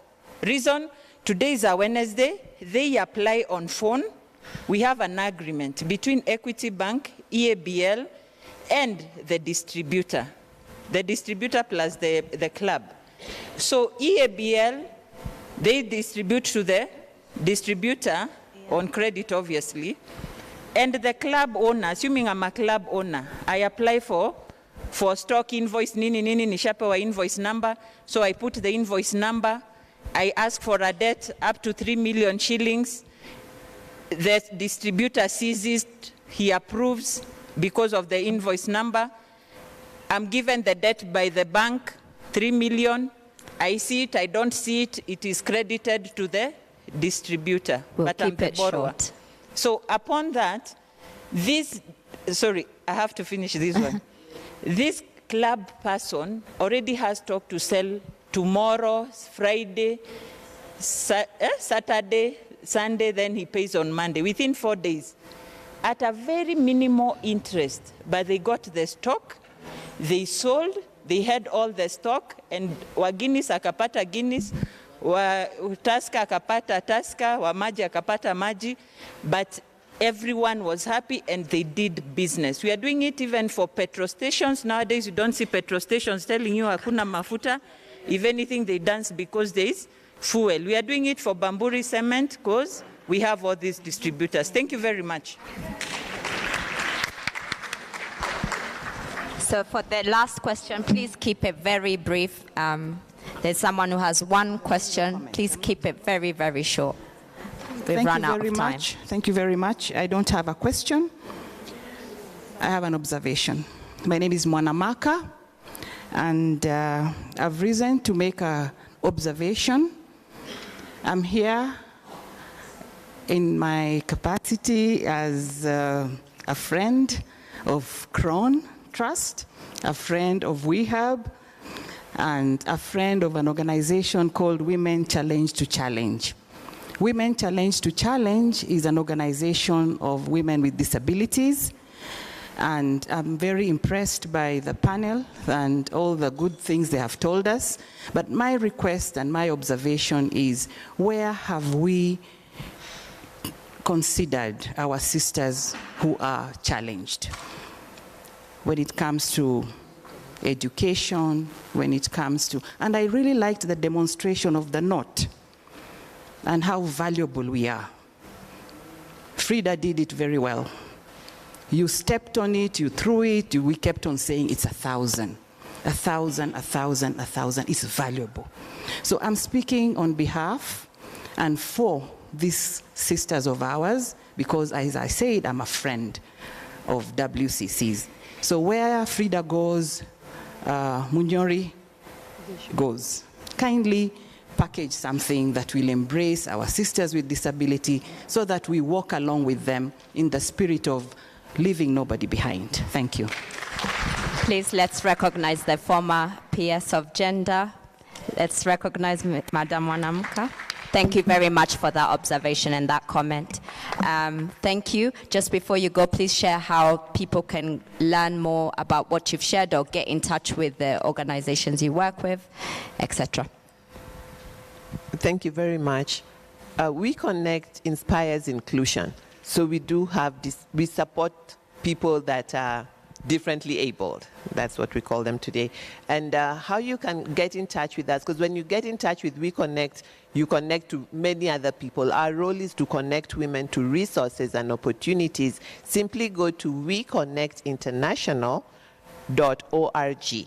Right there you'll see about women-owned businesses. They'll be registered now. It is free. Register right away. Ensure your business is 51% or more owned by a woman. Thank you. Thank you, Frida. Let's give her a round of applause.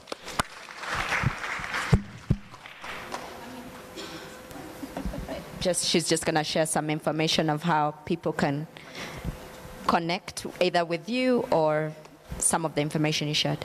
Okay. Thank you very much. For the differently abled, I would always say business is business, and we are here to support everyone as Equity Bank. Okay? But if there's any other discussion, we can take it offline. My name is Charity Munyori. Always get me on email, charity.munyori munyori@equitybank.co.ke, charity.munyori@equitybank.co.ke. And we are in Equity Bank, and we are over 208 branches today. You can always visit any branch. Thank you very much. Thank you. Let's give them a round of applause. I hope you found this conversation back to Thank you. That was brilliant moderating. Makofi pia Angela Waweru. Now, I know you had more questions. I know there's a lady there who had a question. Grab them before they leave, yeah? As you see Charity, Frida walking out, alisema tutafute bank manager, watafute. Sawa. They've also shared their contact information. I'm sure they will respond because I have been more than generous. You only have so much time. I'd like to invite us now at this point to break for lunch. Thereafter, you will go into your breakaway sessions. So when Daisy was up here making her opening and closing remarks, she said that there may be some sessions you may not be interested in, but find what interests you. She mentioned Njugush, who will be here. This is room 1. So if you're interested in matters content creation, this is your room. Immediately after lunch, come here. If you're interested in AI, room 2 is your room. Room 2, I told you, is Annex Hall. You go just straight to that building. 4th floor, take the lift to the 4th floor, go up the stairs to the 5th floor. Room 3 is the room that in which Winnie Maru will be moderating. Hers is on the FCTA, Comesa EAC Agua. Basically, the potential of common markets, of trade agreements and common markets for you as a business. That one will be in the chapel. Just go down the stairs when you get to the chapel. And finally, room 4 will be on financial access for marginalized groups. This will be led by Rai Friedman. Remember, there she is in the back. She made the presentation from Kron. Rai, hi. So she will be moderating that session. Can we do 40 minutes for lunch, do you think? Such that we get to our rooms by 2:45. You have your meal cards. Our VIPs is a special arrangement that has been made for you. The ushers will show you the way. Tuneza Smama, thank you very much.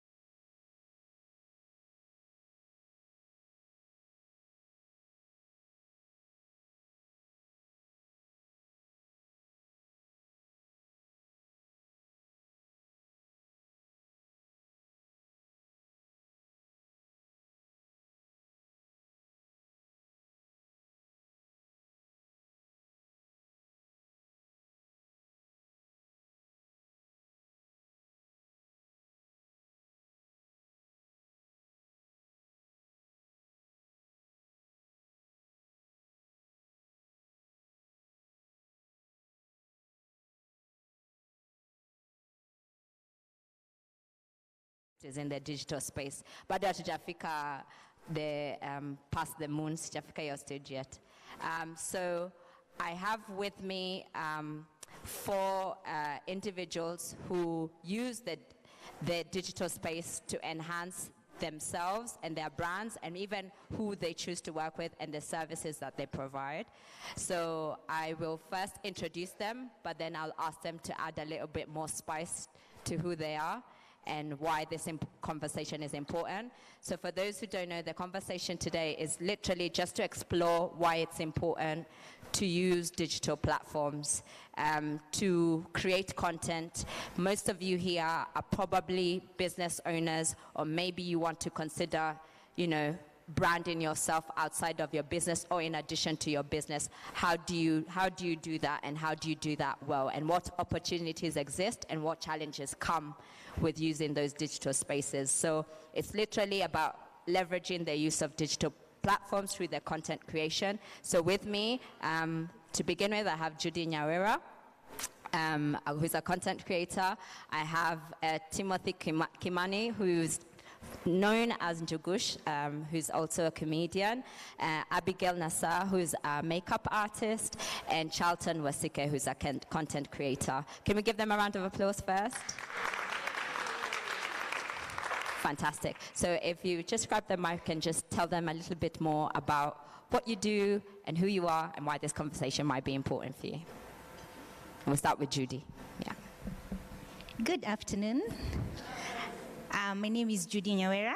I am a content creator, an influencer, and an entrepreneur. Yes, work in progress hapo kwa entrepreneurship.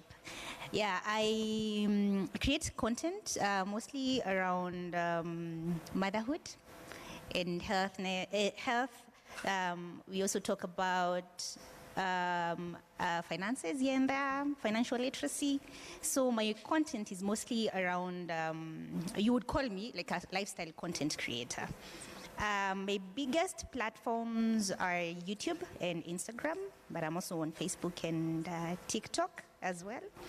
And I am very happy to be here.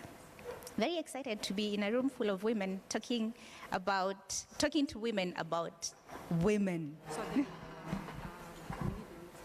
Yeah, that's why you clap. Amazing. My name is Timothy Kimaniwa Degwa. I'm also known as Njugush, tall, dark, and handsome. Ni vile sahi sijaambiwa nisimame. I'm a content creator. I'm funny, and it's interesting. I actually started a room far from here, Protol Studios. I started on TV, and later on, I lost my job, and I didn't have anything to do. So I by accident, I needed to save my videos. I was shooting a lot of videos with my phone, never posted, and then I realized there's something called YouTube where I could save. So I used to post on YouTube to save my videos. I'm a content creator, as I said. I run a company majoring in digital solutions. That is advertising online in Waterview. I'm also a father of 2 boys and a husband to 1 wife, who is a woman. So I'm happy to be here.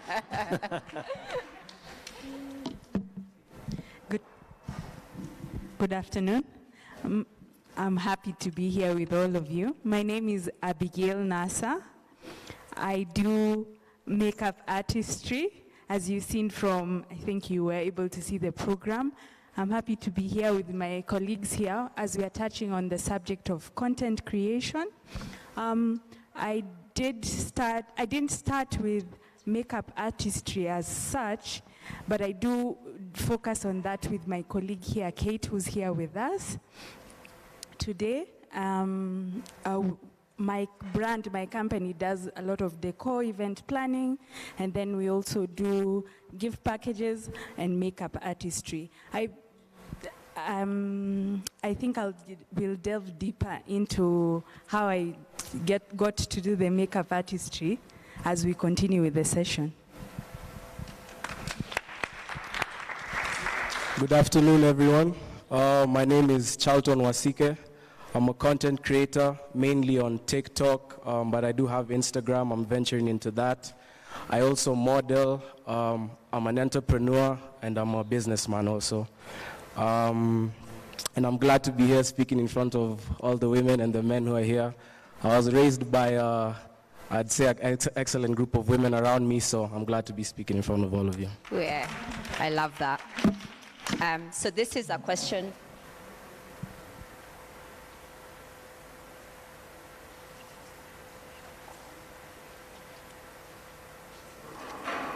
So this is, and for anyone who's interested in the trade agreement session, it's happening in the chapel. But so this is a question to all of you, because you do use digital, you exist in the digital spaces. So in your combined experiences with the use of those platforms and what you do and sharing what you do and who you are, there are people here, like we had discussed before we got here, that have businesses that are probably even trying to develop themselves as a brand as well. And why is it important to exist in a digital space? Why is it so important? And perhaps share personal insights of how it's helped you, the opportunities you've gained as a result. And yeah, practice, basically preach what you practice. Yeah. Anyone can go first. Let me just mention I'm a mom. Whenever my daughter is coughing, I'm just like, Google. Make cough medicine. Is she coughing? How long has she coughed for? And in the day and age we live in, let me say, is it Gen Z? And before that, have not lived in a place, in a world where the digital space, phones, the internet doesn't exist. I was born into the early 90s, so I existed where there was no internet, and we moved into a lot of digital TV. That's when we started seeing a lot of the DSTV coming in as they were pushing the internet. Where I was born into a place where there were people who went on email, phone calls. You'd have to go to the booth to put in mashilingi and make a phone call. But where we are now, where you can just make a phone call using the internet, that's where we've been drawn to. That's how people communicate nowadays. My 5-year-old uses my phone. I couldn't use a phone. I had to learn how to use a phone. She is now well versed with technology. And to separate ourselves from technology and say, I'm not going to be on certain platforms because of certain reasons, yet these are what are pushing our brands as artists, I think would work negatively for you. So pushing your brand via content creation on social media platforms, on websites, that is what is pushing your brand, your name, your work to get your name out there and to even show your work and get you more clients. If I could go next. I have been in the content creation world for about 3 years now. So I could call myself a newbie. Well, if I am to compare myself with somebody like Njugush, who's one of the pioneers of the digital space and influencing as we know it. But before I was a content creator, I was actually a TV and film producer, producing some of the best shows, wacha niringe kidogo, that we have in this country. I don't know if anyone of you ever watched Makutano Junction. That was airing on Citizen. There's also another show on Citizen TV called Shamba Shape Up, Yonia Wakulima. So those are some of the shows I was producing for about 10 years. So miaka iko ni vile mejificha hapa kwa magoti. And so I've had the privilege of being both on TV and now on digital and experiencing the differences between the two worlds. So to answer your question, Angela, on why it is important to be on the digital space, I would phrase it like this. So we all know the old media. That's what we call it now. Like doing TV commercials, billboards, advertising on billboards. But I have a question for you. For anyone who's ever done advertisement on maybe say a billboard, how are you able to tell how many people have seen that billboard? Yeah? It's a bit difficult to tell, right? But if you come to Njugush and say you have a product or a service that you want to advertise with Njugush, it is very possible to know exactly how many people watched watch the particular video that advertised the particular product or service. It's very possible to know how many people actually got to see, because there is we have the views uko kwa backend ya Instagram. For example, when we are doing our reports, because we always do reports for any client that we work with. So at the end of every campaign, I'm able to give you statistics, like proper statistics of this product or service that you advertised with Njugush. It got 100,000 people watched the particular clip. So we can say 100,000 people now know that this product or service exists, right? We can also go further into the report and tell you how many people that particular clip reached. Because there's views and then there's reach, meaning beyond the people who viewed the clip, kuna wengine wengi ilifikia. And it fikias all these other people because Njugush did a very funny video, and then you have like 100 or 200 people who shared that same video with so many other people. So why is it important to exist on the digital space? Because you're able to get data, like real-time data on this business of yours. If you're advertising, you're able to get the numbers. Yeah.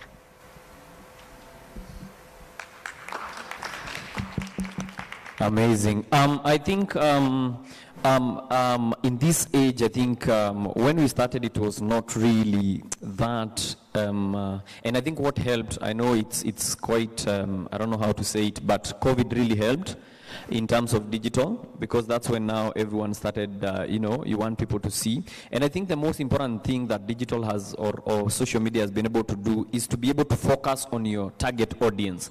Like, for example, when you're paying for a TVC, you pay, yes, it's good you pay, but you're paying for everyone. So you don't know if it's to your target audience, but with digital, you're able to direct your advertising. So, for example, if you're selling products for makeup and what have you, you know how to put it, you know who to, in case you want influencers, you know who to have, you'd have her for that purpose. So there is that one where you do your direct. This packaging in terms of content, let's say for example it's something touching the youth, your product or service touches the youth, so you'll be able to use Sheng without fear. You'd go all out in ukiongea Sheng, and that will be it, because you're focusing to a particular group. What else, for a TVC, you'd be tempted to do just a proper standard Swahili, because it goes to everyone. Two, the platforms themselves, the Facebook, the Instagram, the TikToks, they have tools that enable you to market and to push your product. Like, for example, if today you talked about, I want a white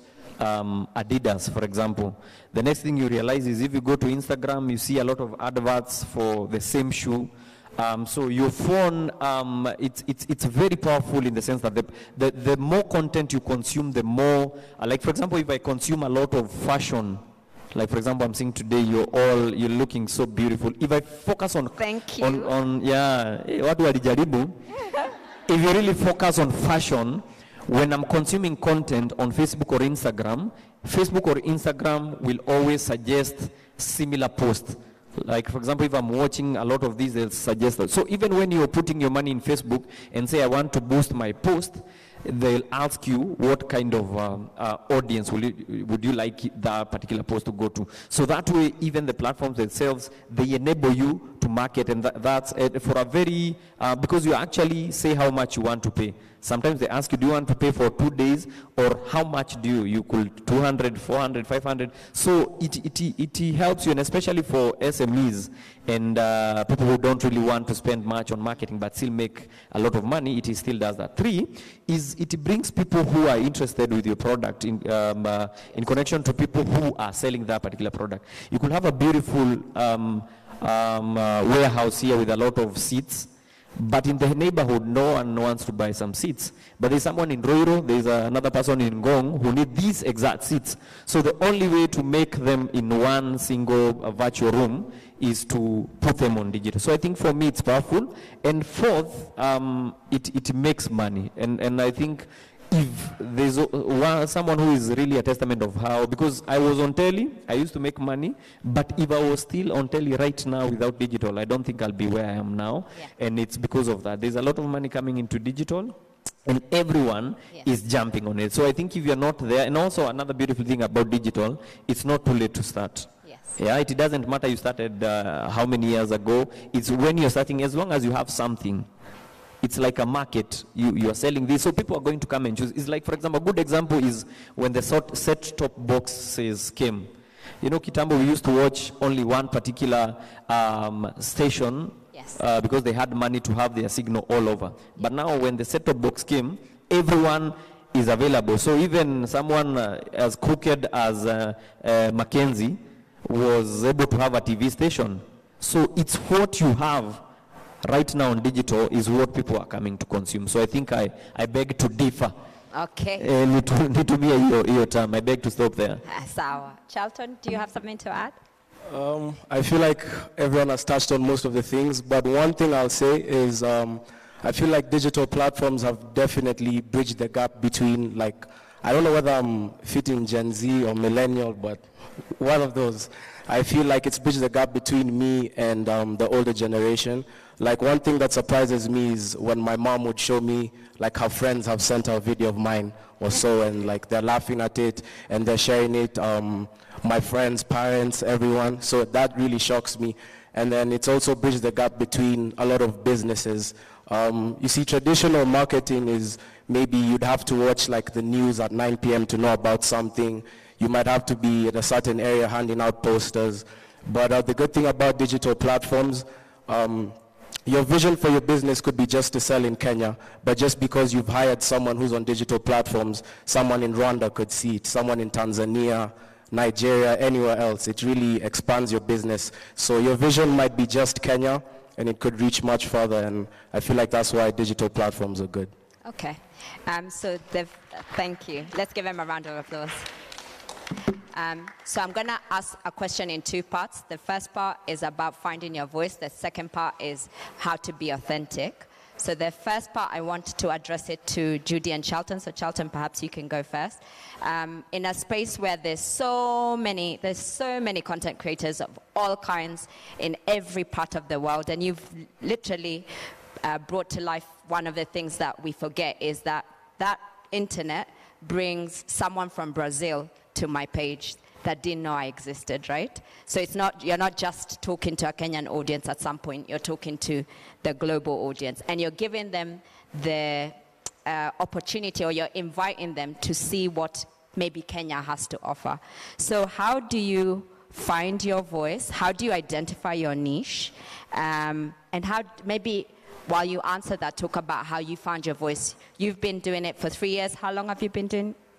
Yeah, Charlton. Since 2021, so Okay. 3 years almost. Yeah. So talk to us about how you've been able to find your voice and what you can advise those who are trying to find their voice through their business, right? Yeah. I feel like when it came to finding my voice, when I first started off on social media, I just used to make small skits on a private account with a few friends, and then they kept on insisting that I should publicly post my videos. So the only way I could find my voice is, like, when I first started, just trying out different things and seeing what gets the most views, what gets the most interactions, engagement, like basically what the audience would like to see. And then based off what they like to see is how I direct my content. Because one thing I've realized about getting a loyal audience, you have to be your true self. You can't sell someone you're not and then they meet you in person and it's different. You have to represent yourself on social media the way you are in person. So I feel like staying true to yourself and seeing what people respond to and resonate to is how I found my voice, and it's been going good so far. So, yeah. Good. Go on, Judy.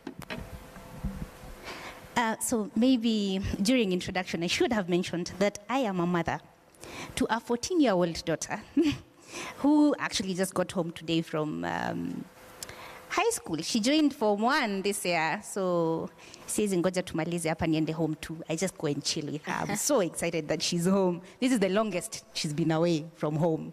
But the reason why I'm mentioning I'm a mother, because that is how my content creation journey started. So in every space that you've found ourselves in, especially my daughter and I, there's always this question that people ask, "Ay, huyo ni mama yako kweli?" Because we tend to be like the youngest parents, in whether it's in since she started school, nini. So I realized I was a mom who was trying to figure out this motherhood thing, like we all do. They say there's no manual, so we are all trying to figure out this motherhood journey. And I started posting on my stories. That was I would say in 2021, kidogo too. Like just me and her having conversations on Instagram via stories. Like we would be talking about, say what? She's found a tampon in my bedroom, and now she's curious. She was about maybe 10 then. So of course by that age she's now becoming a bit curious. Of course she's now growing kidogo, or boobs are coming out, nini. There are so many questions around what is happening at that particular stage. So what happened is I would post these conversations about me and my daughter on social media, and then the conversations just started blowing up, because there are so many moms who are going through the same. And they happen to be having the same conversations with their daughters, but the difference is Mombus is very open. Her name is Mombus, my daughter. Mombus is very open to talking about what she's feeling, what she's experiencing, which was not unlike the moms with daughters of the same age. So I would say my journey started out as just a curious mom, sharing her stories and hoping to learn from fellow moms. Like sasa nikikuja niulizwe story ya menstruation, nijibu aje? Because then we talk about those things and then fellow moms would share. And for me, I would say, I think the fact that it was a very authentic conversation, I was able to find myself in a space that most of these conversations don't happen. Because I realized the first time I actually posted a longer video of our conversations on Instagram, and the conversation was about my daughter is 10 years old and she has started her periods. That video blew up, but the feedback was, "Oh my God, thank you, Mama Mombus." Like I am struggling to understand how to start this conversation with my daughter. So I would say for me, how I found my voice on the digital space, whereby we have so many creators, and especially now, would be because the conversations that I was having were very true to me. They're actually very authentic stories, and stories that most of us as women relate to. Yeah. So I would say authenticity is very big. Like if you want to create content and create content for a long time, you really have to be authentic.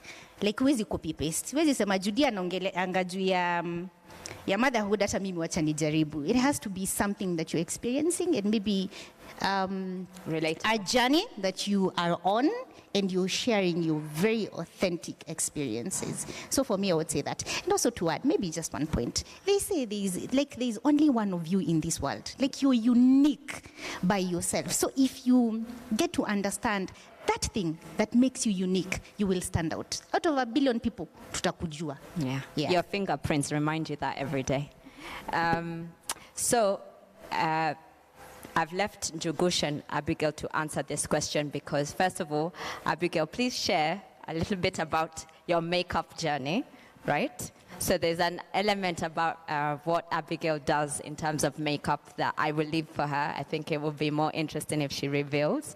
And how maybe that has helped you find your space and your voice, because there's now so many makeup artists in Kenya, and now they're also going global. They go to New York Fashion Week. So, makeup has changed. And then, Njugush, for you, I guess, from mass media, multimedia, media, TV, the 5 stations, to DSTV, to now you just take the phone and you create your own channel, right? So how have you been able to transition from that, and what was the clicking point? Because you said it earlier, you begin to realize that actually you can make more money in the digital media.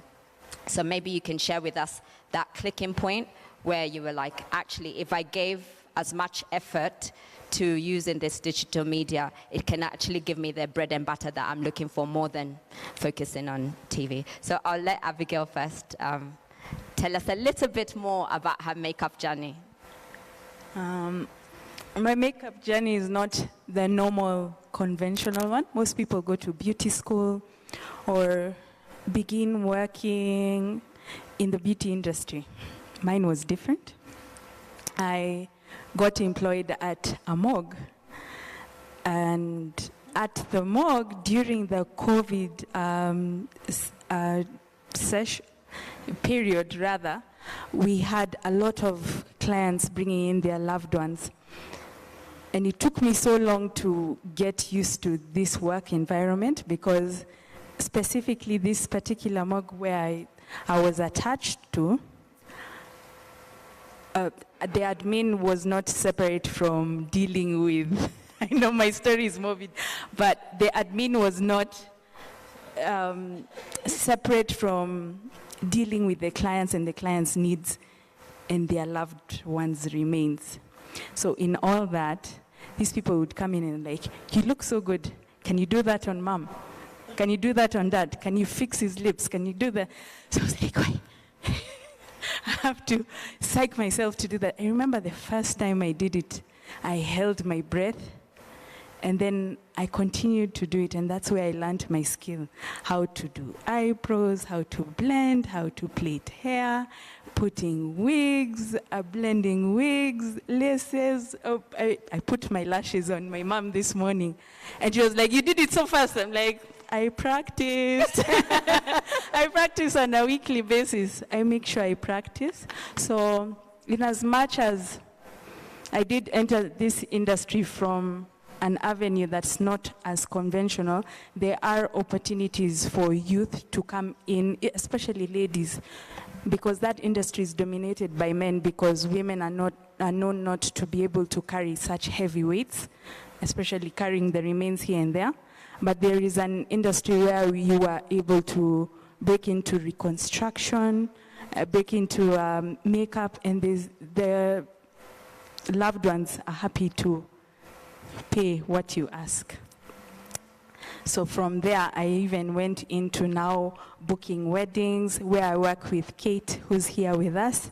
So we book weddings together. I know sometimes such big events, you're not able to handle so many clients. So it's always good to work with people who have the proper work ethic that you have, and you're able to communicate together and even execute the same work. You know, some artists, you find their work might be a bit exaggerated.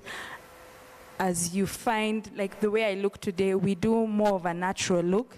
It's not the contact lashes where you look at someone today and tomorrow they're looking someone else. No, it's just enhancing the beauty that someone already has so that they look presentable to the public, and even for their loved ones. There's a way, remembering how they look when they see them at their final resting time leaves a good memory them. It gives them more closure during that period. So with that, I even came up with the name for the business, Considerate Touch, that we are considerate of what we are doing and who we are reaching and how we are touching lives. And we are able even to minister to these people who are going through such a very hard time, you know, losing their mom, their dad, losing their loved one, and just touching them in that way whereby you can just that little makeup you're going to do for them will touch their lives. Yeah? So that's I love what I that. do. Thank you. Thank you. I bet you never expected that. Who expected that storytelling? Huh? I don't think anyone expected. Okay. Jugush? Jugush is shocked. Practice makes you a master of perfection. It doesn't matter how it comes, but it just comes. For hers, it's different to most. Go on. Wow, that's amazing. I think, well done.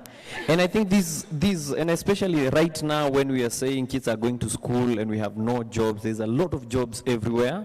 And I think this is really powerful. I felt like we should all go sit down to Muache hapa. Thank you so much, Abigail. And I think what I like about, maybe that's what she likes about her job is her clients are never late. And they don't move. They're always on time as much as they're late. But that is on a light note. And I think if there's something COVID taught us is to reset. Because we all know, where I grew up in somewhere in Kikuyu, we always knew that we plant maize and beans. That's the kind of farming my dad used to do. Now, my mom used to go and borrow shambas. We didn't have a lot of shambas. Actually, we didn't have a shamba, but my mom could go and borrow some and tell them, you see, this shamba is, you're not doing anything with it. So we had like 10 acres, which we didn't own, but she's always planting maize and beans. And then the weather is so unpredictable. So what happens is the maize and beans you plant you don't really get to harvest anything. And I think this is what we've been doing until COVID. COVID switched up. After COVID, there are some people who never went back to their jobs. And such a story of how something led to another, and then you realize, wait, no one has been playing in this field. And I think for me, that has been my journey of switching. You talk about how I switched, right? It's the same. So for me, well, it's quite different because for me, it's lack of money. For me, where we were working at the time, the owner of the production felt like, it's interesting, I was with the husband. He's the one who brought me into the industry. He's quite old. It's called Abel Mutua. He's 38. Age mate. So, but we always say he's 45. So, when we were together, the producer thought, the era of TV then, it used to be you have to kneel down to someone to get a role. You have to be under someone, I need a role. And if they say they are, and even we reached to a point where we needed to be added for something, because the salary, and I'll put it into perspective because it will make sense why I am always advocating for digital. So, during TV, when we were doing the Real Houses, most of you knew me in the Real Houses of Kawangware. I was very skinny, and it's because we were being paid. I think it was 7,000 per episode. So that meant at the end of the month, this is just for perspective. So at the end of the month, you're paid 28 because we did 4 episodes in a month. So you're paid 28,000. So I'm a big name with 28,000 in my account. After tax? Before. Oh, okay. Yeah, before, and we are lucky then we didn't have this government. Anyway, story for another day. Because ningeenda nyumbani na 5,000. Now, 28,000 1 month for TV. So we did that, no complaining, but we were saying, would you please add? But now at that time, TV and mass media wasn't working that way in terms of making money. They were not making as much money to be able to add everyone a salary.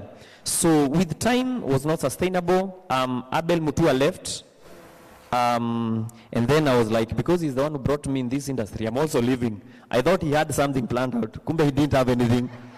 So we were 2 broke guys in Nairobi just hanging. So by then she was working, they were supporting us, my wife was working, so we were being supported by our wives, but no one knew.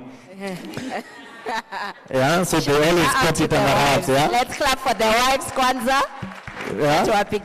So they were supporting us. I remember there's a time Celestine sent me 70 shillings. I was at Standard Media, KTN. So she sent me 70 bob on M-Pesa.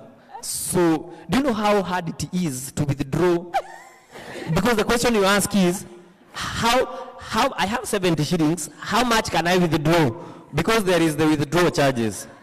Now all this is perspective. So we moved from that, and then we stayed home, and then Celestine realized I was writing a lot of scripts, and then she asked me, where are you going to take all those scripts? Can't you do it? Take your phone and record. And that's the beauty of online. You don't have to have cameras and whatnot and lights, just a phone. and you're good to go. So we started with the phone. So I was like, huyu ananifanyisha kazi gani? So I'll be in the streets recording. Men are like, we expect cameras, not phones. So we recorded, and then we did like for 2 weeks. Then something happened. Someone reached out. I remember that company, the company Up to Date, and asked, can we put our product in your videos and then we pay you? I was like, why are you paying me na ini Instagram? No, they're like, we'll pay you. Then Celestine, tuko naye hapa, after our wedding, tulikuwa tumesota, we didn't have anything. So we're just chilling, and then the call comes, and then he asked me, how much are you going to charge? So I told the guy, he's called Paul. I told the guy, let me connect you to my manager. My manager at that time is sitting right beside me. And I cut the phone, I gave her, called Paul, and Paul asked, how much are you going to? By then, we were in arrears, rent arrears for 50,000.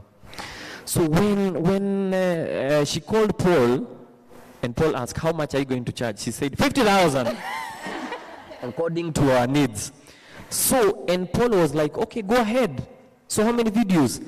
I'm like, are you going to really give us 50,000? Because I'm shooting with my phone, and he understands I'm going to shoot with my phone. I'm posting on my Instagram. By then I had 20,000 followers, and he's ready to give us. In fact, to show us how ready he was, he sent, I think, 10,000 upfront. So 10,000 for one episode. On telly, I was being paid 7,000. For this guy, he's decided for the first clip, 10,000 he's already sent. So I asked myself, I have 20,000 followers. He's willing to give me 10,000. What if I had 1 million and did like 100 videos? So that's where everything changed. So unfortunately, this guy didn't give us the balance. I know. We posted a lot of videos. Even we did surplus. And we ate the 10,000, and this is a mistake we did. Instead of paying rent, we ate the 10,000, because also, you know, poverty, when you stay for a long time without something, and then you get, we went and ate chicken, full chicken, at OJ at Bypass. So he never paid us the deposit. However, that, I asked her if he was willing to give us the 10,000, even for one video. That's money I wouldn't even make for one episode. Yeah. And for one episode, we used to shoot 2 to 3 days. And this clip, I just used some few minutes, and that's it, 10,000 in the pocket. Something else, so that kicked. The other thing is, she used to record my videos. So, and I've had mommies here. I've had, who is recording your videos? Yeah, the mom is here. So something so beautiful about digital, you don't need to have, you know, a company to have ABCD. You are your own production house. Yeah. So you have a friend, you have, like for example, my wife is the one who, even to date, when I have something funny, I'm like, chukua camera. That is the phone. It's zero in terms of investment. It's what you have. No one, and another thing we care about, actually don't have a good camera phone. No one cares about your camera phone. Actually, you don't even know you're using an Infinix. I'm sorry for the guys who are using Infinix.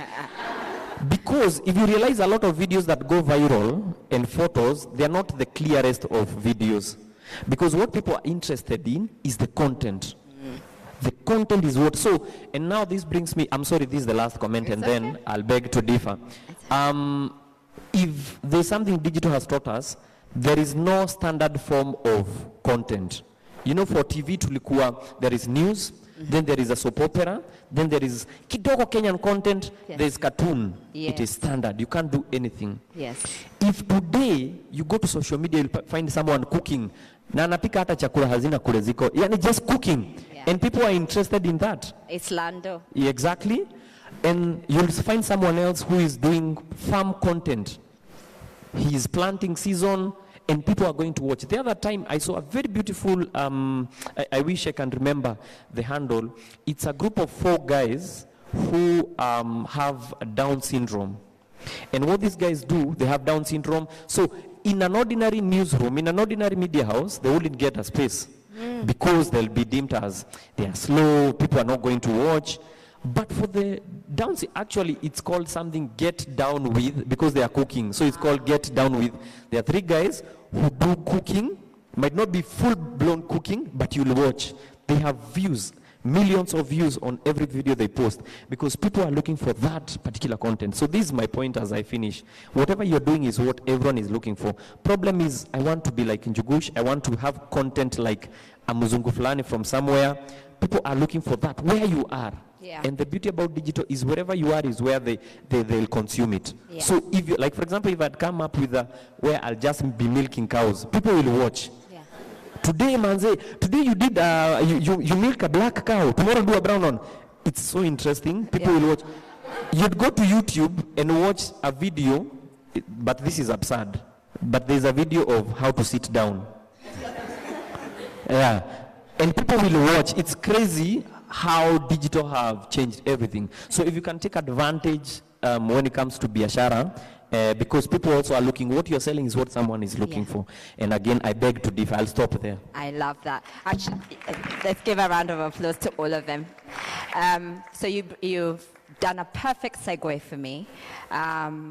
And this is to Charlton. So each of you, I'm going to ask you a specific question about what you've asked because it's something I want to drive out from your story.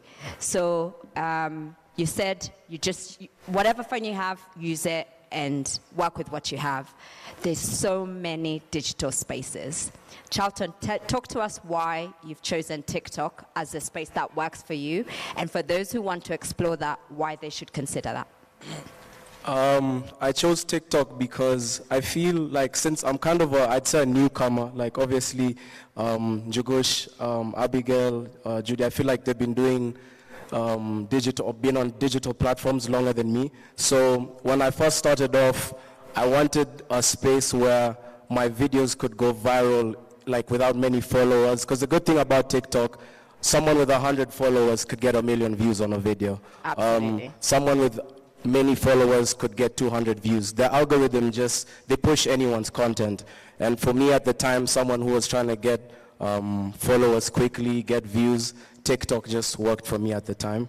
And also I feel like it allowed me to because the thing about my content, I feel like I'm just myself. Even I have a campaign next month with Visa, the credit card guys.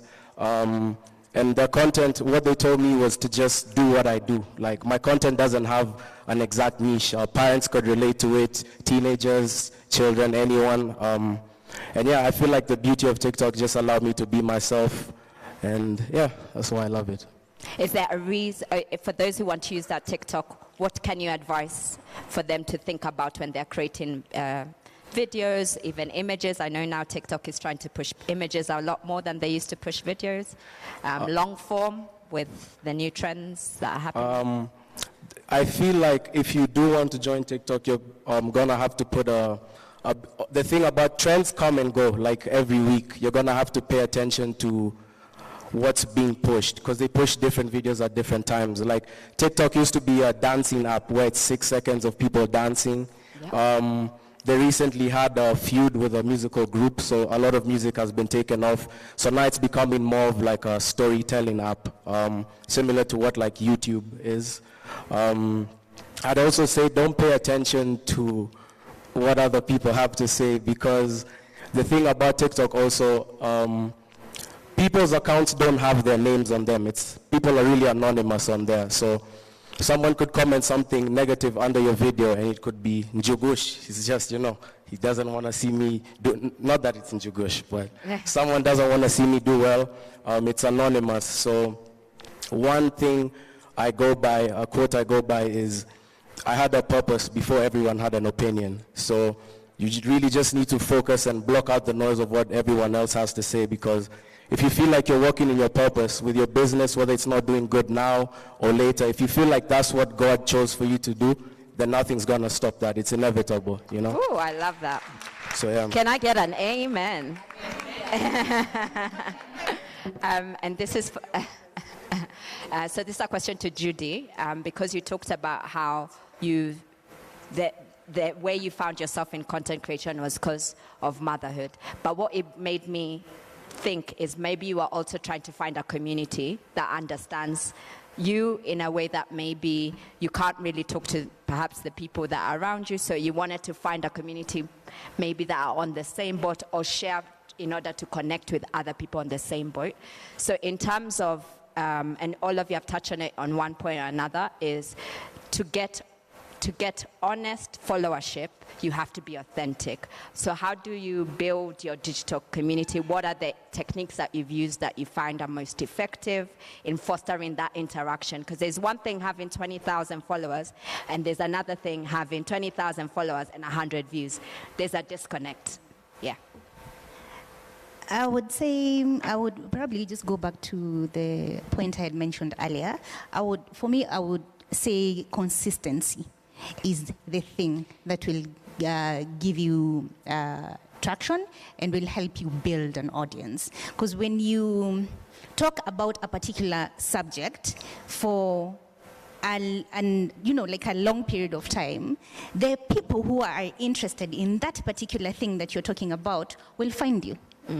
Yeah, so for me, I would say it's the consistency that I continuously put out content. And I would say I wouldn't say that was very, like I was trying to build an audience or I was trying to, do this thing so that eventually it can earn me money. Honestly, for me, I was just sharing my journey through motherhood together with my daughter. So I think through the conversations and the authenticity of maybe the content that we were putting out, we were able to attract our community. And that's how we've built from, I would say in 2021, I probably had maybe less than 100,000 people following me. But of the 3 years, I'm now on Instagram only, I have almost 420,000 people following me now. Yeah, so I would say if you're consistent enough and you're authentic, this thing that you're trying to say is something that you deeply feel. You're not copy-pasting from anybody. Yeah, Charlton said, is just do you. Wewe ni nani? What are some of these things that you care about? Yeah. Just do that. And then the people who are meant to find you, they will. And just before I ask the next question to Abigail, you do motherhood content, which means that you share, you do videos with your daughter. I love your content. And also sometimes I think Abu is in your videos as well. So how do you, for those, there's sometimes with social media, and you can all agree, it's really hard to draw a line between public and private. So how do you decide, and even Jugush can answer to that, is how do you decide, because I know you share stuff to do with your family, how do you decide what you're going to share with us and what you're going to keep with us, keep for yourself rather? I would say is because my content is curated, like si lalangi tunaamka, nasema nafanya video, it's content that's well thought out. So, actually, this is how we come up with most of the conversations that we've had with Mumbus and the dad sometimes, is there's a particular video that we did, and this is one of the best performing videos on our YouTube channel. I think we are maybe now at 700,000 views on that particular video. I was in the washroom, and it was that time of the month. And I was trying to change it's that you need to change. It's okay, you can say it. Yeah, we're women, easy vitu hatuogopi kusema. So I'm in the bathroom, I need to change, but I had forgotten to grab a pad before I got into the toilet. This is in my house. So my husband is on the other side of the door, and I call him, babe, unaona hiyo drawer ya pili, fungua, hiyo packet, toa moja. So he did exactly what I told him, but as he was passing the pad, akaniambia, babe, unajua sijaiona hii kitu without the wrapping. I was like, what?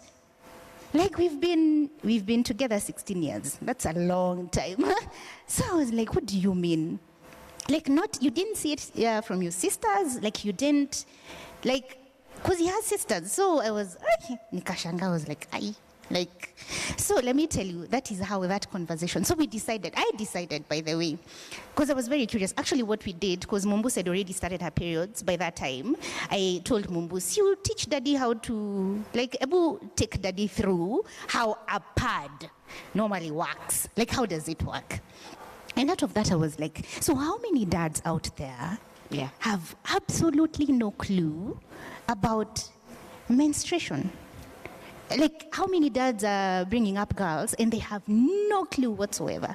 So we decided to do that conversation. Like, we decided to do it practically on camera. And I thank God, because my daughter is very confident. And she's very confident. She will do it very well. So actually, the video was now Mombos teaching her dad how to lay a pad on a panty. So I would say most of our conversations are basically things that you're experiencing at home. And then I'm like, surely, tulisema tunalan sisi wote. So if my husband doesn't know about this thing, then maybe there are so many other dads out there who don't know, who have no clue. So, yeah. So use it as a teachable moment. Exactly. Okay. Did you want to speak to decide what to share, Jagush? Okay. Oh, sorry. And maybe before Njugush answers. So, on what to share in public and what not to share. Yeah. I really plan on whatever content I want to put out. So, kama your content si kitu nilikuwa nimeplan, then it's probably not gonna go into the public. The other thing would be for maybe how we manage to protect our daughter, because she's already in the limelight, like she's well known. I would say what we've done so far is we have made sure that she does not have any social media platforms.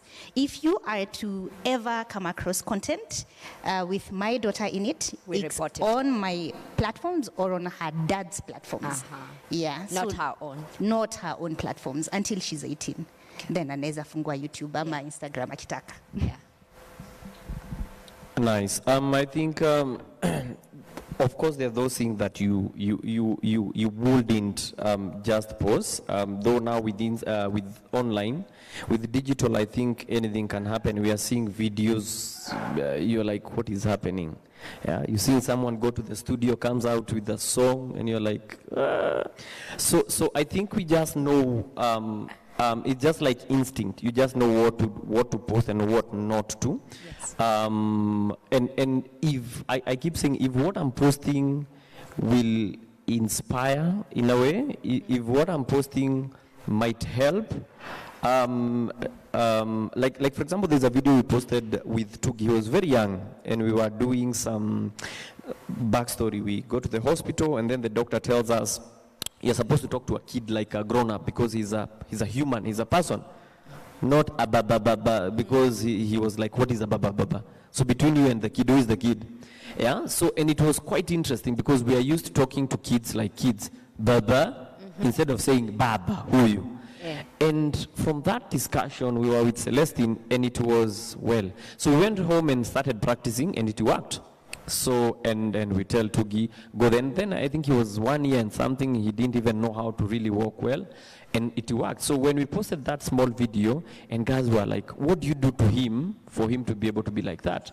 And from that, we had parents who didn't know their kids had a problem because they were late, because now you find you have a kid who is like 4, 3, they've not started, and now they started going for therapy, and they realized they always thought their kids had a problem, but they didn't have a problem. Is because the nannies, when they're left with the kids, they just watch TV. Yeah. So they don't interact with the kid. When you come home from work, you're very tired. You're like, she's already sleeping. So next day, same thing, a whole week. So these kids don't actually know how to talk. And the doctor said, if you put a baby from day 0 to a certain age with goats, they'll start bleating because they think that's how they communicate. So it's the same way. So from that, and that doctor even today tells us the number of guys who still come for therapy, it's amazing. So if that content will inspire, well, then the second thing I keep saying, that's what I do. I'm an artist. What I know doing best is being an artist. So that's all. If my dad was an artist, I'll be the best comedian you've ever seen in this country. But now we are learning from the ropes. Same way, if you have a beautiful biashara, you bring in your kids. You never say you're exposing them to nails because you have a hardware. You're exposing them to things that will harm them. It's the same thing anywhere you go. So if I have an opportunity to be able to give them that upper hand, then I'll gladly do so. Only if I'm in charge of what goes out and what comes in. Like, for example, my son will tell you, if you ask for a selfie from him, he'd say, ask dad. Because unless I say, unless the mama said, or someone else who is close to him says, that goes. But other than that, we are talking about making money. We are talking about placing these kids. Because we are talking about digital now, the world has become a village. So how is, for example, Hollywood going to spot him unless I put him up? So, yeah. I hear you. Okay.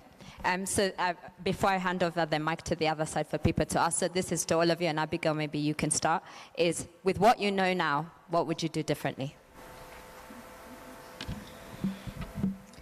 With what I know now,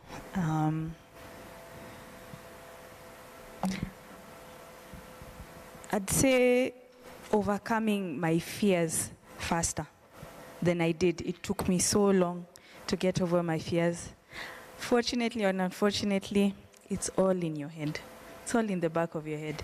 If you do program yourself and say, I can do this, I can overcome this, I can achieve this, I can set these goals for myself and push myself forward, and follow up with yourself on a daily basis saying, I've set this goal and we are working towards this. It's all a mindset. So if I had overcome that earlier or faster than I did, but sometimes it's just a journey, it's just your time. You also have to learn a few things as you're getting there, but definitely overcoming fear and changing my mindset. I love that. Yeah. Thank you. Charlton? I feel like I'm definitely young, obviously, but I'd say I wish I started earlier, because for the longest of times since maybe 2018, or people always used to tell me to start being on social media. So I would say I wish I started earlier, because the amount of opportunities I've been able to get at my age, the people, brands I've been able to work with, have just been amazing. So I'm thankful to God for that. And the other thing would be, I'm trying to venture also into doing more on Instagram, like more on my social media.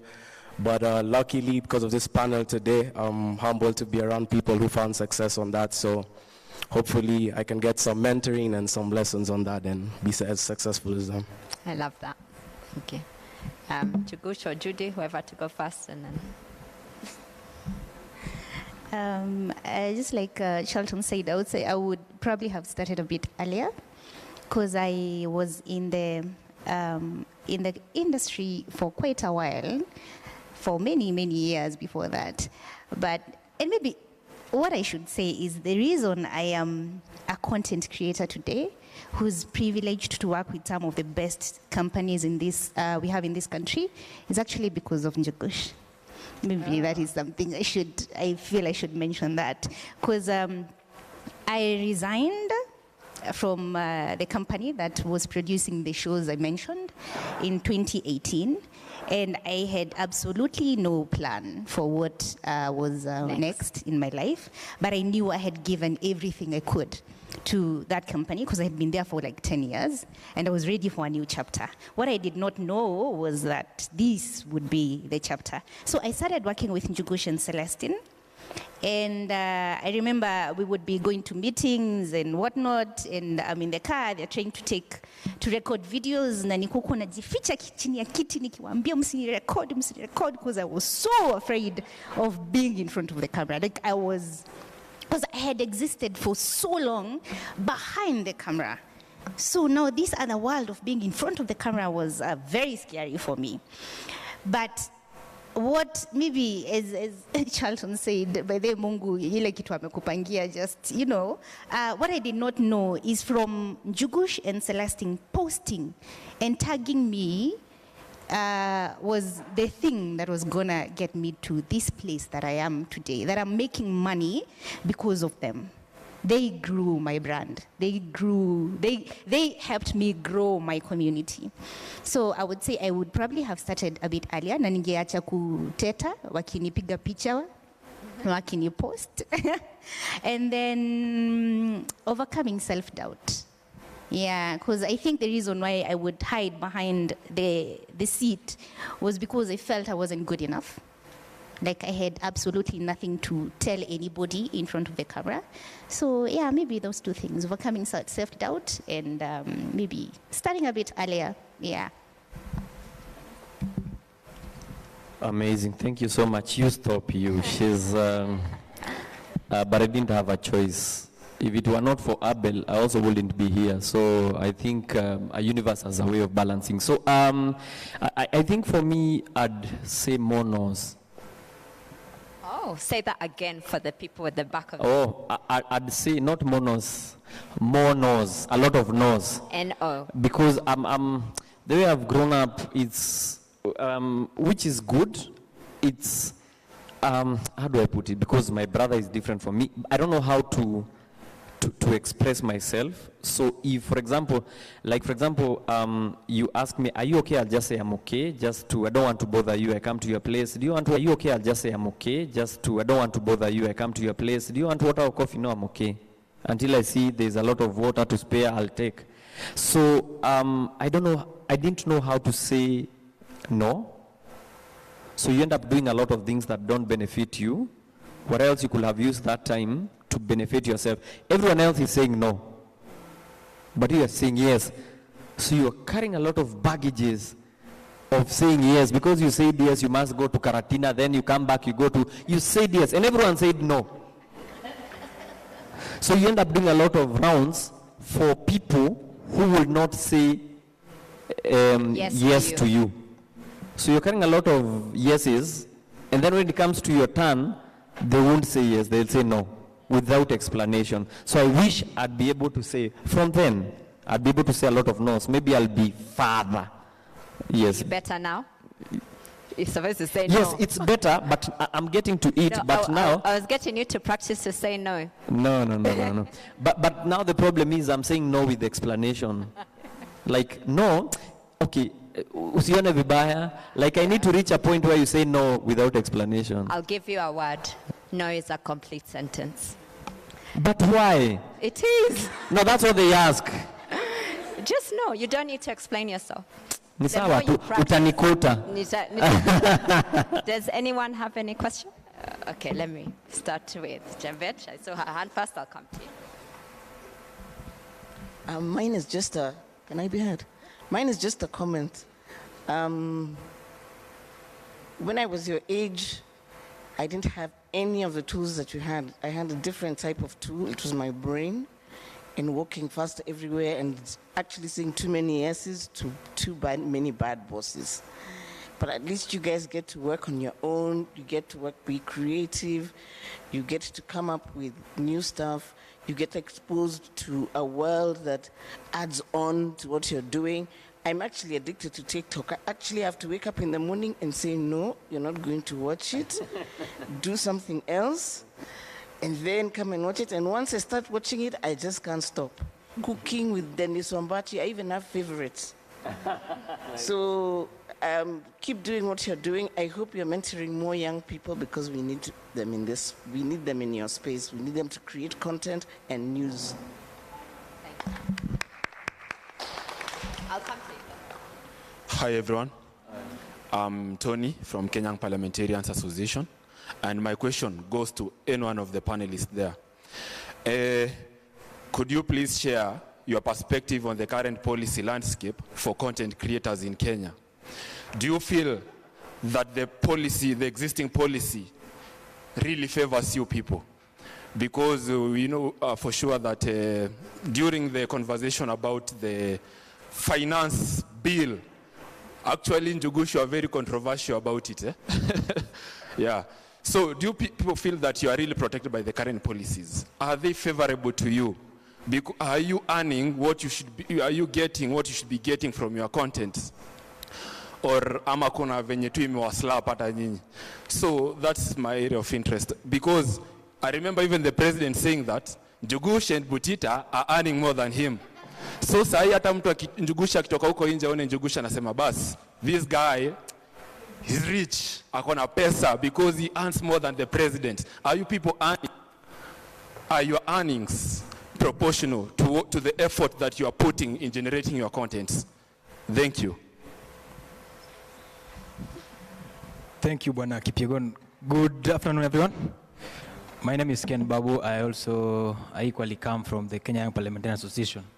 And we majorly deal with policy making. Now, to the content creators, my question is, how can the policy makers support that profession and sustain? How can the policy makers support the professional growth and sustainability of the content creators, particularly in terms of copyright protection and the royalty distributions? We've had recently the MCSK distributing royalties, and there were so many issues. And then we've had some complaints with the young content creators talking about AI and disparity in payments. So you, as the people on the national flag, on this national stage, you are up there, guys are seeing you. How can we come in as the young parliamentarians to ensure that the policies that we are making are supporting your professional growth and sustaining the content creations that you guys are protected? You can guide us and give us the way forward on how you feel these things should be addressed. And maybe the last question from our table. My name is Rachel Tabitha, as well from Kenya Young Parliamentarians. And my question is quite different from the policy part of it. So as young politicians, someone like me, I've been so active on social media. I have videos, photos that hit up to 500,000 impressions. I've never gotten any gig. I went to TikTok, I opened a channel there, a page, of course not for gigs, but for my own things. I also get impressions and all that.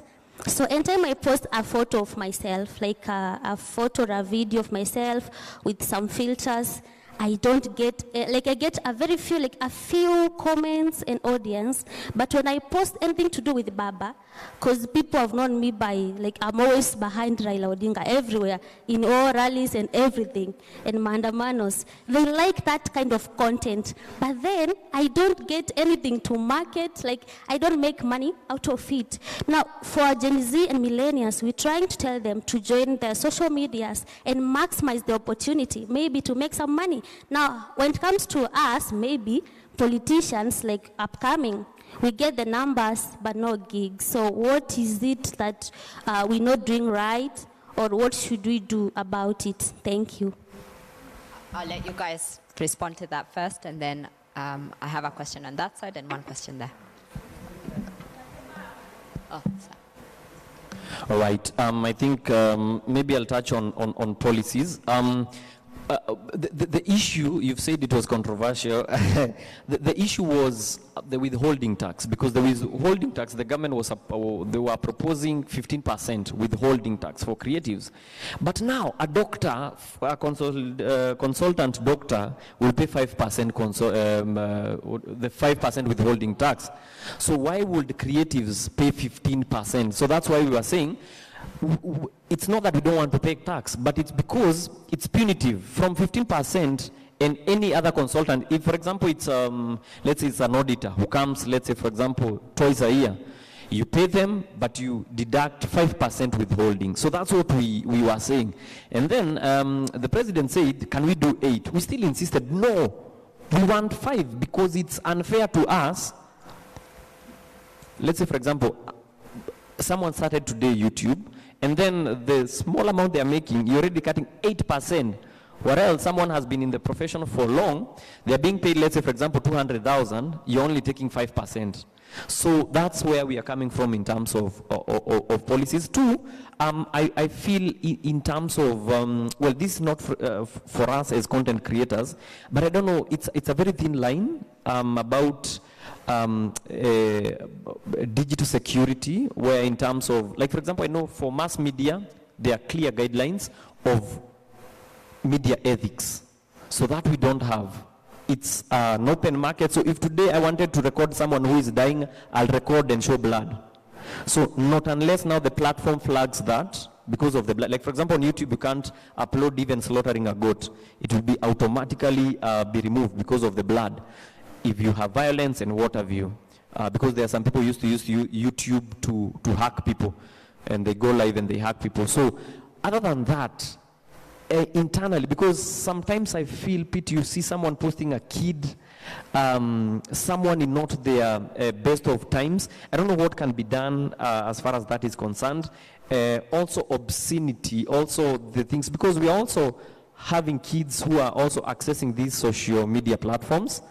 And I don't want my kids to be exposed to things that I'm trying to contain from where I am, but they can get them on digital. It's a very thin line, because how do you control that? But I think you could help us with that.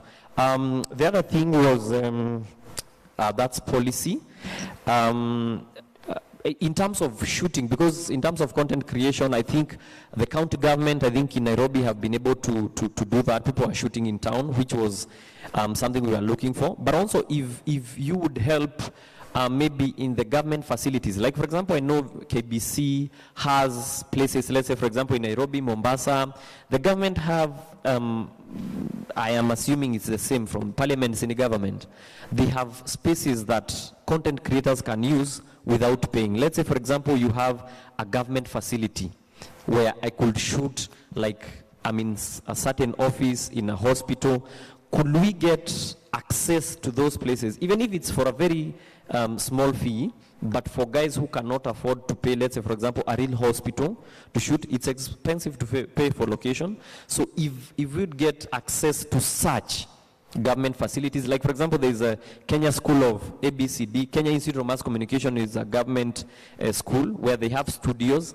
How can we be able, as content creators, to take advantage of that, because we are paying tax, you get, and take advantage of that and shoot there without necessarily incurring a lot of cost. The other thing is, musituitange tu pale mwisho, involve us in some of these dodgy, like, for example, the issue of even the bill before it came to parliament about the 5%. If you involved Kidogo creatives, I think we could have nabbed that before it got to 15 and then 8, and then you look like you don't know what you're doing. So if we could be involved in creating some of these, and especially that touch us, I think that's also could be something, so that when you come up with let's say, for example, a bill, it's wholesome. Everyone agrees with it. So other than that, I don't know if there's something I've left.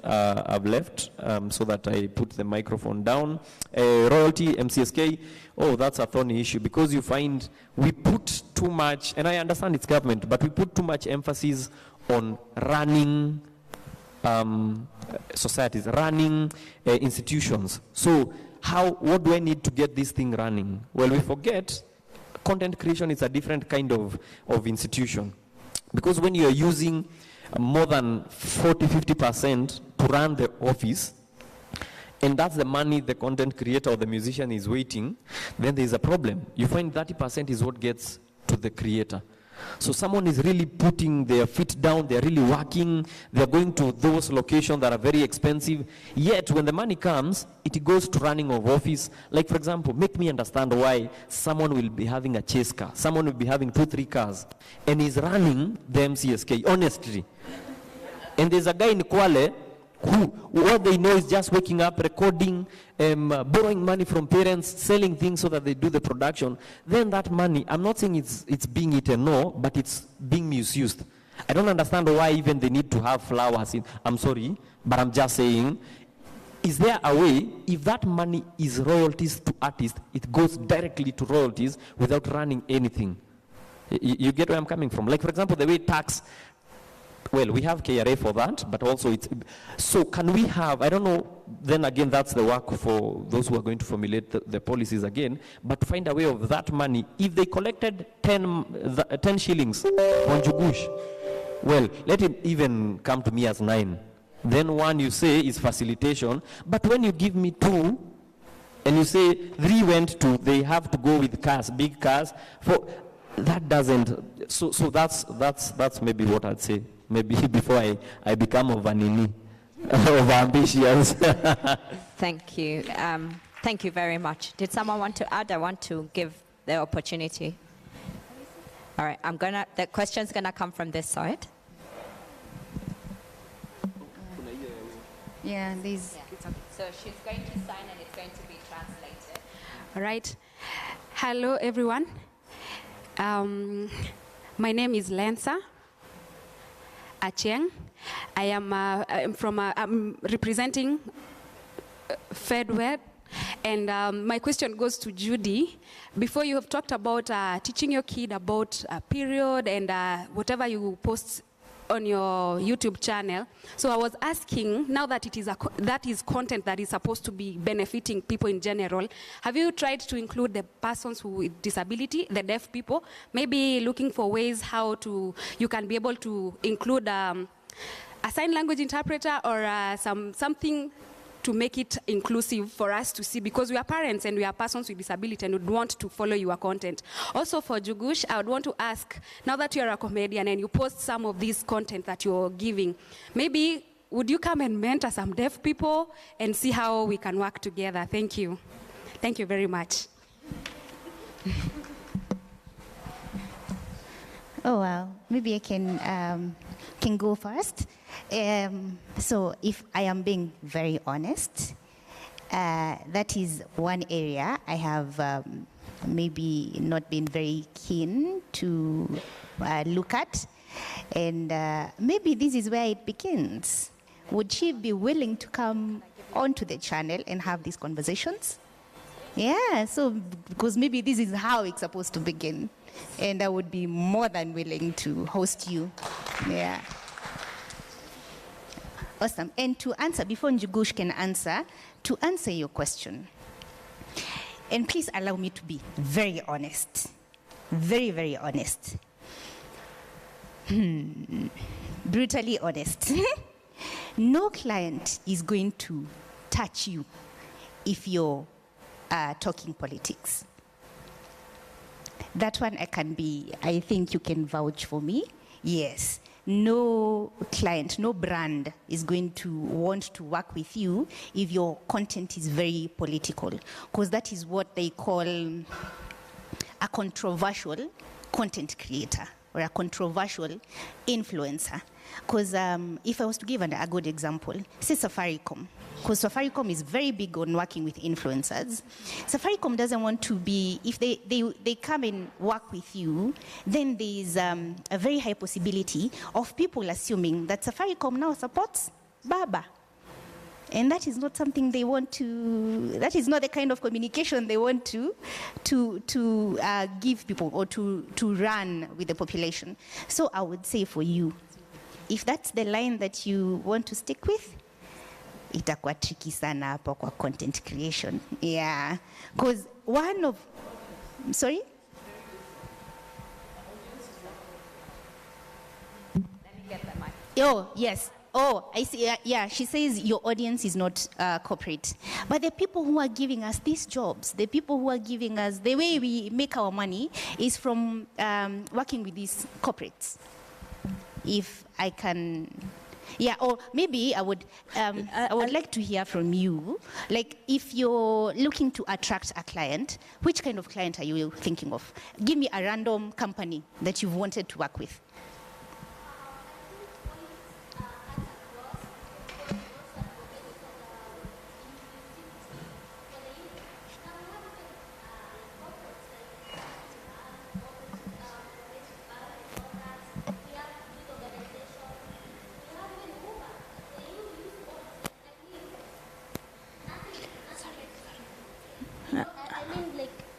Thank you so much. So I mean, politics cut across. So we advocate for inclusion for the youth. Apart from being associated or aligned with the opposition politics, a youth being out there who has a voice in the community, in the society, could be used to amplify the same voice on behalf of the youth by companies. So what I was wondering is like, I get many followers, like many impressions, 500,000, 250,000, but then gigs, buana. We are comrades, we need the gigs. Could you give us a trick, even if it's politics? Allow me to reply to your question. I think you're taking our or their front as they have used social media to make money. Have you tried it the other way around? That yes, I do have a following, I do have content, and my content, yes, is controversial. And there's a certain audience that I'm impacting.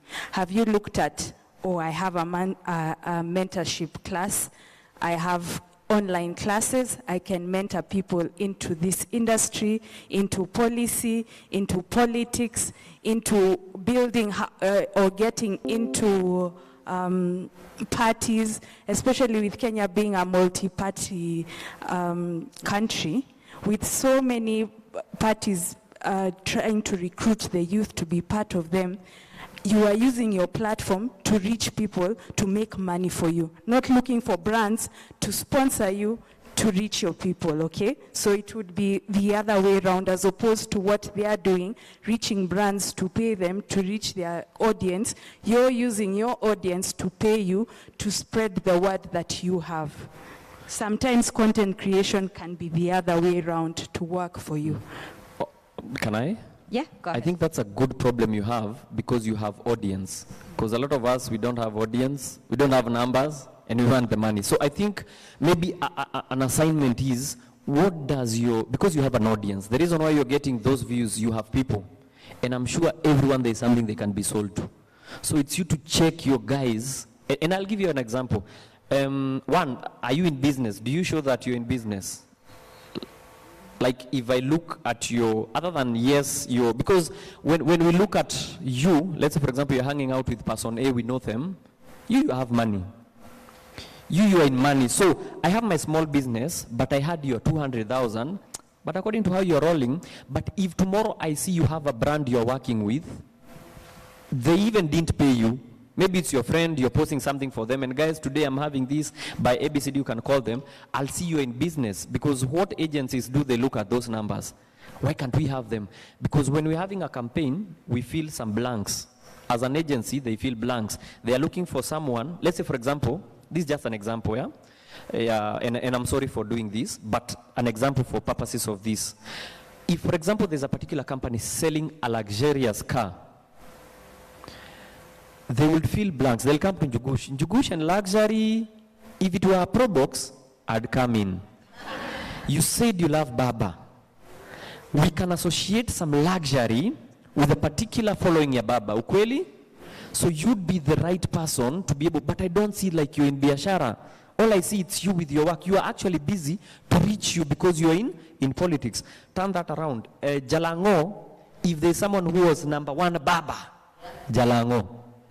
But he found a way of working around it, and he was never focused with guys from Central.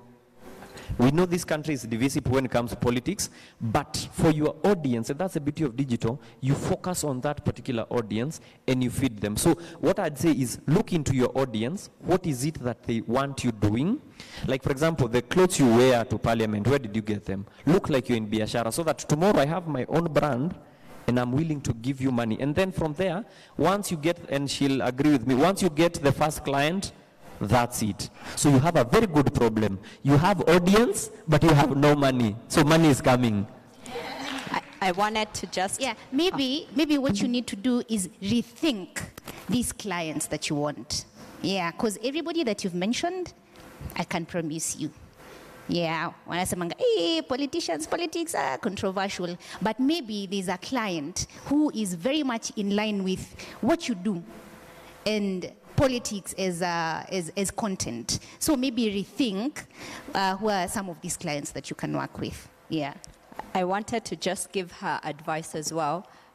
There's some questions here before I give the mic. Is the question that they're asking you to answer is, how are you packaging yourself? So how you package yourself is how people receive you. So if you continue to package yourself as controversial, whatever, you can still put the message of politics out there, but it's just how you package. It's a wrong person to use, but for instance, the lady called, I think she's called Candace Owens from the States.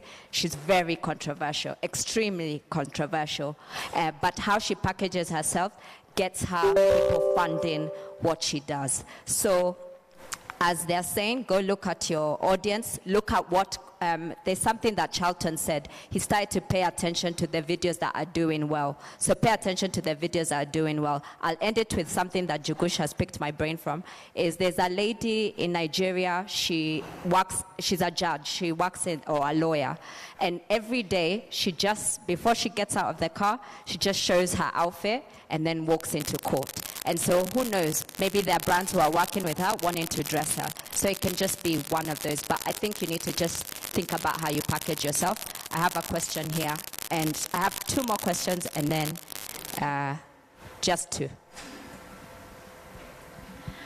Hi everyone, let me stand now. I'm at the back so that everyone can see. My name is Beldina Kirito. I'm also a content creator. And before I ask my question, or before I put something I would like Jugush and the team to address, I would like to tell her also sometimes brands may not come to you. Go to the brands. Like for me, what I do, I come up with a list of brands I want to work with, book an appointment, pitch, and sometimes I get, sometimes I don't. Yeah, so sometimes they don't have to come to you, go to them as well. Yeah, now to the team, I would like to encourage you, probably you can also, like the top content creators that we have in the country, have you thought of probably having an association? We have all these other organizations or people having associations. Like we have associations of accountants, I'm also a baker, we have association of bakers, association of teachers, associations are everywhere. And we have so many young content creators coming up, some so clueless, they don't know where to start, and they have a lot of potential and a lot of talent. Other platforms like YouTube, their algorithm, I must say, it's very mean. Comparing to TikTok, like for me, it got me just, I think 1 week to get to 16,000 followers on TikTok. On YouTube, I've been there for the last 3 years, and I'm just at 50,000. The moment I take a break, the algorithm goes back to 0. I may post a video, it may not get viewers. So probably you can think of getting association whereby we have mentors, people who are willing to collaborate without people paying, so that, for example, I would like to collaborate with Judy. So probably she gives me a rate card. I can't afford it. Yeah, so we should have those platforms whereby we have some willing to mentor, even at a small cost, so that we help them grow and nurture them. Thank you.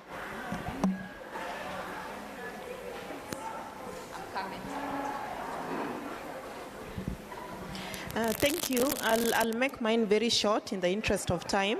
I just wanted to ask about how you ensure safety and security in the digital space. There is a lot of cyberbullying. There are content creators who've been driven out of the space and they can no longer post or do anything. But at the same time, we have content creators who take forward, stereotypical kind of thoughts and toxic masculinity. So how do you guard against those kinds of issues? I'm coming. She has a point for policy. Okay, somebody said you need associations. And associations for content creators, if you don't have one yet, please organize.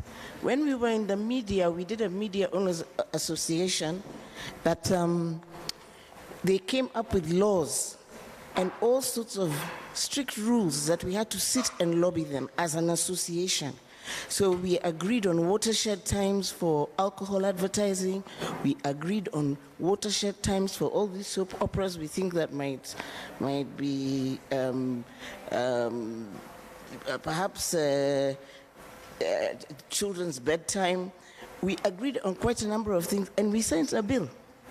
And we were very aggressive, and we went to Parliament. When the Finance Act came, we sat at Crown Trust with a lot of people and went line by line with this group of guys, and you can ask Crown Trust to even help with them. We went line by line with the Finance Act, and they taught us how to even write our objection to the clauses we did not agree to.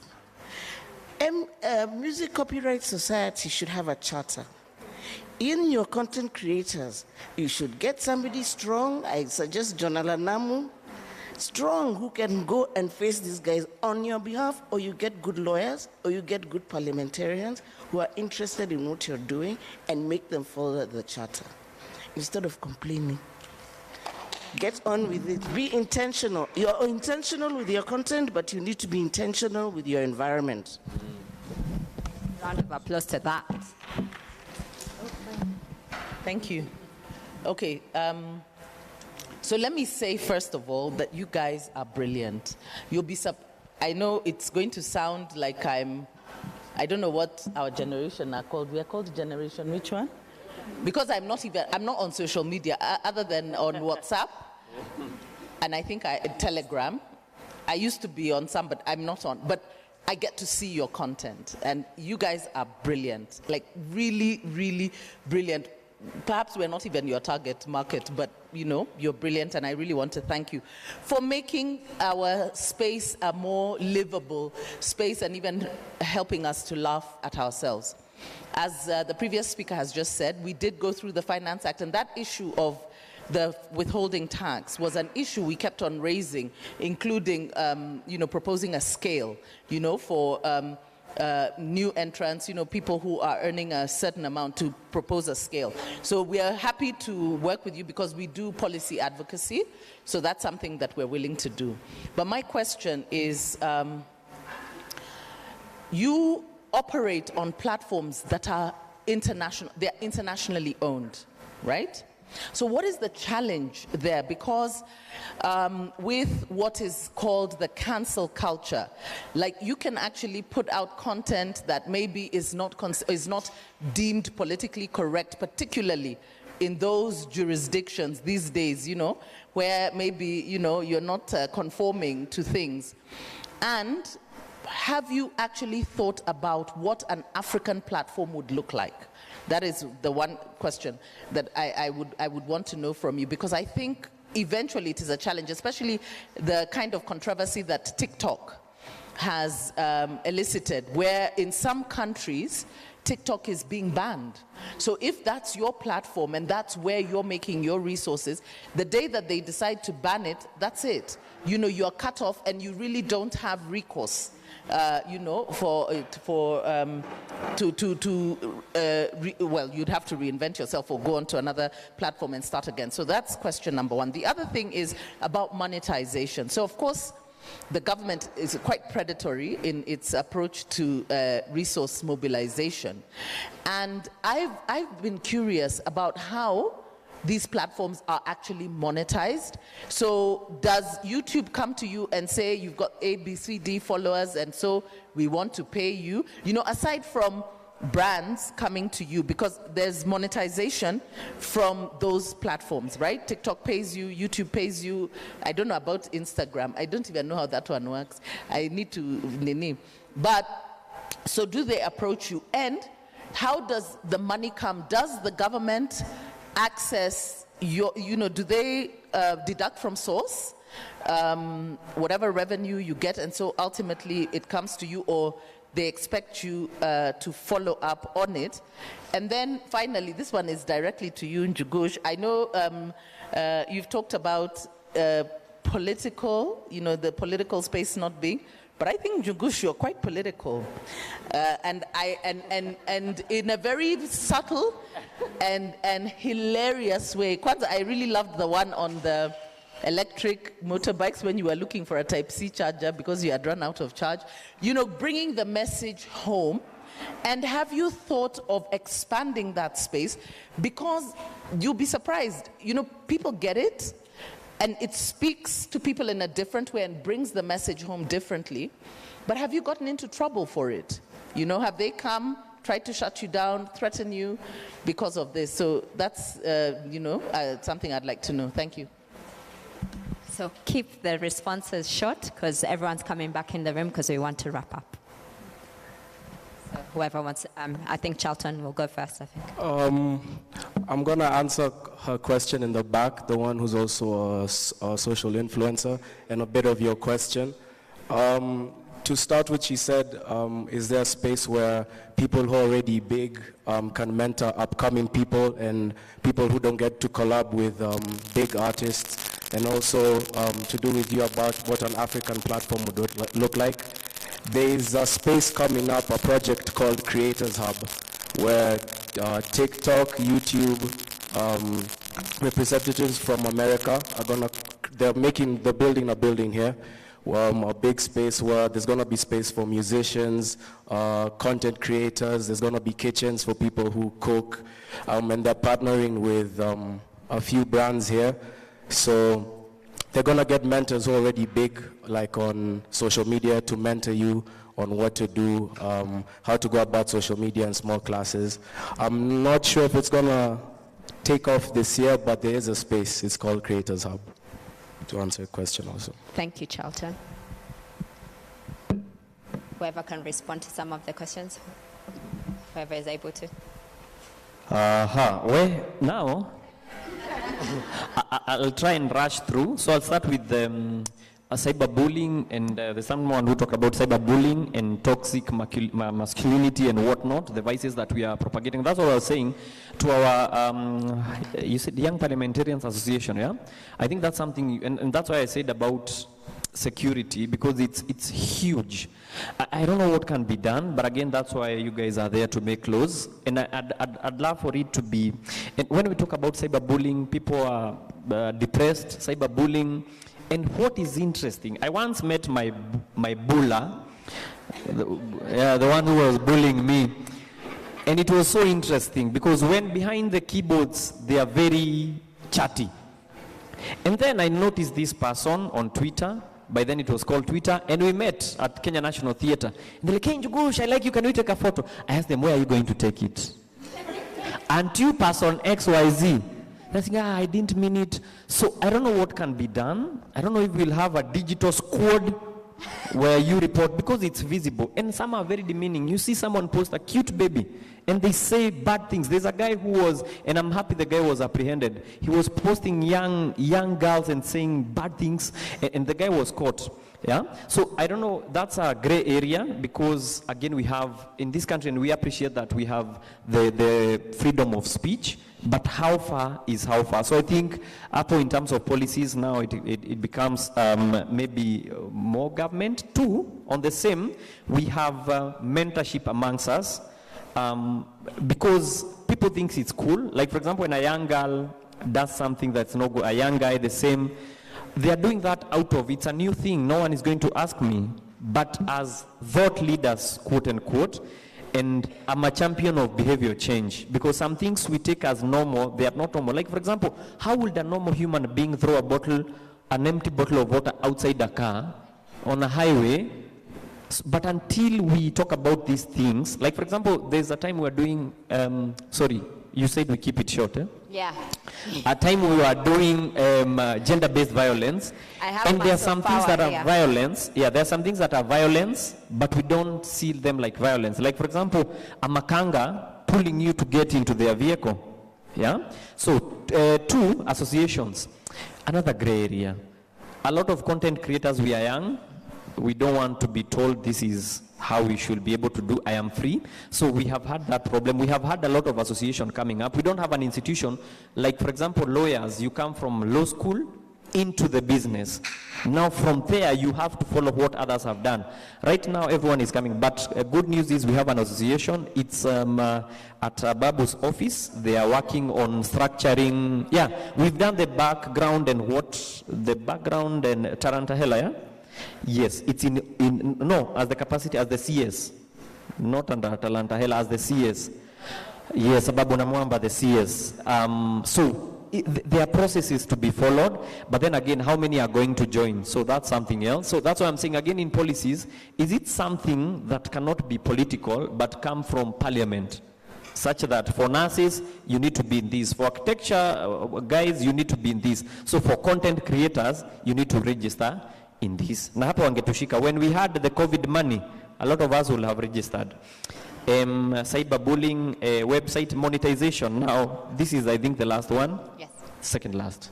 Last one. Monetization, it's true. The platforms we are using are borrowed. So we depend on them. But we're in Kenya. Right now, if US decided they don't want anything to do with us, as Kenyans, like, for example, things like AIDS kits, the HIV kits, they are donor funded. So if they say they're not going to come, we're in problem. So as a country, this is a problem my parents and their parents found themselves in. So there's nothing much we can do. However, we are trying to have homegrown solutions. Like, for example, we have websites.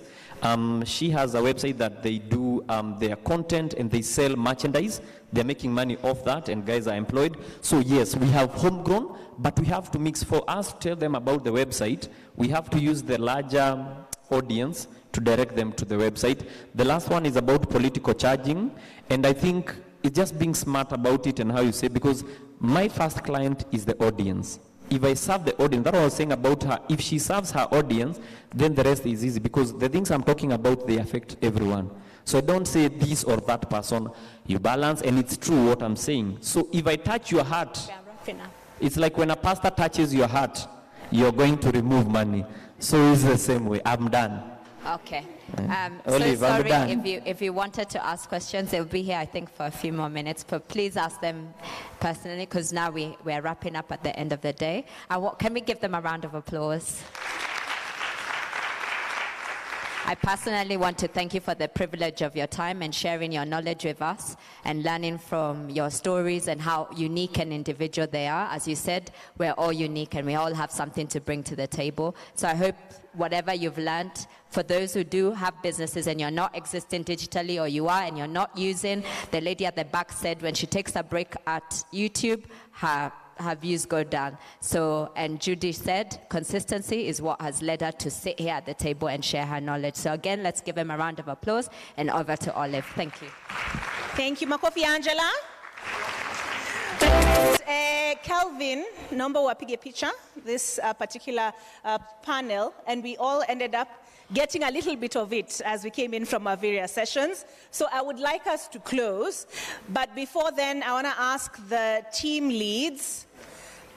Winnie Maru, she was leading the panel discussion and engagement on trade agreements. So if you can nominate somebody from your participants to give us feedback. I have seen Moses Okello there. Did you co-facilitate with Rai? Yes, I did. Okay, so the two of you can nominate someone to give us feedback as well. I see Damaris. Hi, Damaris. Oh, so their panel was on access to finance for marginalized groups. Damaris was AI. I remember, I haven't forgotten. I'm talking about the panel that had Moses and Rai. So nominate someone as well, Damaris. And then there was this session with Njugush and all of them, Charlton.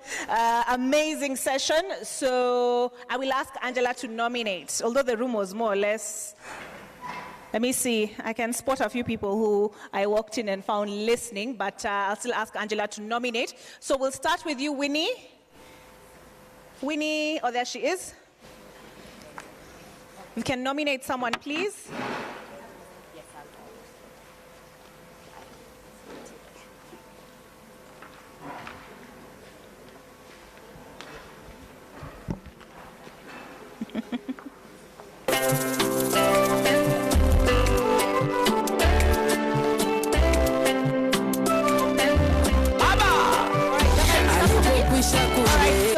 The session on AI, we'll get somebody who can give us feedback.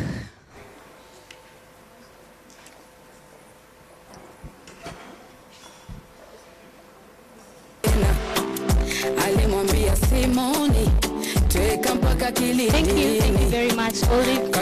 Daisy, are you walking out in protest? Okay, thank you. So thank you very much. Our session was very interesting, very brief and intimate. And here I would like to welcome Mr. Quincy. Quincy is a lawyer. He's a PhD student. He's studying artificial intelligence, and he gave us brilliant insights. He sits in the technical committee in Parliament on artificial intelligence. This is under the National ICT Sector Working Group that does policy, legislative, and infrastructure reforms that was set up by CS Eliud Owalo. They have a 6-month mandate to deliver to Parliament recommendations on the reforms. So Quincy, please welcome and give a wrap-up of what we discussed today. Thank you. As well, Quincy is on our panel tomorrow at 2 p.m. in room 2. Please proceed and join us. Thank you. Thank you, Ms. Barrows. Thank you. Hi, Quincy. PhD. in AI. Yes. Jeez. Okay, so you can give us in a few minutes the key takeaways. 3 minutes is okay? 3 minutes is okay. So hello, everyone. My name is Quincy Otieno, as you've been told, a PhD candidate. So in today's breakout session, we were majorly focusing on how AI can alleviate multiple scenarios. For starters, we went from sector-specific, like a sector-specific kind of approach. Where Quincy, we started, hold up your mic so that they can... sorry. So a sector-specific approach where we try and angle how AI can alleviate or better improve healthcare, finance, mental health issues, and agriculture. So the key takeaways, I'm sorry, I'll have to be brief. The key takeaways were, let us use AI as a tool, not competition. It is easier for us to collect, analyze data, and also further our progression when it comes to utilization of AI. A key example that we brought out is we deal in so many sectors where equally women are involved. So one thing that we amplified in totality was we need to make sure that whatever data set is being collected or whatever algorithm is being used to analyze data sets, let it be less discriminatory in terms of 1, output, 2, input, and 3, let us use it for the intended purposes. The other thing that we amplified in our talk was in order to leverage our economy, we have to innovate. And within the current 2022-2027 dispensation, government dispensation, there's a big focus on emergent technologies, of which at the forefront is blockchain and artificial intelligence. So at the end of the day, if we leverage towards technological innovation, we will have a better and prosperous country. Thank you very much. What session are you participating in tomorrow? 2 o'clock tomorrow. 2. 2 is on this page. Let us see. This one. There are various. So Youth Expo and Networking Corner, gig economy, policy issues, and e-gaming opportunities. So you'll have an opportunity to interact with Quincy should you choose to join that particular session tomorrow. Winnie, have we nominated someone? Who? Okay. Thank you, Quincy.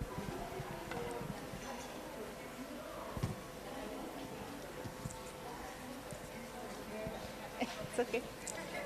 All right, so this was the session on trade agreements, Africa Continental Free Trade Area. Your takeaways. Okay. Afternoon, everyone.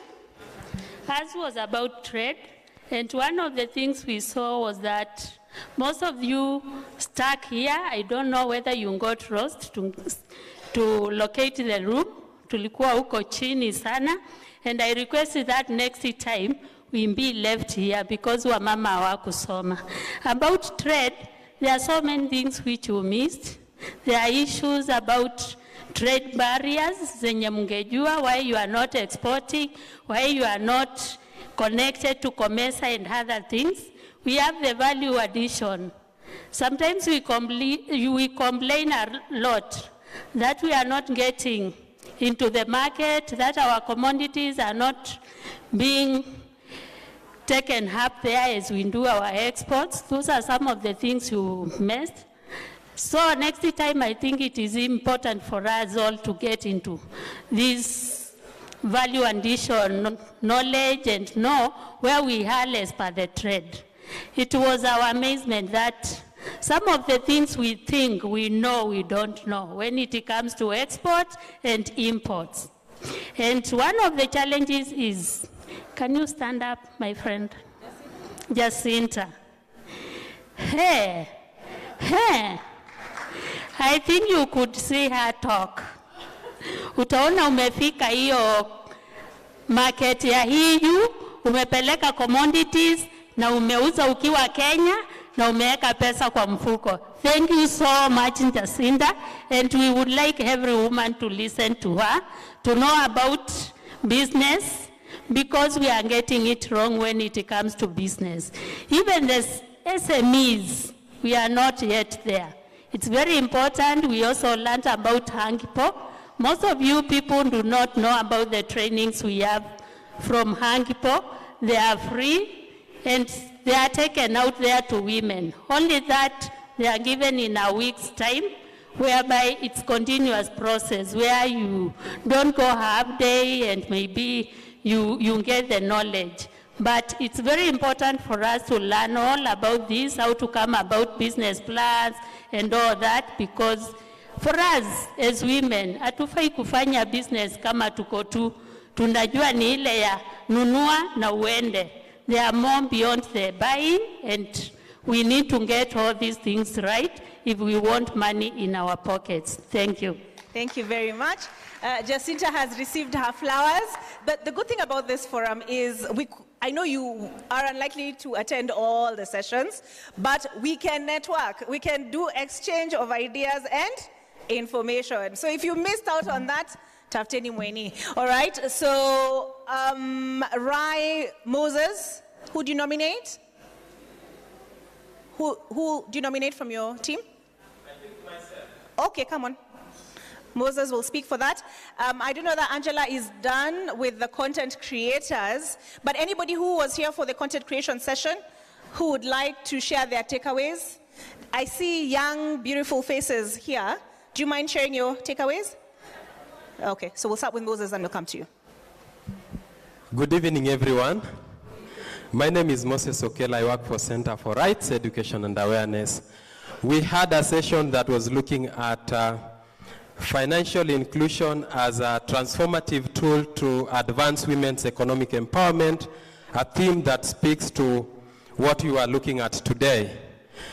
There, we had a team of participants and discussants, and something that came out strongly is that based on the program, the case of Jasiri Fund, the financial ecosystem has now become more gender responsive in the way in which they recalibrate and develop their financial products to suit specific unique needs of women and girls. Initially, we saw that the financial ecosystem or the financial institutions were developing financial products that are homogeneous, assuming that women's needs and men are the same. And women in Nairobi and those far from Nairobi, their needs are also the same. So that is something that Jasiri Fund product is really trying to do away with. Post the intervention, the financial institution that we are working with now we're approaching the women that were under the program to develop a product that would suit their specific needs. That's one thing. Number two, the government of Kenya also, through the lessons that they pick from Jasiri Fund, now committed to set up a similar product like Jasiri Fund. So that is something we also saw. The product in its design adopted intersectional approach, and where it integrated GBV support services and financial inclusion to be able to holistically respond to the needs of women and girls. Really not girls, but just women who are entrepreneurs who had been through gender-based violence. So the program looked at providing GBV response and prevention services like counseling, legal aid, case management, all those activities, and integrated with the financial inclusion bit. So that is something that we saw, and therefore it's a transformative kind of innovative model that we saw and needs to be adopted and replicated by other stakeholders in the space. For more information, I welcome you to look at our website, or if you've got my email address, then I can share more with you. Thank you so much. Moses, you're going to be here with us tomorrow as well? Yes.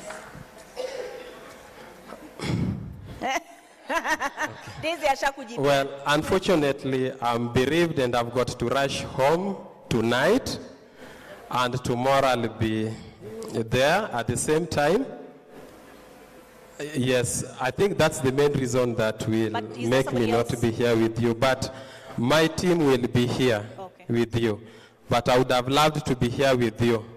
All right, thank you so very much. All right, so before I just look at some of your feedback generally, so we can see what to improve on, to improve on tomorrow. Thank you.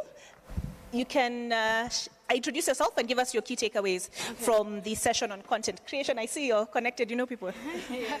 Should I stand? Yes, stand. Hi, everyone. Hi. My name is Catherine Kimitu. I'm a professional makeup artist. So I was in the content creation class, and from what I gathered from the forum was it's very key to be consistent when you're in the social media industry. Everyone is unique. You can all have your niche.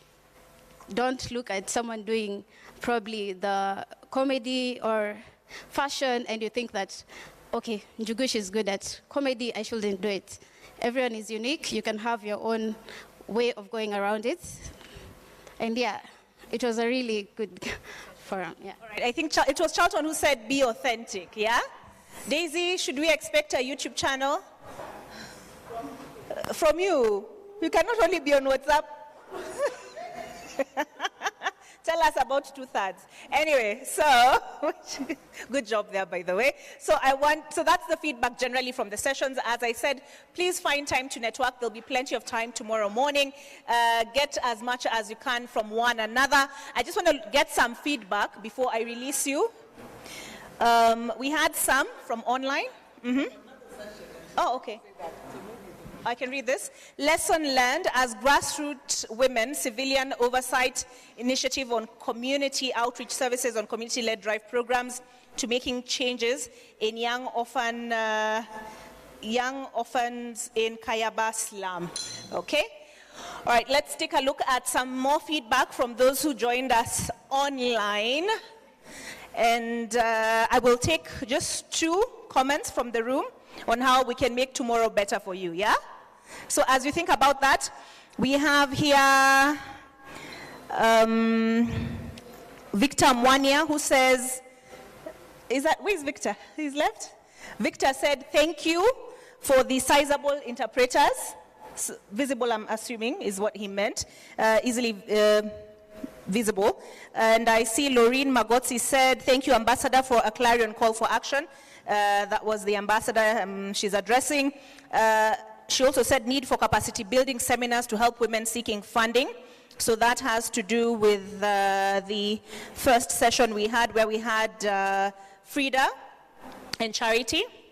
And then I see here Nancy Gashoka says, from gender sensitive initiatives, congratulations to Crown Trust, you have done it again.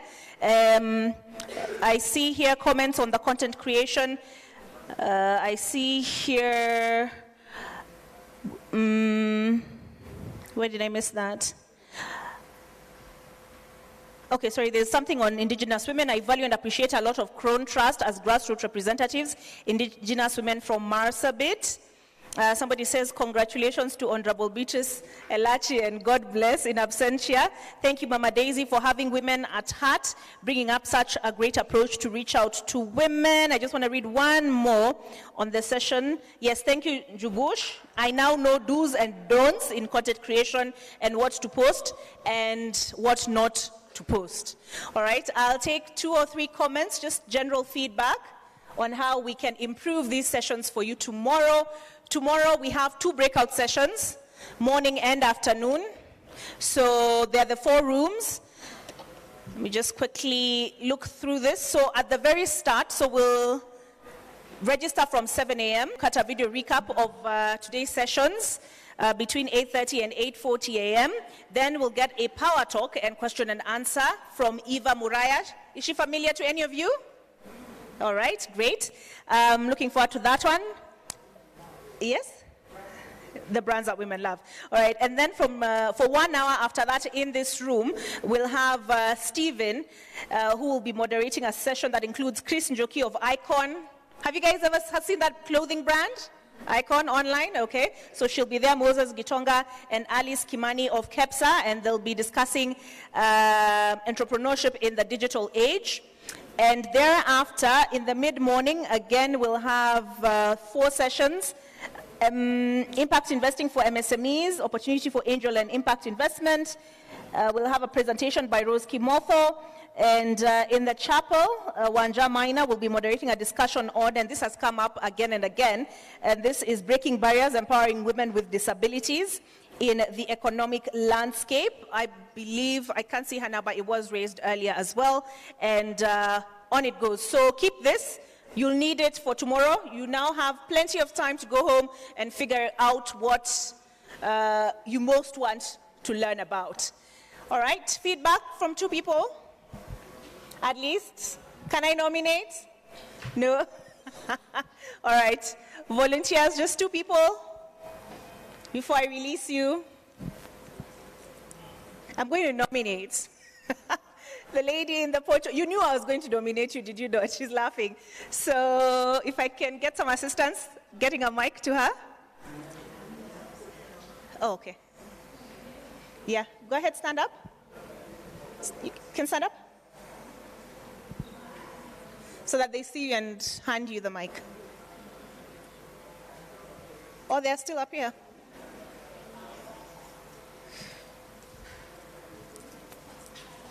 Thank you, Kelvin. Any feedback, positive, negative, we take it in love. Okay.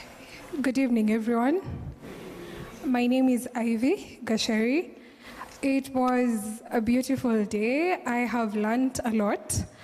Yeah, it was a good session. The sessions were really educative, and especially when we broke out and people went into spaces where they relate most to what is being discussed. For me, that was really impactful. That was good. All right, there's a hand here. Okay.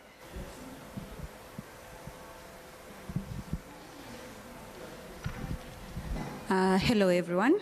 Hello. My name is Lorraine Koske. I'm a lawyer, but I also run an organization which is focusing mainly on women called Indulge Africa Network. And we are the upcoming daisies, I can say, bridging that network between now our generation that's coming up, because I am fairly young, and trying to go up front. So I'm very sure when I'm Daisy's age, I'll be hosting an African Economics Forum. So the feedback I have from the sessions that have been there today, because I've been here since morning, is definitely the empowering part. One thing for sure, at the end of the day, money is a constant. And so bringing up matters of women and in the economy, we had, I think, Charity Munyori from Equity, the Women's Circle founder, and from all those conversations we had since morning, the ambassador, I can say for sure that many people have women at heart in their interests. And what we now need to do as us who have convened here is there are millions of women out there. We should be the one bridging this gap between us who've been here and them there, and ensuring that they get this information that we have had today, and ensuring that this might be a 2-day, but may it impact us till the 2025 Economic Forum. So I do hope to rally upon more young people to attend forums as such, because basically we are the ones who are now getting into the space and we need to learn more. So right now, we should yearn to learn from the spaces, and definitely I'm very grateful for today. Thank you for that. Makofi kwake. Babu, briefly. Briefly, thank you so much. I think from our end, the Kenya Young Parliamentarians, this was a great occasion, and it will be bad if I fail to mention that the two of us were the only men who arrived here as early as possible. In fact, we came first to support the women agenda. And that is the spirit at the KYPA. I'd just like to mention that the Kenya Young Parliamentarians are working on something to do with the protection of the content creators. And with what we've discussed here, we are taking this home, and by within the shortest period of time, we are going to produce results to ensure that these young people are protected by the law. So that's all you have to say. Thank you so much. Tukutane hapa kesho kama leo. Bright and early, guys, tomorrow. There are no wageni mashuhuri we are waiting for tomorrow. Yeah, please. So we will start on time tomorrow. My apologies for the delay today. Go ahead. Thank you very much indeed. My name is Reverend Dr. Lydia Mwaneki. I am the Director, Gender and Women here at the All Africa Conference of Churches. Makofi yake. Thank you very much, Daisy and company, for this. You know, it's a very, very informative session. And because like AACC, we are in charge of the whole of the continent. And I am just requesting or recommending that such sessions be taken to other parts of the continent. Because Agenda 2063 is very far from us, but it begins now. If we are not doing something now, we cannot realize these development goals, even the SDGs. And then, I don't know why we don't have religious leaders here. I am the only one, and I feel that maybe you think that we only preach about heaven. No, I teach integral mission, and it is about demonstrating God's love to the world that God so loved, John 3:16, and that entails, you know, addressing lived realities of human beings. That is demonstrating God's love, and that's what you have been doing here, we have been doing here. So we need more religious leaders to have this knowledge so that they can be, yes, how many are we? So I'm just saying we need more, please. Thank you very much. And thank you for that feedback. Makofi yake? So we'll take yours as the last one, please. Hi everyone. Haro. Haro. Dio nilikuwa niona ni kama Merara. So mine is very short. My name is, if you want to know my real names, please send M-Pesa 5 shillings. So my name is Marvel. I'm known as Marvel. There's something I like doing when I come into these meetings and telling people about something called visibility. All of us write proposals, isn't it? We write proposals and we are working with donors, all the organizations that are here, that's what I'm assuming, and we are working with investors.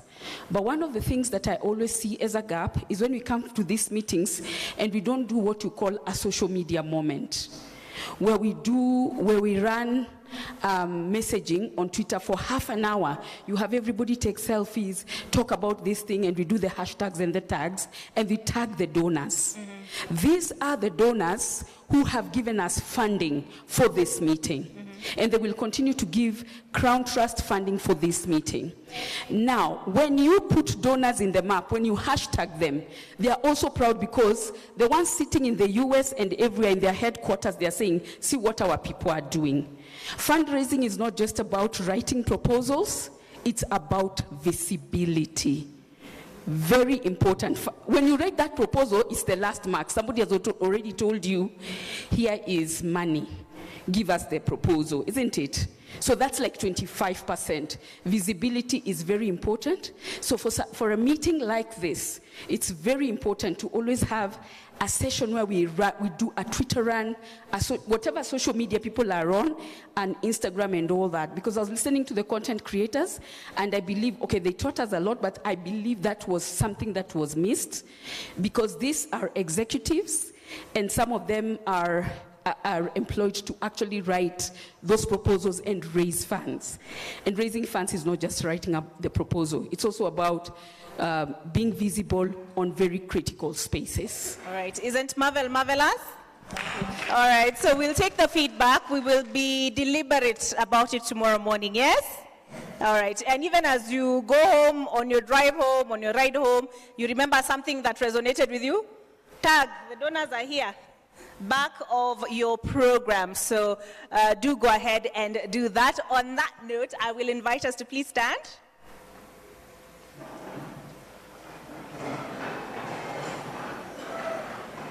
So when they're mentioning religious leaders, there's a lady at the table of smiling faces who raised her hand, the lady in blue with the glasses on. Yes, you raised your hand. So do you mind giving us a benediction of sorts this evening? Tukienda makwetu, utuombe tufike salama na turudi huku pia salama na familia zetu ziwe salama.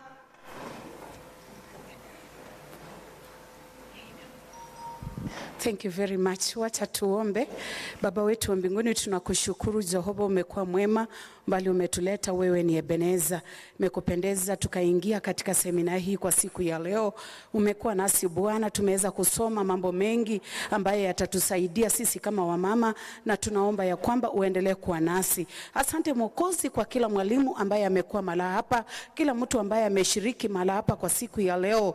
Baba, tunataka kutoka, tunapoenda njiani utuongoze salama, tufikapo nyumbani salama, na hata kurejea siku ya kesho, sifa na utukufu itakurudia wewe. Jina lako litukuzwe, jina lako liinuliwe, na utukufu wote ukakurudie. Ni katika jina la Yesu Kristo nimeomba na kuamini. Amen. And now may the grace of our Lord Jesus Christ and the love of God and the fellowship of the Holy Spirit be with us now and forevermore. Amen. Thank you very much. Be blessed. Kwisha kunena, alimwambia Simoni, tweka mpaka kilindini, kashushe nyavu zenu.